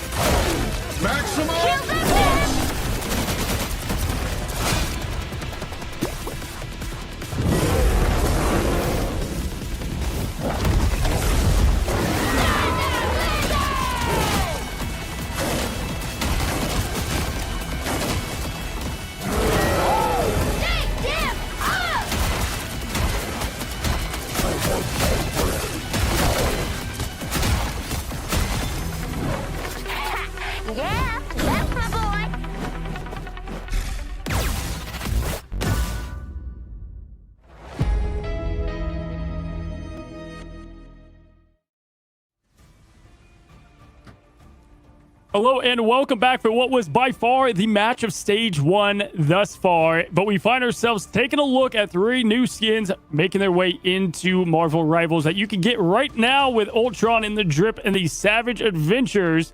Luna there with the Formula R mini saying best Luna skin question mark. Well, you can play right now and go ahead and play the Duelist Strategist with the ice. And speaking of ice cold, Hela, oh my goddess, and what is an absolutely iconic costume here, going crazy. I'm still going crazy after what was such an insane match. Again, having NRG play that well, gotta hold your head high. A lot of the Stage 1 to go, but we will somehow try to put the end of that chapter for a second, as we do have another matchup today. But wow, just so much fun. Love this scene, and this is what it's all about, guys. We now move on. Vicky, we've got Stick Drift versus Space Station Gaming, and I think both these teams are looking to show more, right? Space Station Gaming came back from that reverse sweep. Awesome, but they expected a lot more from themselves. And Stick Drift, they got the win. It was against TSM. I think they want to try to get things cleaned up as they go against, let's just call what it is, more stiff competition. Yeah, and if anything, this is a great team to test that up against, right? Against Space Station, who had a rather, lackluster first day. They still came out on top, but obviously wanting to be a lot cleaner in their execution. And honestly, maybe the Shib good luck charm works out for us in this third series too, Shib.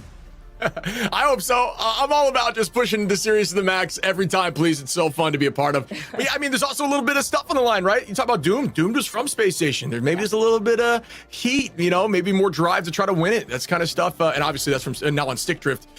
Could be a driving factor for a tighter game. No, that's a great point. Yeah, no, Shib, I remember you saying that before the grand finals. It was like 4-3 with TLC and Swamp, the full distance. Like, of course it was, right? Stick Drift, though, that is going to be a good story to highlight. I think they got a great player. We talked about free agency and some of these teams taking advantage of that, and many did not. But Stick Drift answered the call with now Redis being such the anchor, really that chime roll, the Delina we just saw of this team. And you know what? I commented to them last time yesterday that they stayed together, right? Like, this team believes in what they have in the product. And Iffy and Tones, Vicky, we've been watching them for a while. Yeah, we have. And I really like this team, too, and how they've been able to build up that synergy. Now, it's going into having the Devil Dino, the pick and ban phase, how a lot of these teams have been able to make those adjustments, too, if we're going to prioritize the Gambit bans that we keep trying to talk about when it comes to starting off the pick and ban phase. But this is going to be a good one here, Cozy. Yeah, for sure. And on the other side, it is Space Station. Now, if you did miss out on day 1, they did lose first and second map, going against what was a tough team. But really, first point there in domination against Celestial Husk, and had a really good Midtown push against them, but were able to answer a bit more. Nectar, of course, we know what they can do in the duelist position so well. And Zanji, which was such a great pickup there from what is then Equinox Gaming. The backline's good. I mean, I think Rinko is a really good addition as well, Shib, to this roster. Yeah, from Shock, right? Yeah, again, a team we just watched last go around. So, I mean, yeah, dude, there's a lot of changes to this team, and they had a really strong foundation. Nectar, they're, like you said, one of the best duelists, I think, in Ignite, especially in the NA region, with a lot of flexibility, really good Star-Lord who's strong in this meta, too. So, yeah, I think the idea is they're just trying to make this team stronger in their eyes, and they absolutely have shown that they can, but the question is, will they show up right now? Absolutely, here as we see a bit of what these teams have had. Space Station on red alert, and I agree. I think they really need to have a strong showing here. This would be the team that, if you look on paper, should be circled to win it. And so you're going to have this matchup now that has, well, the team getting the best of them. I mean, having Stick Drift now going 2-0 and 3-2 tells another side of the story, Vic. Yeah, and it's important when we're in our group stages, right? Because every game counts into what could possibly be a tiebreaker at the very end when we're done in our third week. So that's really important when it comes to having a very strong start, so that way you're not left scrambling at the very end. No, that's a great point, Chip, because if you look at Group A, right, TLC, let's call it what it is, expected to be at the top. And then you would say, yeah, we lost most likely to take that second spot. So third and fourth, Space Station, Stick Drift, you have TSM and Equinox Gaming in there. So this is a really important game for Stick Drift because it could decide the difference of seeding at that 3-4 spot. I would argue for them in the situation they have in Group A, this might be the most important matchup for them in Stage 1 group stage. I like that layout. It makes sense to me, buddy. As we head over to our first map, it's going to be Krakoa, and this is a fun one to watch. Personal fan of the music here, but I know we talked about that in the green room before, but I'm with you. I think it's kind of any given game with these teams in particular, but this is a different team than what we saw in the preseason. So again, it's like we got to rethink all of our structures because they've restructured their teams. No, for sure. Just like with 100 Thieves and Energy Shock and why that was so important. It's like this middle of the pack seeding, or even trying to get that 1 seed if you have the dream and the believe, if you will. But let's go and talk about the pick ban that we are going to be heading to. Obviously, Regis being a big factor and someone to kind of target ban in the sense of Phoenix has that Delena role that you want to focus, Vicky. I do expect that. And then on the other side, and we're getting that. Oh my goodness. Okay, wow. We are through the pick ban. The whole story's done. And no, we're just kidding. We're resetting. Never mind. We still have the pick ban ready. But I wouldn't be surprised to see that Phoenix ban come, Shib, to go and attack it. Vic, I want to start with you, though. Where do you think they're going to address that protect early on? I mean, if the fact that they're already focused on the Phoenix, I mean, I was going to say, the Gambit, though, the Devil Dinosaur Prio, though, protect onto Stick Drift is going to be interesting because it's going hand in hand with what we keep seeing, right? You get the ban either on the Gambit or you want to get the ban on the Devil Dino into having the protect on the Devil Dino. So it's now reciprocated from Space Station, who will be able to lean into having that Gambit. And we know that Space Station has no issue if they want to be able to run out with a Loki and they do the double Rage Roll Flush. Okay, so you've got the Star-Lord getting banned. Usually we would see something a bit quicker for that, but I guess we're going to give that Gambit that early. It's going to change a little bit, and Shippy pointed that out before. I like it. Look, this is called the Nectar target ban. Yeah, get rid of a lot of the skill that Nectar has, but it's Nectar has a hero Ocean, right? So like, you can get rid of a hero pool. You can't quite drain an Ocean. So a lot of options still on the table, but dude, a thing to call out, again, I don't love the Dino Prio. I think, again, it lost last time, even against 100T, which we thought were struggling with it. It went in their favor in the end. So again, the Gambit ban won. Especially if you just look at the backline for them, Space Station have a good one, right? Month and Rinko could definitely play Gambit to some good success that we saw. And again, nothing against 100T, but I think most teams have that Gambit lineup unlocked pretty well. Because one of the reasons why 100T does is they don't have a good Rogue player, really somebody that does dedicate to Rogue. And so you can also pour that in if you want to into this. We'll see if Space Station has one or if the homework was done. I think maybe you could have someone like Necrise play that. Jeff being banned on the other side, I like that to slow down this Black Hat comp. But you got Daredevil, so you're feeling pretty good in Space Station. Ship, who do you think won this? In the ban, I'm going to stay with Space Station. I think I got to stick with my tried and true off the rip. All right, and Vicky, any notes on what you see? I agree with Shib, just because, this is just my nightmare protection to deal with from the remaining side, right? Because then you still have the ability to roll out with, like, the Loki and the Rage Railroad Flush from both ends, but then you have the Daredevil, just so that way you have information to deal with, like, the Black Cat, too. So, again, it kind of goes into the counter picks that we were mentioning before, aside from the information that the Daredevil provides. So we're going to have to see Silent Blaze Logan. Can they lock into something more comfortable, as a lot of those options are banned away? It's Stick Drift versus Space Station Gaming, probably the most important game between these two in the group on day 3. Take it away, Vic and Chip. All right, again, these have been awesome matches so far today. Vicky's been a pleasure to cast them with you as we see what they're running right now. Good luck, Charm Shib. I mean, that was our previous series, literally like the second series that we've had thus far in the last 3 days now that has made it into a Game 3 situation. Can this be the third that we add to the Shib list? We're going to find out now as we roll out of the gates here for our very first round, for our first map of our last series. You can see where they're floating here, bud. What do you think? What is your, if you're looking at these comps, not knowing the bans, what comp do you like the most? I mean, I feel like the fact that you can't really ban out everything that Nectar rolls out with, like you're seeing the Psylocke still coming out. Milk Boy also has a lot to step up on after the performance that we saw from Space Station. Once again, like they did win that series, but I feel like there's a lot of pressure on Milk Boy, and being able to use the ban pool against Tones, who is rolling out on the Devil Dino, goes hand in hand to the counter picks that we were mentioning and just farming that XP. Yeah, exactly. I think that's the goal. I don't think Vanpool is like obscenely dangerous anymore, but being able to farm an XP that quickly on Dino is right off the rip, like we're talking about. Goodbye, Tones. Gets res right back. No, numbers going to be even, but it should give them the space to take this point or at least get close to it. Some more commitment on dive. Nectar on the chase. Goodbye, Iffy now. And once again, up a number. SSG with priority on point. Our guy's getting stunned just temporarily before backing away, taking a huge chunk of that damage before getting healed up by Monk and Renko. Sanji's gonna be able to back away too, also getting information being on that Daredevil. But it's gonna be Milkboy who controlled a lot of that space, allowing Space Station to already near 20% on the point here, Shib. And you're looking from the other side of Stick Drift with Logan being able to find that pick onto Neckrise. Here comes Sanji though, trying to harass that backline before backing away and forces out more of those cooldowns to help enable Nectar. Nectar and Zanji able to find two quickly. Doomed going down. More commitment onto Milkboy, but so much movement, so much self-peel, so much self-over-health. It's very difficult to find that KO and still maintaining presence on this point. That's the idea of playing this Vanpool nowadays. Infinite survivability. Point halfway captured here from SCD, who cannot quite push through the movement, and there goes the Royal Flush. Heavy commitment now onto the backline. Goodbye. Match right back by the sea, and they're able to find two through the chaos, though.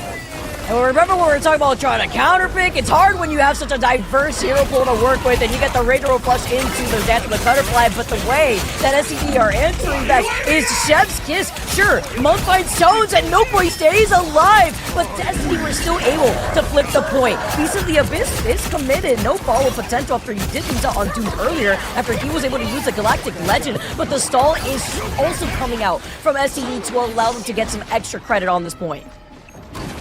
Yeah, it's still buying time. Still maintaining presence on the point is huge, right? So 30% almost in climbing and just using some of that ult to just stay there. The Feast of the Abyss just to buy some overhealth, a couple more seconds, and the heals come through, and then your team's back on point. Really good rotation there by Stick Drift to stay and maintain. Now trying to even this out. Now goes the Psionic Seduction. Now looking for Ritas with some good movement. Wow, that was not sure about that re-engage in that moment as Necrise is getting them trans. Zanji finds two, Doomed, able to take out Milkboy. The retake's already through.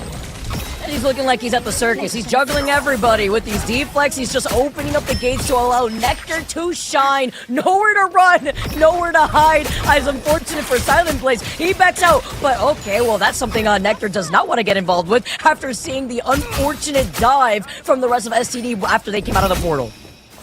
76% in climbing here for SSG. We have Zanji's ultimate available. Ritas with the Black Cat ultimate could be a huge threat, and there goes that engage.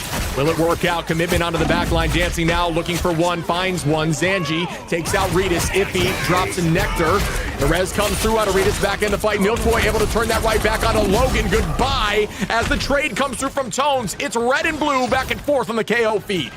Hashtag let it spread here with the charge and laser from Tone to get that bleed factor in. Doom close to the Galactic Legend. Overtime taken away, but it's in favor of Space Station and Nectar. Smoke to the horizon and getting that Dance of the Butterfly Renko to match that together with a wombo combo in the Rage of Royal Flush. After Nectar is able to find Iffy though, that's big. Silent Blaze did come into the Sia, and everybody is dropping like flies from STD's side. Yeah, that's going to be a two-piece there. SSG closing out the OT. Tracking right now like an aim trainer. Goodbye to Blaze, and that's going to be point one here, SSG. So, I mean, going a little back and forth there, but can we talk about the just absolute nightmare fuel if you're a strategist main looking at the duelist lineup that is rolling out from Space Station? It's just crazy. Almost like my sleep paralysis demon coming to haunt me, and it's going to be Nectar with 7 finals, 15-2, together with Sanji, who is also able to follow up so nicely. Yeah, you can see right now, most finals going to Nectar. Zanji right there, as you had said. 2 across the board for the side of Stick Drift. Not quite enough pressure onto that backline comparatively, especially when Cat's available with not a ton of major answers. And, you know, you could potentially go down the Loki route if you want to use crystals to save from Nectar with that Dance of the Butterfly, but electing to not do that. Loki kind of taking a step back, I guess, in this current meta, even though I think it's very strong when Gambit's on the table. We'll see what they come out the door with if they want to change anything up, but right now, it looks like SSG's just kind of got this figured out.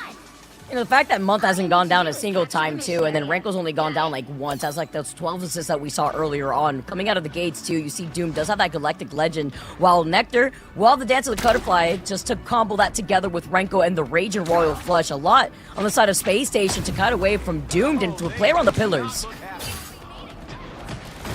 Piece of the Abyss available here. Renko with that Raging Royal Flush could be massive. The commitment from Nectar after the fact has been the situation. There's that commitment now. Bang. Everybody going to start off up in the sky. There goes that Dance of the Butterfly. And in the sky, the Legend is out, but gets taken out by Milkboy. Good focus. Goodbye to Doomed. Mid-ultimate Nectar finding Logan. Necrise onto Silent Blaze. Milkboy again onto Iffy. Ritas trading with one, but I don't know if that's enough, folks. SSG going to take this point. And let me tell you, Milk Boy really waking up. He came back from the shop and delivered the milk for real with the rest of Space Station because he has been popping off this entire game thus far. And in this was the second round too. Space Station already push up and have nearly 15% on the board. While you look on the other side, we see some swap with Doom hovering over onto the Ultron. See now, Tones and Milk Boy with ults available. Dino is very terrifying with that Rampage, can run right out the back line, but, you know, who battles well would be Month on that White Fox, and Gambit with just a ton of self-peel, so gonna be difficult to get value here with the Rampage. Good drop back there from Milk Boy, holding on to that ultimate. Gonna use it when need be. It's like they're gonna be on one of those strategists, but instead just the distraction factor right now is huge. Yeah, he's just milking all the attention. I mean, very accurate, you know, into how Deadpool likes to work around. And Nectar is going to be able to find Doomed up into the sky. Regis is the next to fall, meaning them both together into the spawn room gates. If he's unfortunately by themselves, they've unleashed the Kumio from Month. And this is another huge takeover in favor of Space Station and a bad stagger for STD. Shout out to the players on the sticks here. Nekrise on the controller here in the Vanguard front, and then Silent Blaze from Stick Drift, also in the strategist line on controller. Get a little bit of representation there, both of which strong players, obviously, up at this level of play. Nekrise with that Heartbreaker available could be a huge threat if he gets on top of Logan in the back line. Love seeing the representation between console here and having that roller in your hands. Goes hand in hand with Stick Drift, right? And living up to the name, Silent Blaze. Close to that Kumio Unleashed, but it's going to be Logan with that invisible boundary. Reed is fighting Nectar, though. It's going to be a big shutdown, taking everything with the Heartbreaker, getting the grab going after getting the bleed factor onto Nekrise. Does not stop Nekrise from harassing the Borisou Storm, who is left alone with a beautiful peel and attention focus to help keep your Invis alive, as well from the Devil Dino that is Tones. And you may be saying, why wasn't there other focus on that back line? Tones did a great job of using that buddy barrier, the shield on the Dino, to just isolate the attack from the side of Nekrise. Huge play there from Tones. And, you know, it's just one of those plays you don't really get to see until you kind of watch from a third-person perspective, zooming out and seeing that wall off. Huge play there. Regis owning the space to take, but again, 99% here from SSG is an incredible start. Alts going to be roughly even as Milk Boy, Nectar, Renko, Zanji, and here goes the Royal Flush from Renko. Everybody committing. Zanji with the Let the Devil Out, looking for something in the back line. Everybody trying to protect now. So much movement. Down goes the Beast. Doom gonna ult, so it's Silent. Everybody on Stick Drift is pressing Q. I'm getting whiplash right here, and just in terms of visuals right now, and following up with a beautiful extermination from Doom keeps everybody alive, but it's not going to be on board for Nectar as he gets a quick 3K. Talk about the onslaught of damage once they had used up the only saving grace on keeping everybody alive with that strategist ultimate. Shout out Nectar. They just go ahead and find themselves with a Quadra in that fight. OT ticks down. Regis trying to get the portal here. I'm not sure it is enough time, folks, as it ticks down. Bang. It is not. SSG finds himself on map 1. Talk about the way that SSG also opens up this series in a very dominating fashion, Shib. I mean, we're talking about a team that was able to hold on to those ultimates, wait till the very last second. Even if the combo didn't work with the Rage of Royal Flush, they were able to come in, use up the strategist ultimates just so that way they could defensively hold their own with the extermination, and then have the Dance of the Cutterfly fly through to take that first map. Great series that we have as it's our final series of the day here in Americas. Don't go anywhere, because we got map number 2 right around the corner.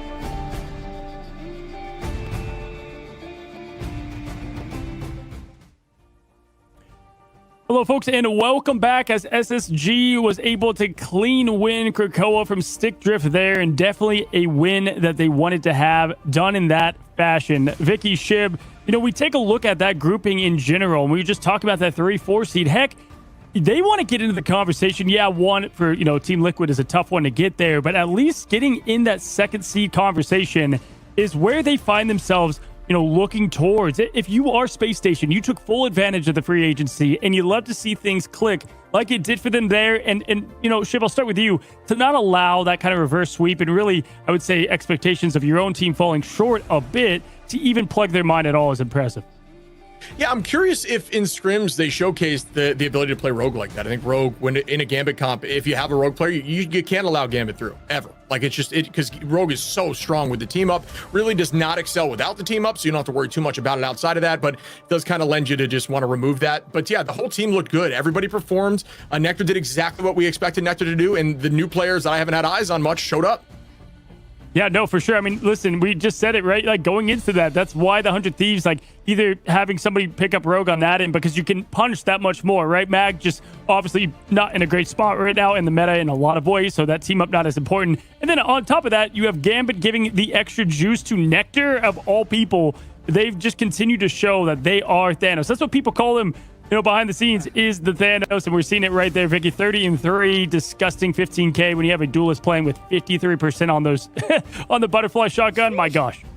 Yeah, I mean, they literally popped off. You combine that together with Shanji, which, by the way, Shanji had made a tweet earlier today saying that they had food poisoning on game day, and guess what? I don't know if it was like a secret buff, but obviously the way that they were able to play that, and I have to give a highlight, too, to also Milk Boy, who was literally milking the ultimate against Tones, who was relying on the Devil Dino, so it comes into question which, in the Speak and Ban phase, guys, where we got to see that Gambit out of there as a priority.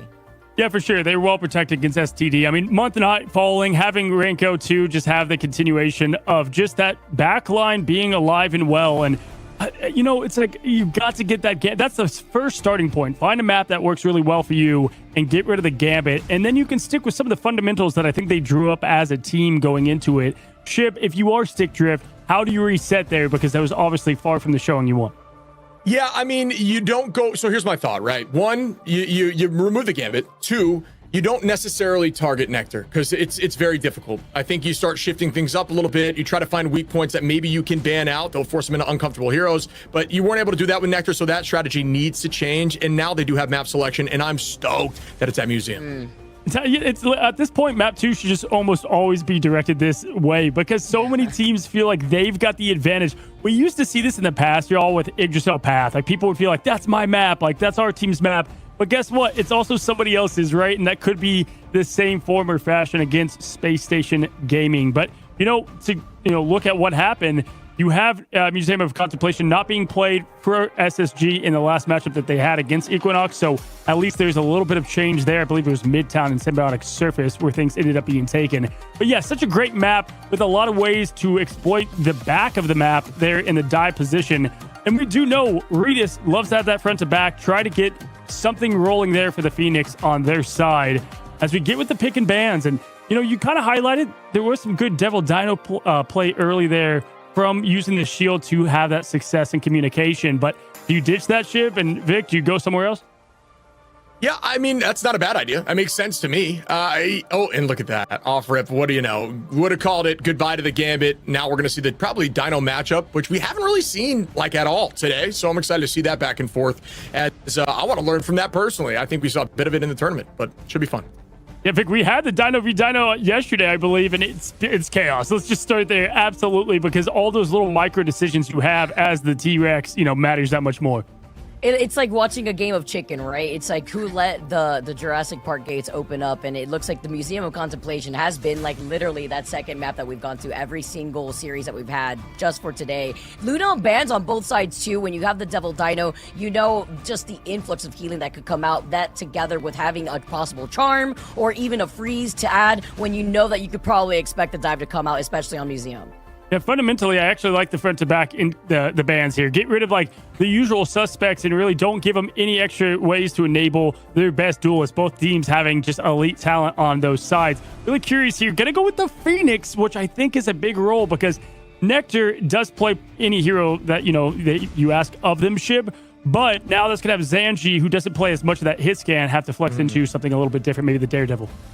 Yeah, you could. I mean, if it is going to be a front-to-back Dino comp, and you go like heavy healing backline and a raw damage hit scan, despite if you're uncomfortable, but you just really lean into that and play front-to-back, you could win the matchup. I do think there's weird changes and things that you don't really think about. Like Jeff Bubble's actually really good with Dino because you gives you the longer run when you have that bubble because you're faster when you eat, so you have a better chance of pulling away. Similar with Mantis, that kind of stuff is slept on until you play at this level of play and you actually experience it. Those extra yardage can potentially net you an off-map and an escape before they eat you.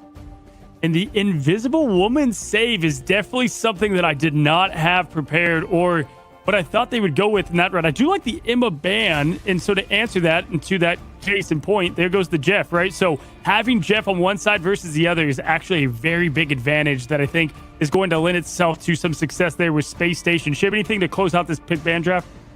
I think Emma one-sided versus Jeff one-sided with a Dino, something we could see now, and I think that's going to answer some questions for us. So I'm curious to see that matchup for sure. Alrighty. Well, Vic, I mean, when you look at it, both sides looking pretty equal weight. Which one do you want to give it to? Stick Drift, Space Station? Who do you think? We got another game 3, maybe? I feel like Space Station right now are just playing out of their minds, and their micro decision are coming out on top versus Stick Drift. But we're going to have to find out here, Cozy. You know I'm all in it when it comes to having some more Marvel Rivals. We got Shib to bless us out here. So we'll find out if this map choice is going to benefit Stick Drift. Well, Stick Drift versus SSG. Here we go. Stoked. We're heading right in, Vicky. But yeah, I mean... Yeah, SSG, like you said, playing lights out, just not missing a beat. Even Nectar being target banned, still finding a ton of success. I'm looking forward to seeing if Emma's more valuable or if Jeff's more valuable. Looks like they're going to come out with some different answers to the Dino, including things like Moon Knight from Zanji. We have seen that actually on Midtown, I believe, from Zanji on SSG in the past. So this could be a fun one to witness. I'm excited. Let's get this going. I also really, again, like the pick and ban phase, more so selection from Space Station side, only because we know how strong Jeff could be on a map like this, especially vertically wise, when it comes to reposition. And as you've already mentioned, when it comes to those bubbles, helping out that Devil Dino. But coming out of the gauge, this is also a really good map when it comes to the Loki, with Monk being on, they'll be able to get that copy onto Renko eventually before Doomed sees the composition and says, I'm out. I'm going to make the quick swap up here to try to answer this, because now you also have on the other side Milkboy being on that group to control more of that space. And being able to pop Crystal down on a Dino that's essentially defeated and fully reset that HP bar is detrimental in a Dino v Dino matchup. So that's a good call there from Monk as well. We'll see if we see success with that. Goodbye to that passive quickly from the side of Redis. Instantly deleted, Doomed with some raw damage too, matching it right back from Zanji, but so much space being created already. I mean, getting burned immediately, and now being able to clear more of this space up with SSG just trying to back away. The Moon Knight comes to haunt you, puts down the Unk right on top of that group wall, but the isolation from Milkwave, it's not going to be on the Vanpool, it's got to be on this group. The Moon hunts no one, it looks like, and the invisible boundary out from Logan. It's up to Silent Blaze to get that next set of the Strategy's ultimate to keep this fight going. Yep, we're playing Moon Knight in this comp, already 30%. That's insane. Doomed gonna have to launch this quickly before it gets cycled here from Zanji. Nectar ready to use that end song should need be up in the sky. That could be big. Down goes the Onks. Tone's able to take out Necrise. Goodbye to Milkboy as well. And SSG are gonna be holding on for a moment. Or excuse me, STD. It's the fact that Doomed made that quick swap up though, Shib. When you see the Loki from the other end, well, guess what? It can benefit you too, because you're going to be able to get the ricochet off of just having those hits off of the Loki clones, and you're cleaning up even more of the space. But the contest at the perfect time, the chomping away though onto the Groot, one by one as they fall. They've lost out on the Invis and the Groot, and that's pretty big here, as SSG now are just looking to recapitalize off of the invisible boundary that Month had. Yeah, Logan just comes in hot, finds two. Up goes that end song now, trying to use it to get rid of some of this equipment. Goodbye to all the backline crystals and clones, and now it's matched right back from Renko. Can they get some picks here to stall this, or will point one be grabbed quickly? It looks like Milkboy's gonna be able to hold on, using some of those walls. Necrise cleans up too, and that is a massive retake off the back of that portal. Shout out to the roller tanks once again. Necrise showcasing the flexibility that they have, while now from the other end, SCG do have some ultimates to answer. Logan's very close to that invisible boundary. Necrise on the other end has the Eye of Agamotto ready, but Nectar with a big pickup onto Doomed, knocking his head right out of his shoulders. Nectar owning the height here, trying to get that ult back quickly, already 40% in climbing, but this is going to be an ult fest. Like you said, you have those Lokis in the backline, you have the Moon Knight. Essentially, Moon Knight has an ult every single fight, especially when you don't have a big shield in the front line from the side of Stick Drift. It's going to be farming. So now we'll see if Nekrise, Milkboy, Zanji, compared to Tones, Iffy, and Logan will get more value. 60 seconds on the clock here, Raging. Oh, that is a huge reaction. Goodbye to everyone here. What a hold by Space Station off the back of a massive Strangling Prison. Oh, that was the meteor that put the dino into extinction for real, though. The Rampage is hasta la vista. Zanji, too, is just going to be able to move up. Milkboy to follow up. But a huge Strangling Prison and the Wombo combo into the hand of Khonshu. Yeah, that was dirty. Waiting until Iffy committed there with the Rampage, then immediately Strangling Prison. Waiting and ensuring that shield cooldown was not available, getting the whole team and just swept right through. Nekrise has the potential here to land something big. Iffy's shield was launched. Tones is going to try to stop any of these backline ultimates with that seduction, and it looks like it's just going to be a Space Creator. Just being able to force them back. Silent Blaze does have that copy. God of Mischief on the table, just waiting as the invisible boundary comes in right afterwards. This is going to be a green light as Nekrise has the Eye of Agamotto, comes right over the hand of Khonshu, but Doomed and Tones has had enough. They found Renko, and they have the number advantage, and they get the second checkpoint, rather the first checkpoint, now as they move on to the second checkpoint. Oh no. Yeah, that is a clean push there after being driven backwards off a huge alt combination, but Nectar able to find one, looking for more now onto that front line, just essentially forcing eyes backwards. Ew, Nectar, somebody stop them as they get a quadra after the point was taken, but still the point's moving. Those picks are valuable, but not if nobody's on cart, and that's why, folks, when you're climbing ladder, cart is of utmost importance. If your team is losing a fight, make sure you go down on top of that thing so it doesn't move while you're falling. There is the movement and positioning from Zanji, trying to pressure backline and Month and figure out where to set up some of these clones for this next fight. Getting these angles too with the Onks. Quick maths as you unleash the invisible boundary in the form of the God of Mischief. Now trying to pull everybody together. As now the rest of Space Station are going to utilize this opportunity to move up. Zanji's getting to position 2 with the hand of Khonshu ready, together with Nectar. Talk about all the extra damage. But all eyes on Ritas, who also has a reset the toe. That is Wolverine together with the team up, since they have the Phoenix on their side too.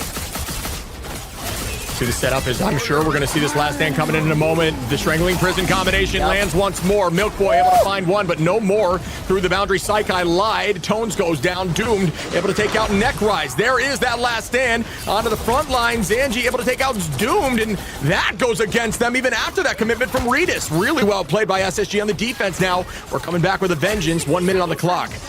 And still being able to find that dive, and Renko still staying alive. They really only lost out on Nekrise right here too, so they'll be able to regroup together on this defense strongly, while now SCD rolled out Iffy on that Venom, just so that way they can try to disrupt and force out more of these cooldowns from the strategist backline that is SSG, with Ritas now also on that Black Hat. Let the fight begin once more. Nectar, Renko has some answers here. Doom going to be close by. Silent Blaze ready for the copy. Should be roughly even in this fight. The Phoenix is launched and released indoors. Going to be a tight window to break that. Ritas able to take out Renko. And once again, numbers are up here for the moment for Stick Drift Gaming. Nectar and Milkboy turn that right back, though. 2 go down, and one of which with ultimate, as there's only 15 seconds left.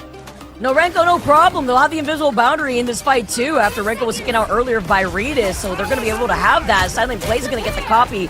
Now you have the invisible boundary on one side, and this is going to be enough time for Space Station to have Month to get his own God of Mischief after Renko uses its invisible boundary. Dropping like flies, though. They pull him in, and Tones cannot even stay alive to get the reset off this Rampage. Now reset here from Dune, while Nekrise is having their way, as Logan, unfortunately, is the victim from the other side of the Chomps.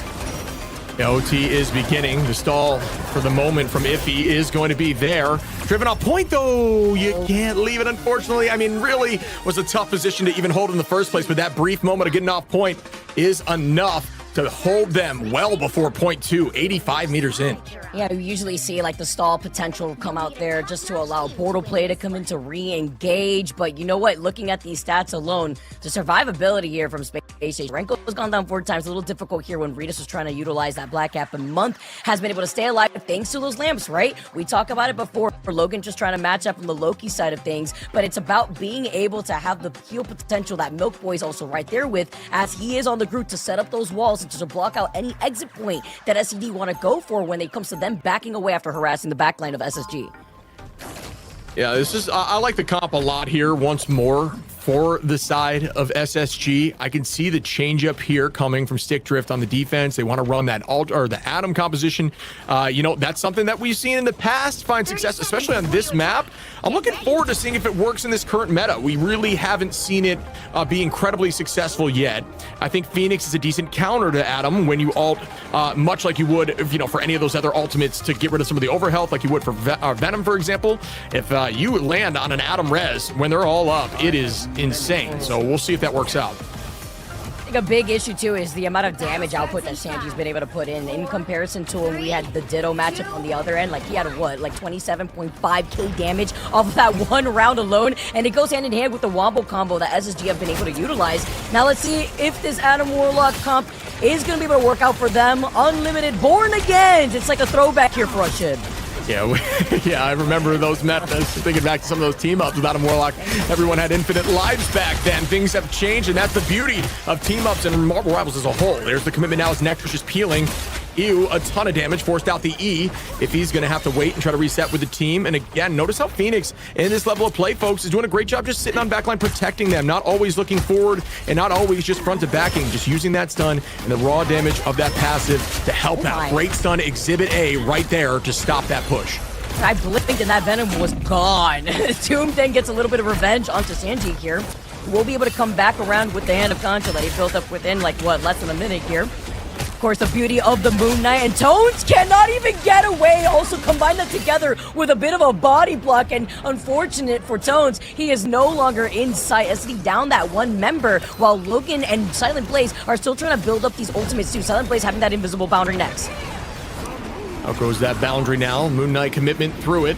Doesn't seem to get any value. Good movement from the defense to stay away. Portal now gets committed, this time from Tones to get back to that point. They will not have that for the last second retouch. Nectar applying a ton of pressure to that backline. Notice the aim. Not looking at those vanguards at all, folks. Looking directly backwards and an off angle. That is just exactly what you want to see from Duelist. There's that boundary. Try to get that pick prior. But that shield is just too much to think about. Try to make a play work out. Is going to land on top of the Strangling Prison, but no one goes down. Well done again by Stick Drift to stay healthy, using that eternal bond, or excuse me, the bond from Redis to keep everyone healthy. It was also a very big pick-off onto Renko, who has the invisible boundary. Even if Month had used the God of Mischief to keep them alive, it just wasn't enough time before Renko, unfortunately, has to come out of the spawn room gates and now has their invisible boundary ready. But they can combine this together just to stall out the survivability that SCD currently have now that they have the Born Again to ring out through their ears. You can see now, driven backwards towards the wall. Tones and Redis does have that res available. Notice the positioning, staying far away, and is going to have the team play for res should they commit ultimates. They're committing ultimates now. Ayabagamoto goes out. It does land on. Can they clean it up? No, it's actually just a clone. Nobody goes down from the eye. You see there, immediately CC immune in a dangerous spot now, gets bitten right back towards the point, but inside of a boundary. The Venn diagram is committed. Wow, Doomed, how are you still healthy? Nope, you're not. Goodbye. Nectar able to find one. So the compare and contrast just has Nectar and Sanji up on top finding two, but Redis does have the passive still available for him, and he's got the Born Again as he activates it from the skies, still alive to bring back Doomed and Tones. Ooh, and on the base too, Redis, come on now, able to find Sanji, and the res comes in on Iffy. This res is massive. This might actually be the comp to take them by surprise. You love to see unique stuff work like this, as they are still holding, but very close to losing this first point. What year is it? The goats? What am I seeing here? The 3 Vanguards, the 3 strats. Now you get to copy the invisible boundary. Nectar finding that pickoff though onto Toads, and then you see Silent Blaze over on the left field. Does he even miss? They're going crazy out here, as it's all strategists that fall here for STD. Yeah, I mean, kind of stayed stationary for a moment there. You can't do that against Nectar, who just lined it up with your dome. Goodbye, is able to find point one. No portal available after being committed. Month has ult now for SSG, and there is no answer for the side of Stick Drift. If he's going to be close, but we've seen what Nectar can do on that peel. And you're already getting set up too, just to build into that next Hand of Khonshu. But the Wombo combo is a little desynced here, with Genji being very close to having that, just to control some space, while Milk Boy doesn't really have that Strangling Prison. Month does have the God of Mischief though, calling out where the Venom's going to be diving from Iffy, who will have the Feast of the Abyss right around the corner. for the boost. All right, folks, and you can see Zanji with ult. They're going to have to commit something quickly if they want to try to make something happen with no response. Look at that movement. The movement from Nectar is always lights out, always understands when to commit that. It's just consistently top-notch. Now looking for an off-angle play from Redis. Redis trying to pressure that back line while being invisible, but the crystals are going to be too much to press through. You can see on height, taking the movement now on the top side is Zanji, who committed that moon, and nobody goes down. No, instead just trying to cut off their exit point at this time. And Doomed also making a swap up, by the way, to the Elsa to farm Necrise, who had made that swap right before that first point to the Devil Dino. Milkboy gets a trade-off after they lost out on Zanji. And Renko's so close to having that invisible boundary once they get right through that next slope of a choke. Oh, and the off-map potential. You know it's going to land on a wall, and that is a good answer there from Milkboy. Putting those walls down, knowing you're going to be eaten, or excuse me, that was a friendly fire. Excuse me from Milkboy there. No, it'll work against Doom. But Zanji able to find Logan. Nectar trades that right back, gets one more Necrise now on Tones, and this might be it here, folks. SSG do take this 2-0 against Stick Drift Gaming. Oh man, the delay just before the nail in the coffin comes out. SSG on top and able to make the adaptation that they needed, Chib.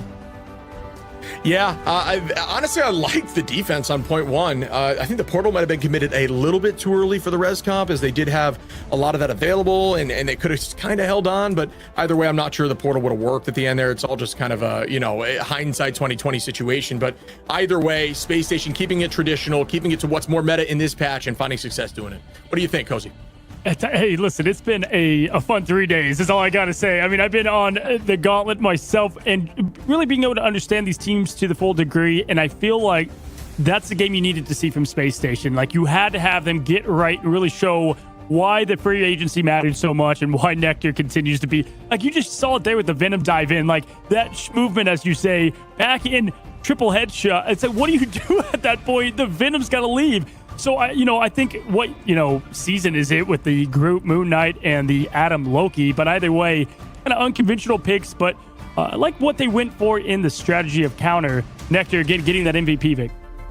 Yeah, there's only so much you could do when it comes to like Nectar Zero Pool 2, right? Just doing 3,000 damage, 30 and 4, like that's actually insane. Clicking heads left to right, even in the straight neutral. We saw it so many times where Nectar had no issue just finding a lot more of these picks before some of these fights even began. And I have to give credit to Necrise, who made the adaptation swapping over to the Devil Dino and started popping off beyond that first checkpoint. Yeah, and I didn't hate at all. I think you said the ship with the defense, right? Going with the triple van. I don't know if Magneto was the pick that I loved in there within the triple van that you're going to go with. But either way, I mean, having that at the disposal, it seemed like they were just almost one fight off of making it work. But being able to solve the puzzle is what I think SSG and a lot of these veteran players offer so well. Yeah, if you're going to run that composition, sometimes it's worth not always looking for the biggest res possible, but if you lose one or two committing and then using Loki copy to maybe res up in another fight. And I think it was kind of a mismatch when they used Portal early to retake instead of committing some of those ultimates. And, I'd have to go back and kind of look at the macro level of things wherever all the ult charge was at the time. But either way, yeah, they did almost make it work, man. It was surprising to me. And I think it shows that there can be some unique stuff that finds success in this tournament. Yeah, and hey, shout out to the backline of Month and Rinko. Again, Rinko coming into this squad and really being this cool puzzle piece that continues to make it shine. They lose 3 options and pick up the Invis Loki with ease. Zanji having food poisoning and doing more of the Moon Knight that we saw yesterday. Any Moon Knights, licking their lips whenever you've got Loki on the other side. And here's the stats to show. That's when you usually get that 42k damage bump. Oh my goodness, that is actually insane, but that's what you're gonna feast on when you have all those Loki clones, and we were talking about that in the game here, Cozy, and being able to see Zanji utilize that and then go hand in hand with Milkboy, who not only had the insurance policy of the brute walls, even after Stick Drift had swapped over to the Elsa, but Milkboy was controlling so much space. I feel like Milkboy really stepped it up today. Yeah, for sure. And Chip, if you just look at one big stat line, Month only fallen once compared to the 4, on the other side, like just having that survivability it's just, you can't be spoken on enough. It's just so big having that back line. And honestly, for being there, if you look at both Loki and Invis, 2 of the strategists that are equipped for that survivability. Yeah, I think Loki in this current meta is difficult to find success with, especially because Moon Knight's good into Dino. But if you have a good Loki who really understands utilization of cooldowns, when to use those crystals and not overutilize them too early, it's great. And we're seeing success with it. I mean, Month 1, going down 1 time in a Dino composition against Moon Knight is insane. And not to forget, they did hit Loki with a little bit of that balance, right? You've got him going a bit more towards the healing side, lost some of the damage, and anytime you get the ult increase, it always can hurt a bit. But, we are excited. I think the last time that SSG did win, we were able to talk to Bacon. We're going to tell us there with some of the the chaos behind the scenes. But we got Nectar, a player that we all know very well and who has continued to be such a Thanos for their team. Nectar, it's great to have you on the interview. Glad to be able to see you do your thing. I got to ask you, right? This is a team that we know is fully loaded, and it really, you guys are the only thing that can stop yourselves, because easily you can get up to that second seed, even punch up above that into TLC. How far can this team go? And walk me through the adjustments you made in the offseason. Well, I think I agree with you. Like, our team is very good on paper, and I think, especially in the offseason, making so many changes, I think we did really well, especially this last week, like locking in and taking practice really seriously and putting in the hard work. So I'm really proud of my teammates for giving all that effort.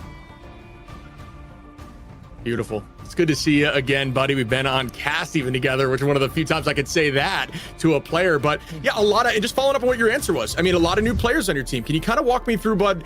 How does that assimilation look? Like, how does that work when you have like half your roster new to the team?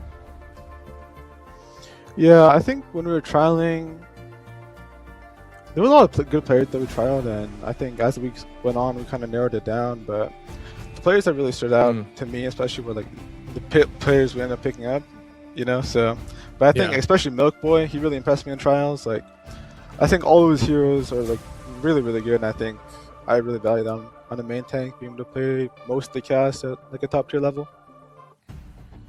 Beautiful. And Zanji as well. I feel like between me and him, probably just play like every character in the game. So. Yeah, for real. Like, you guys literally have so much flexibility, and depending on how the pick and ban phase goes, I feel like you guys look like you have all the answers. I mean, looking at your next week, it's pretty lax for you guys. I believe you guys have like that one series versus TSM, but week number 3 is where things get heavy, and your opponent for that first day for week number 3 is going to be TLC. I mean, without revealing too much, what are your thoughts looking into that matchup and looking at the fact that you have this next upcoming week to really figure out what went wrong, what you guys could do better for this first week? Yeah, I think this last week, especially, we've really come into our identity as a team about how we want to play and what we want to do. And I think these next 2 weeks is really just up to us to like really hammer it down and make sure we're all just confident in the way we want to play and just keep the momentum going. Well, listen, hey, Nectar, I know you and Month are super close, so have that, kind of synergy for the team is awesome. And just have to say, your whole story, I mean, there's a lot of talent in Ignite, but you as a player, it just seems like wherever you go, success does follow, and it's been a lot of fun to follow that as well. We wish you guys, good luck going into week 2 and prepping in for that TSM matchup, but really having a couple weeks to really look at your grouping and try to get to that 1-2 seed that I know you guys desire. So again, congratulations and thanks for coming on. It's always great talking to you. Thank you guys. Always a pleasure being on the cast with you guys. I'll catch you guys again, hopefully. Yeah, absolutely. See you, buddy. Absolutely. Nectar, Thanos, many names. I mean, yes, Shib, it's just something to say that, you have a lot of pressure as a player that talented to continue to perform, and I can say out of a lot of the duels we watch, there's never a time where I feel like Nectar could have played a little bit sharper on that that's impressive. Dude, that's a great call out. You just made me think. I was like, when has there been a time where I was like, Nectar did not step up there? I think they've always been like SVP, MVP, or that's not always necessarily tell a story, but just consistent always. Vic, I feel like, they highlighted Zanji there, and in the past, they were with Amazing, right? And some of the complement duelists to Nectar, I think, is very important because of that flexibility, but I think Zanji's hero pool does complement a ton of having the Moon Knight, of having the Namor, to, having Nectar into 1 minute a Psylocke MVP, the next minute front to back Phoenix. It literally opens the gates for Nectar to pop off, right? It's the follow-up potential, and I think Nectar, they highlighted it perfectly. When Sanji's right there, it's kind of like the backup that they need to follow up and making sure that you could secure these KOs. And it's nice to be able to see that ironed out in a much more cleaner way as the synergy starts building up even more for this team. Well, friends, I've been saying this about Rivals Esports in general. You got to get people to the restaurant to know how good the food is. And, like, the food's great. You guys can tell from today, from the matchups that we've had, from these first 3 days of Stage 1. I'm addicted to it. It makes me want to log in. Like, I'm ready to go. I'm ready to take what I saw into my own ranked games. But we take a look at Group A and B in the standing. Ship, walk us through what we're seeing. You can see there on Group A, folks, Space Station up with 2 wins so far. And folks, remember, some of these teams have not played 2 times yet. Speaking of Team Liquid Citadel, a team that has been dominant in the preseason and took that thing home and ended up winning it all the way. Stick Drift, 1-1. Yeah, we lost in a similar position, 1-1. TSM only had 1 game in, and they've lost it in Equinox. Our 0-2 for Group A. Vicky, how about B? I mean, looking at Group B alone, seeing how 100 Thieves is still up, not dropping a single series or map just yet. They lead the pack, Swamp Gaming right behind them, as we only saw Swamp play out once this week, but it's okay. That's what all the action's about for week number 2. Looking all the way down, NRG do tie it up for themselves, as well as Sentinels coming alive for today versus Nightmare. We saw them take it in a clean 2-0 fashion, and now we get to see what FlyQuest and Nightmare all the way in the bottom side of Group B are going to have to do differently going into week number 2, guys. Well, a big week difference makes a lot here as it's early in the season, and we take a look at next week and that first day because teams now can adjust what has Devil Dinosaur brought, and most importantly, how do their matches go? I think FlyQuest being one of those that really need to change up some of their looks, bans, and team comp, and you have a big game coming back. Everything is a race if you win against Swamp Gaming, but it's going to be a tall task. So you've got that. Sentinels, 100 Thieves. I don't know, right up there with NRG because that's starting to really be one of the highlight games, I think, every single time. Ship, that is the most iconic. I mean, heck, it made even social media go into frenzy last time. Yeah, this is a storied matchup with Senna 100 Thieves, right? Like, absolutely storied. They've had such a big history together, and I think both teams kind of step up to each other's talent level in every given game that they go against each other. And we're going to end there, Vicky, with TSM TLC. What do you think about that one? Oh man, that's going to be a good one here too. I mean, if anything, good one for TLC to practice what they got to do maybe, because TSM, I feel like I've just, it's difficult to try to come back when you find yourself already at the bottom starting off week 1, and it goes hand in hand with what we're talking about. In terms of the group stages, you want to be able to excel yourself very early on so you're not left scrambling in the final weeks, because there's only so many games you have to play within your respective pool. And guys, there's only those top 4 slots in each of those groups that will be able to move on. It was very nice of you, Vic. I was going to say that last one kind of dipped down a bit there, maybe. But, hey, TSM, you can get all the criticism away if you were to win that matchup. But, hey, we've seen crazier things at times in Rivals. Again, I've been your host, Cozy, Ship, Vicky. Again, I don't know if they could have legally put together more hype matches that we've had from day 1 to 3. It's been a pleasure, folks, and we thank you for joining us, getting those drops, and watching what this esport is becoming. I'm so excited for day 4, 5, and 6. We'll be hitting you next week. So relock, reload, go into your ranked games on your own, and have some fun in Marvel Rivals. We're going to go ahead and wrap up things here on the desk. But have a great night. We'll see you next week.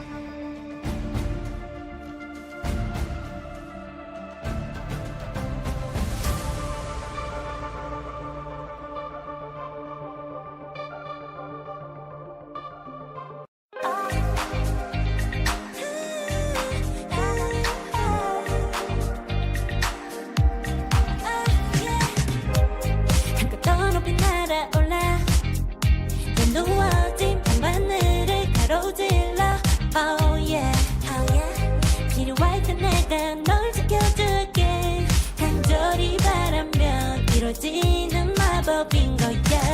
한 명의 소리 들려 여기서 저기서 날 찾으면 달빛이 날 비춰와. 시작해야 let's go. 어둡고 흘러는 우주 따뜻한 눈으로 감싸는 순간 신비롭게 녹아내릴 거야. 좀 더 기다려 I'll be there. 쓰러지지 마 끝까지 일어나야 해. 어딜 가든지 극복해. 힘은 너에게 있는 걸. 소리 높여 노래를 불러. 작은 걱정 따윈 던지고 최선을 다해 발톱을 쳐봐. 어둠이 떠 날 때까지 아름다운 꿈을 밝혀봐. 우리에게 달려서 그 세계 운명.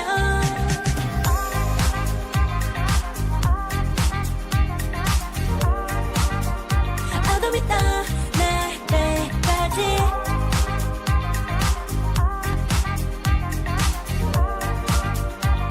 세계 운명. 오랜 시간 간직해온 열망 까만 밤의 빛처럼 빛나. 네 눈앞에 바로 왔던 나라. 제발 딱 봐도 스파스타 딱 보면 모두 널 지킬 나란 걸 더 지켜볼수록 점점 빠져들어 카리스마 넘쳐 흘러 oh yeah. 한 명의 소리 들려 여기서 저기서 날 찾으면 달빛이 날 비춰와. 시작이야 let's go. 어둡고 흘러는 우주 따뜻한 눈으로 감싸는 순간 신비롭게 녹아내릴 거야. 좀 더 기다려 I'll be there. 쓰러지지 마 끝까지 일어나야 해. 어딜 가든지 극복해. 힘은 너에게 있는 걸. 소리 높여 노래를 불러. 작은 걱정 따윈 던지고 최선을 다해 발톱을 쳐봐. 어둠이 떠 날 때까지 아름다운 꿈을 밝혀봐. 우리에게 달려서 그 세계 운명. 눈이 부신 모든 순간들 지켜내야 해. 내게 주어지려면 꿈꿔왔던 너와 나. 그래 그래서 내 운명에 The fate of the birds, the world is in our hands. 작은 걱정 따윈 던지고 최선을 다해 발톱을 쳐봐. 어둠이 떠 날 때까지 아름다운 꿈을 밝혀봐. 우리에게 달려서 그 세계 운명.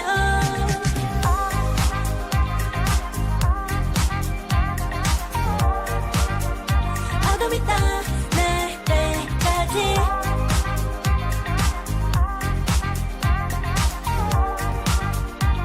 세계 운명.